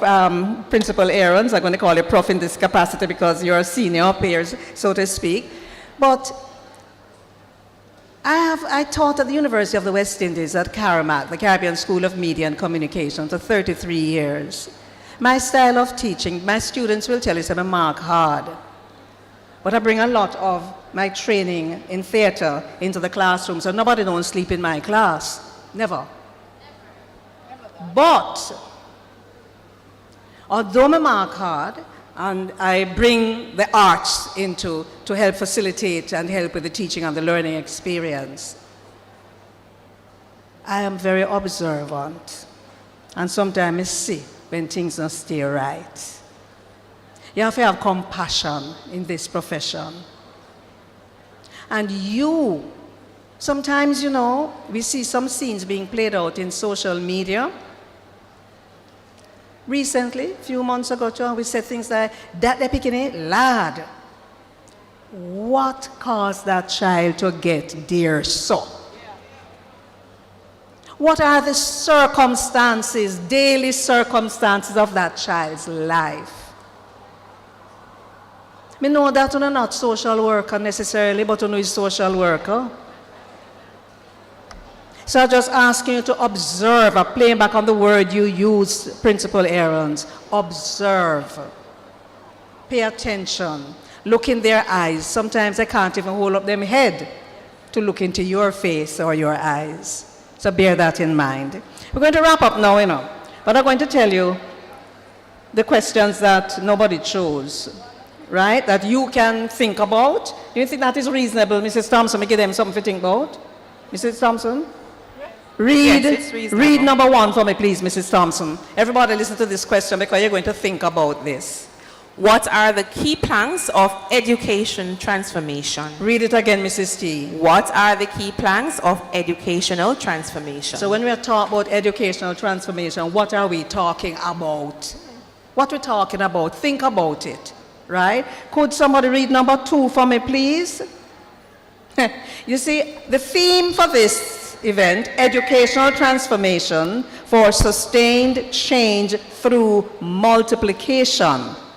I put a question there, number 2. Principal or somebody read number 2 for me. Listen to this. Listen to it carefully from beginning to end. Don't just listen to the beginning. So number 2 says, how would you explain the term sustained change through multiplication to a parent or guardian? Read it again for me, please. It says, how would you explain the term sustained change through multiplication to a parent or guardian? I put it there because sometimes we are talking above the heads of our parents and guardians. They may not be exposed to this kind of terminology and language, and we just throw it out, give them, and they're not understanding. So we have to find ways and means, not talking down at them, but sharing with them in a way that they can understand. Years ago, I was doing some training for the Jamaica Public Service Company, and I'll forget it, in Montego Bay. And when I got down there, I was given an example of how we can talk over people's head. This old lady went in with her bill years ago. This was about 30-something years ago, about 30. And when she went into the office, she was being told by a very, very polite, professional customer service rep that she had excessive consumption, right? And the lady looked so puzzled, and the rep again politely and professionally said, it's your consumption that has gone up and stuff. And the more the rep said consumption, the more the woman looked confused. And when the woman couldn't take it anymore, she said, look here, may have a little sugar, but me not no consumption. Now, this is said as a joke in here, but sometimes we are talking with people and they're not understanding a word we are saying because they don't use the terminology that we use in our profession or in what we do. You know what? Oh, the young one, they don't know what consumption is. So here we go again. So consumption now, you see, when you used to have one terrible bad chest cold, right? And when your coffee will shake you so, right? People say you have consumption, right? They don't want to demonstrate the cough. As an actress I can, but I not do it in the entire room.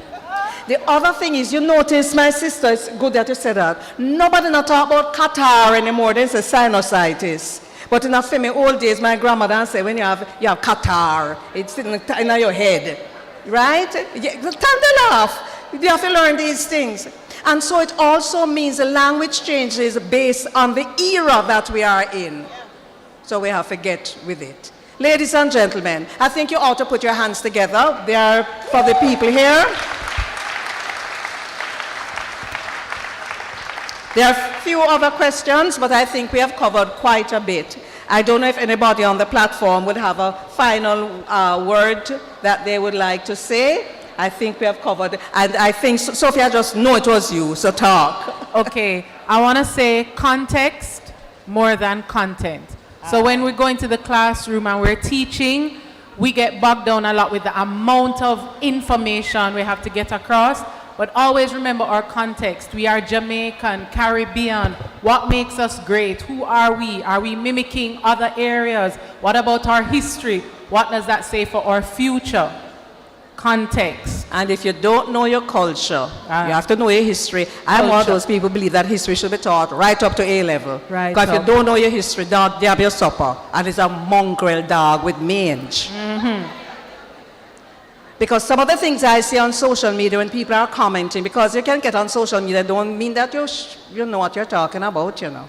Amen. It just points to me that you don't understand your culture or your history. Exactly. Right? And that is context. That is context. I thank you all for inviting me here and allowing me to harass these educators. Some of them with 30 years. Some just about, I'm going to share something with you. Look at who say it, you know. But when them certain people discover that they had to come on the platform and answer questions, see, like most me have to call ambulance. But me say to the person, it is normal. If you're not accustomed to it, that can happen. Just breathe. And I say to you, when you're in a situation where you get anxious and tense, breathe. Not this very, no, that not help you. The deep breathing. Right? The deep breathing, like when you go to a doctor and then take out the trumpet for sound. You know trumpet? Oh, that is stethoscope. All people call it trumpet. Okay. Walk good, everybody. Thank you so much for inviting me, my sister. And I hope it worked well for everyone. It's Easter coming up. Nobody name up 3 bun and 6 pound of cheese. Just be moderate for me, please. Okay, take care.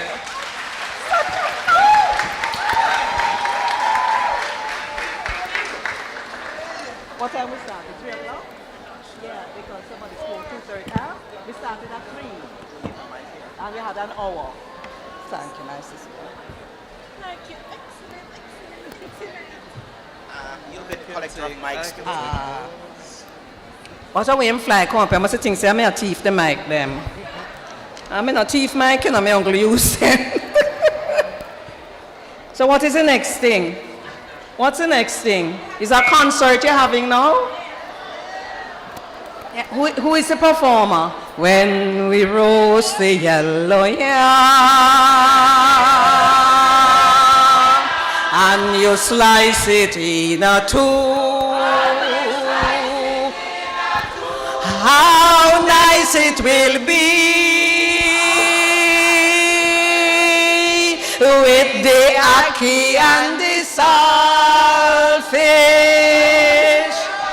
and the sweet flour dumpling, sticking me ribs with the coconut oil. Oh, what a glorious day when we roast the yellow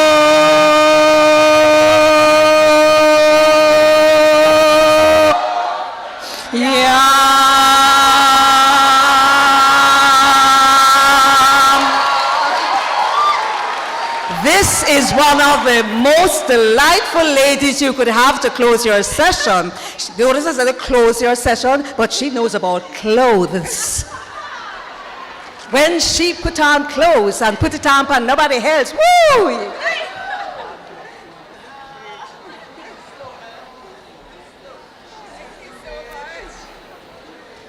Why, that was good. You heard the choir? Yes. And so as we come to the final segment for today, I want to present to you my past student, someone I'm so very proud of. And one day you'll have your stories too. Miss Kenya Linton George, as she now addresses you. Please come. Thank you so much. Put your hands together for her. Thank you so much. One of my favorite teachers from high school. Okay, there's a PowerPoint presentation that I'll be giving today, and it's on dressing for success. I know you're all venturing into the world of work now. You're going to be influencing the young minds, and we're going to talk about dressing for success today. So we're covering 3 areas: the psychology of fashion, dressing professionally on a budget, and understanding dress codes. Now, as you can see on the screen, dressing for success means managing people's perception of you. It takes only 7 seconds for someone to craft an impression when you walk into a room. 7 seconds, that's not very long. You scan somebody up and down and you can decide whether you want to give them the time or day. So, how can you make sure that 7 seconds really counts? By what you're wearing, how you present yourself. And it's not necessarily about wearing expensive clothing. It's about wearing clean clothing that fits you well, that looks professional and respectful. I think I can easier read the screen over there than this one. Is that farsighted or nearsightedness? One of the two. So, Karen Pine says the most important decision you'll make in the morning is what to wear. And it's arguable. Because some people, you know, spin around in the morning, they don't know what to wear. Just click. Thank you. Yes, they don't know what to wear, and they want to figure out, you know, how can I look my best and feel my best. And sometimes the biggest decision you make for the day is what to wear, and you spend like an hour in the morning wasting time trying to go through your wardrobe. I have nothing to wear, but you have all this clothing in front of you. So how long does it take you to get dressed? These are some tips, and these are points I use. So keep it simple. Create a signature style. I have a signature style, and it's a pencil dress, 1 zipper, and I'm out the house. I don't have to match any blouse with trousers, with jacket, with cardigan. I just put on 1 dress, 1 zip, and I'm gone out the door.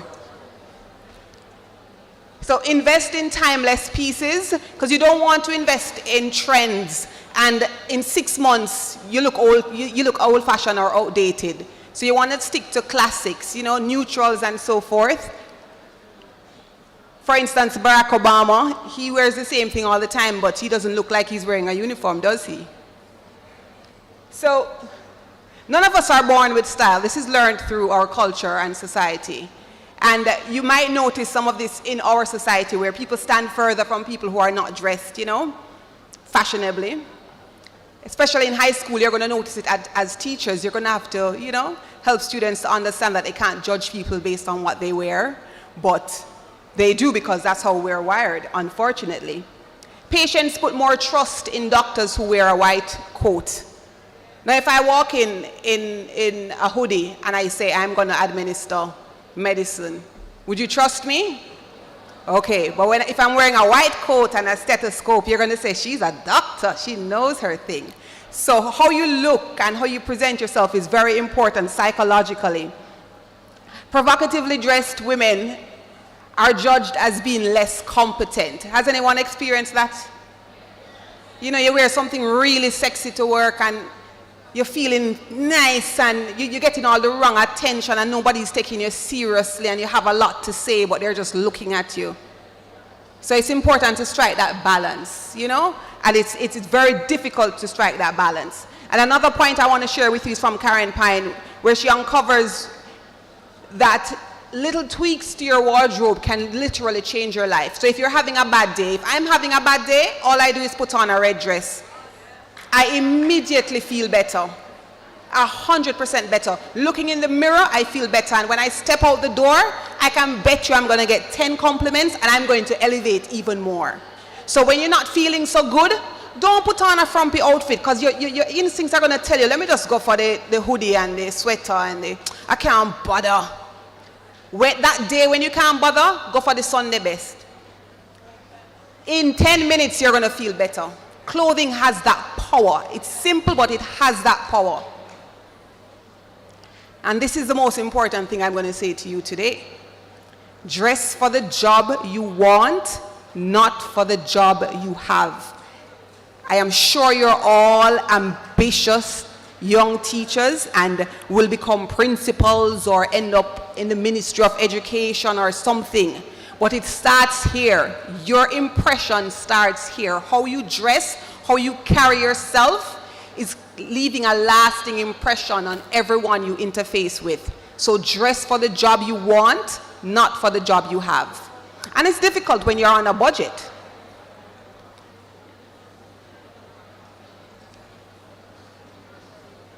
So, changing times, workplaces are getting more and more casual, but as teachers, it's important to maintain a certain standard, because you are an influencer, as they call it now. You influence young people every single day. By looking at you standing in front of that class, you're influencing them.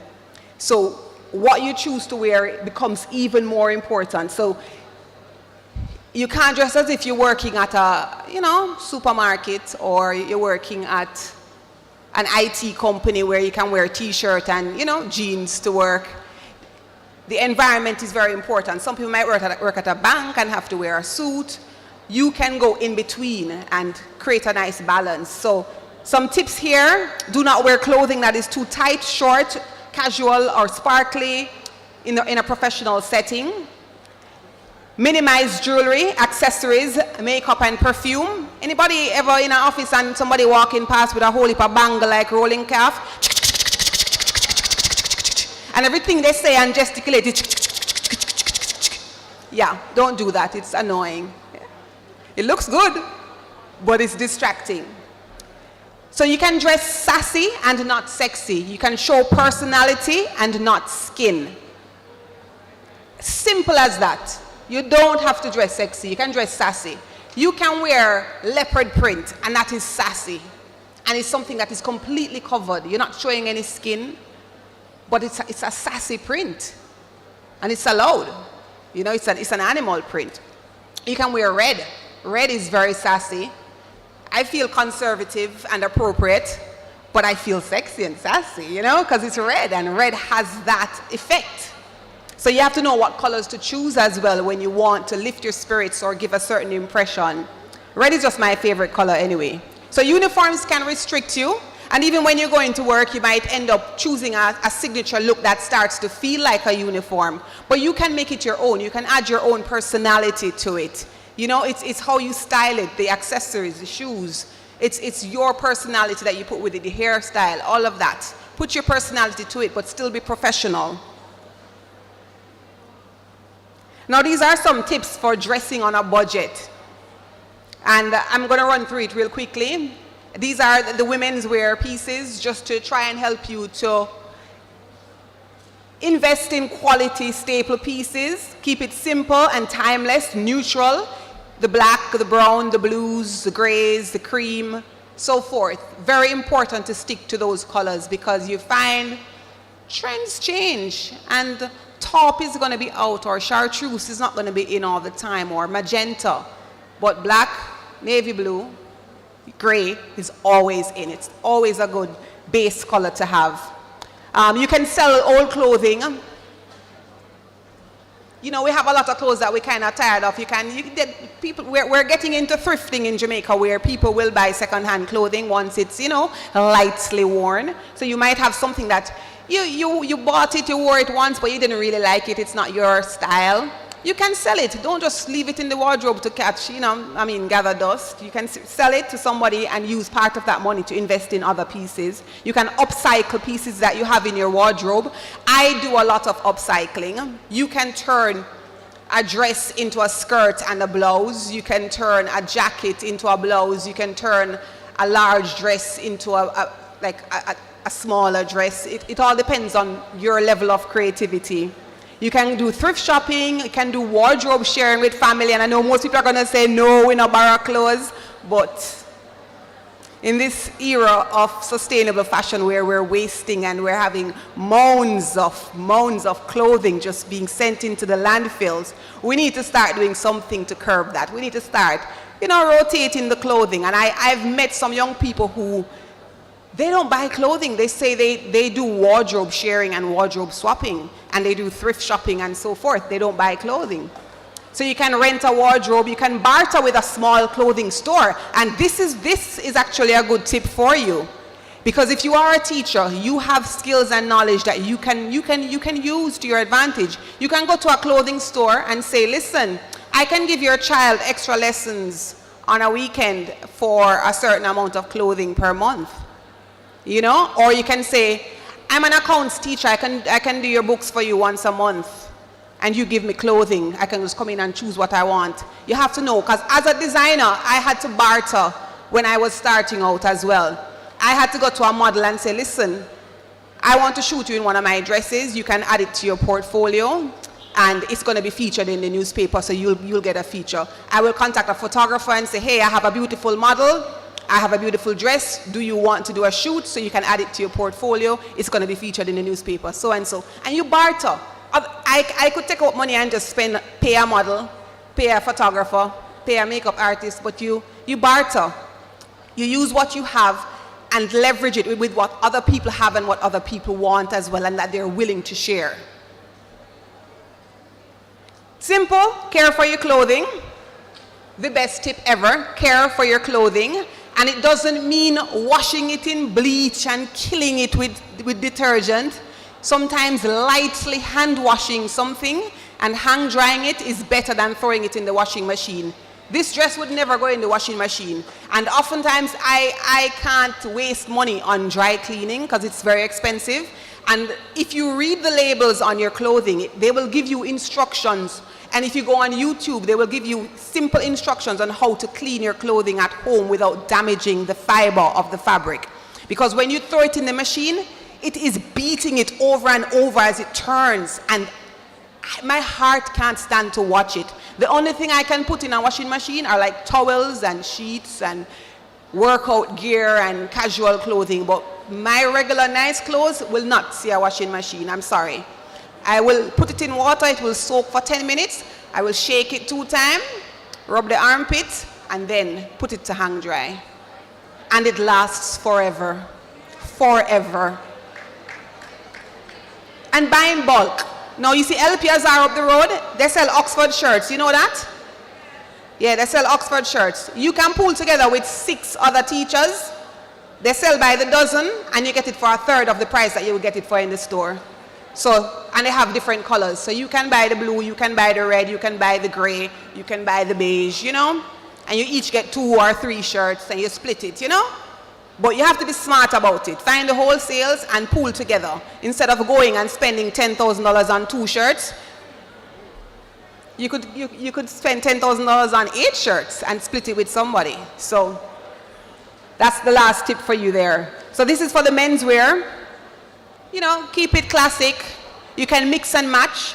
This is showing you how you can use just a few pieces to make several different outfits for the week.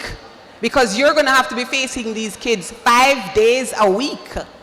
And you're not wearing a uniform like them. So you have to learn how to mix and match your pieces and be smart about it.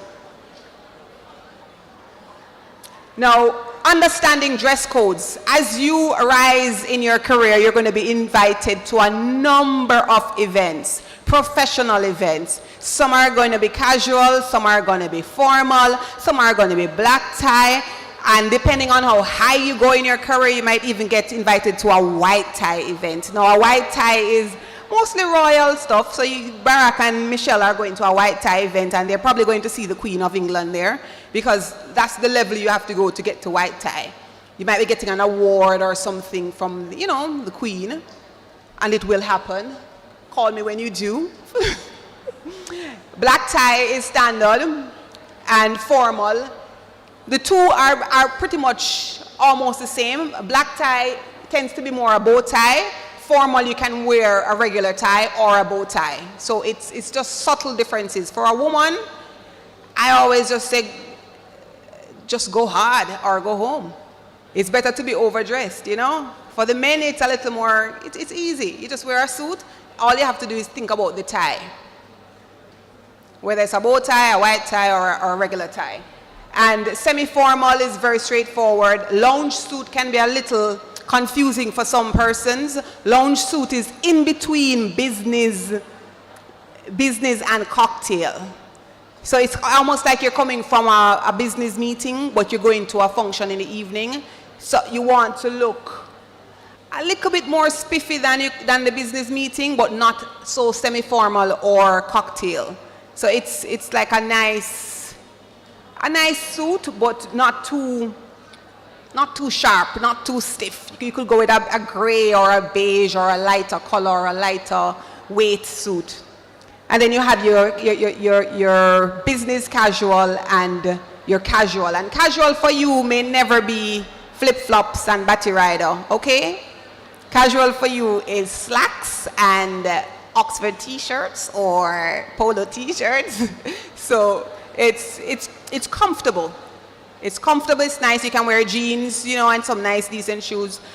I remember in high school, I was criticized for not dressing casually enough. When I was at the University of the West Indies, I wore jeans on campus once, and there was a big ruckus. Everybody couldn't believe that I was actually wearing jeans, because I wore straight pants to school every day because I was dressing for the job I wanted. And every time somebody came into a lecture theater to give the lecturer a note, they would walk over to me. Because guess what? I look professional. And that's how I felt comfortable. I wasn't doing it for anyone. I was doing it for me. So you have to do it for you. Do what makes you comfortable, what you know works for you. And you can feel the synergy when you dress how you want to dress and how it impacts other people when you walk into the room. So embrace that feeling. Understand the psychology of your clothing and your attire, your appearance, your body language, your posture. All of that in one represents you physically. And that's pretty much it. So in terms of dress codes, I would say it's best to err on the side of the more formal side, that is, because there's no such thing as being overdressed. Thank you. Short and sweet. And I do have a gift. I think Ingrid is going to tell us how we're going to give out that gift for somebody going to their first day at work. We're going to get you dressed up. It's a particular size. I did medium, but we can switch it to any size. So if you're smaller or larger, we can switch it. I just brought out a standard size. Oh, so eeny, meeny, miny, moe. Who should guess this dress to go home? We have some really, really hard-working people. For all the hard-working people in the house, raise your hand. We have teachers, you have been so good. I'm going to invite one of our student leaders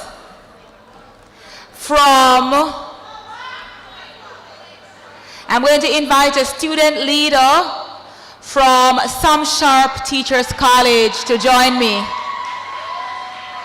Where is our student leader from Some Sharp?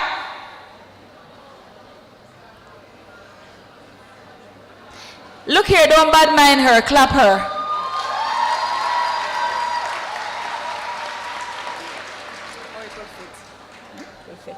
All right, she said I did a good job, it will fit her. So she's going to make the presentation. Do come.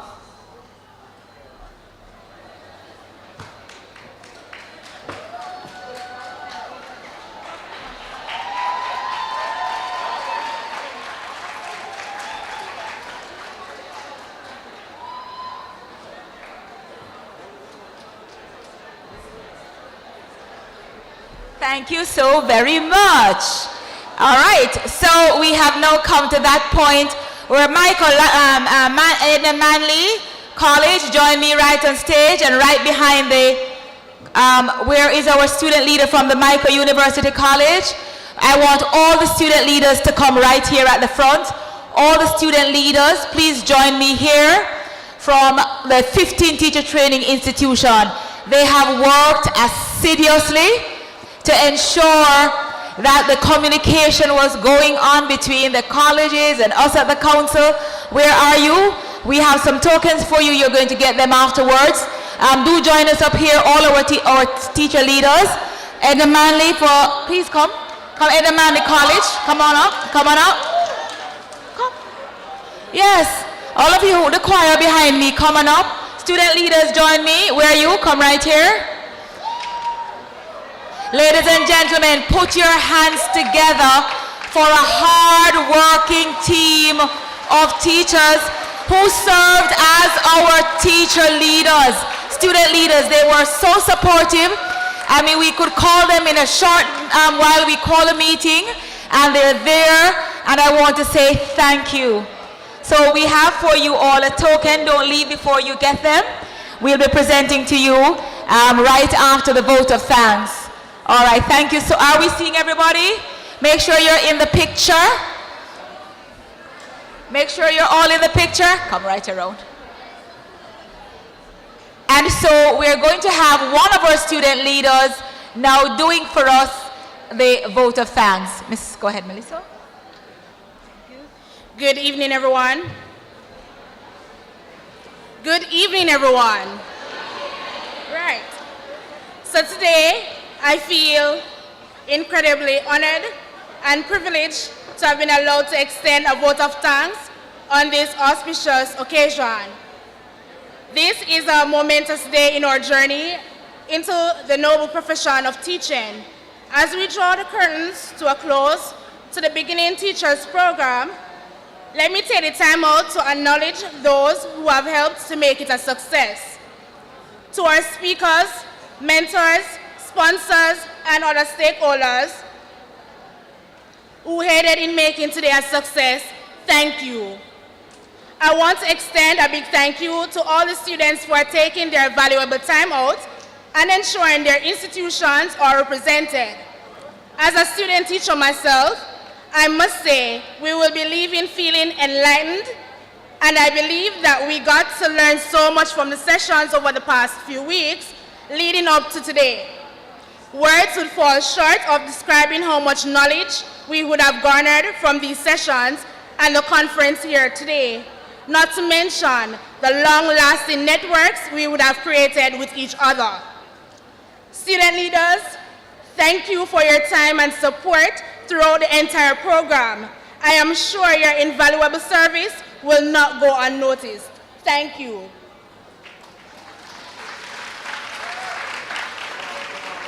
I would like to take the opportunity to thank the Michael University College administration and staff who accommodate us all today.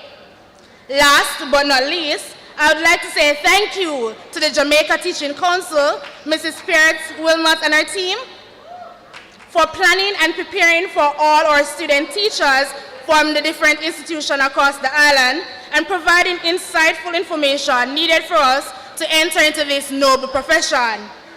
As the Jamaican Teaching Council continues to organize these events for the betterment of this profession, let us all share our experience to those who are to come.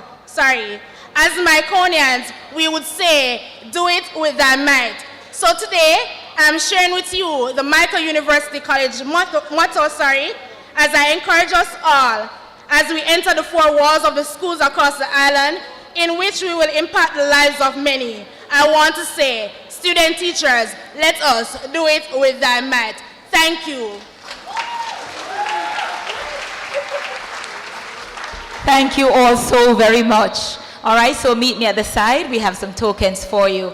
At this time, I want to invite on the stage to close out for us. Remember, we have the photo booth at the back.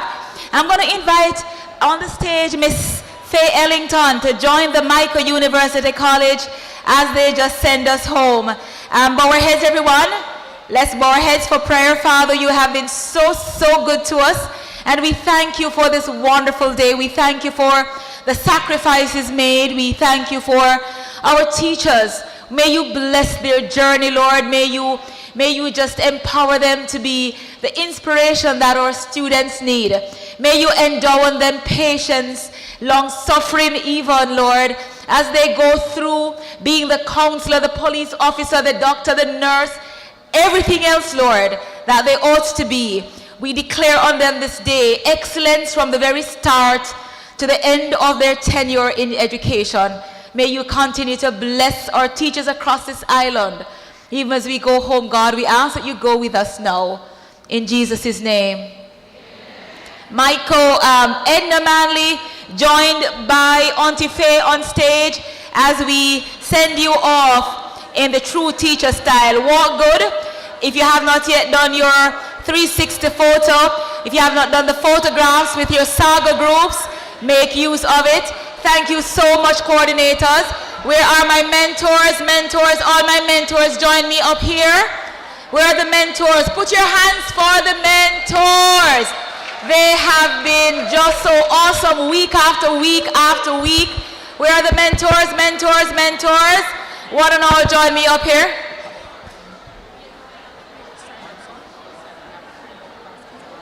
Oh, there are 3 gift baskets. Hold on, you might be getting one of them. Let's take one. Yes, just take one and come. Eenie, oh, not here. Eenie, see, I'm not looking. Mentors, join me up here. Meanie, is Meanie? Where am I now? Miney? Some people don't even know if it is Mo. All right. And so to get the gift basket from the JTA Credit Union, we have Shauna Lee, Sonia Green. Yes, clap her if you didn't hear your name, don't be bad mind now. Next we have Natalia Ann Williams from Westmoreland. Shauna Lee is from St. Anne. And then we have Tewana Walker from Middle Quarters in St. Elizabeth. Do join her at the booth over there to collect your prizes. The mentors are all overworking, long and hard, and hours and hours and hours. Put your hands together, team, as we say thank you to our mentors. And there's a small group that is here. They're all over still working. As they join us, they have been with you in your saga groups. They've journeyed, they've served and serve, and they will continue to serve as you do your first year in your institution to support you. Thank you so much. Over now. Thank you, team. Love you heaps. All right, so over now to the Edna man. Join, come on up.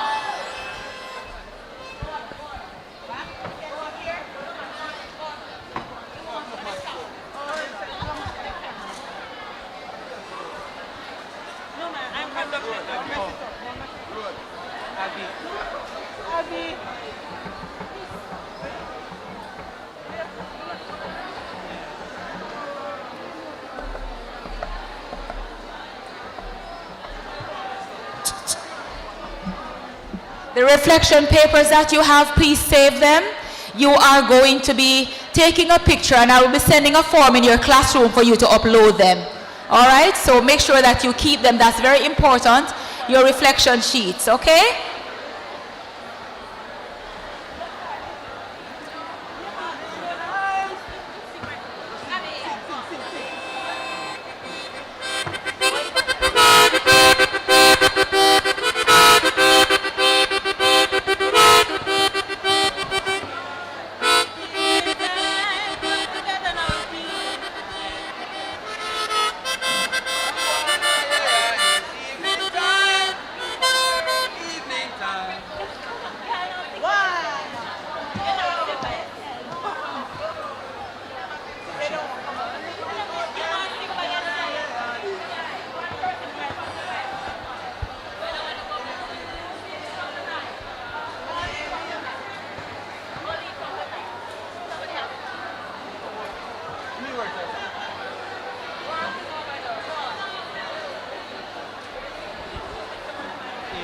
Evening time,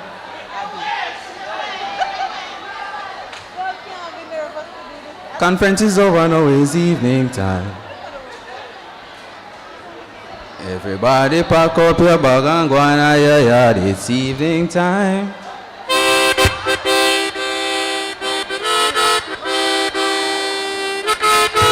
Evening time, evening time. Everybody pack up your things and Go on out your yard, it's evening time. Evening time, conference is over, now it's evening time. Everybody pack up your and go on out your yard, it's evening time. Evening time, conference is over, now it's evening time. everybody Pack up your clothes and go on out your yard, it's evening time. Evening time. God.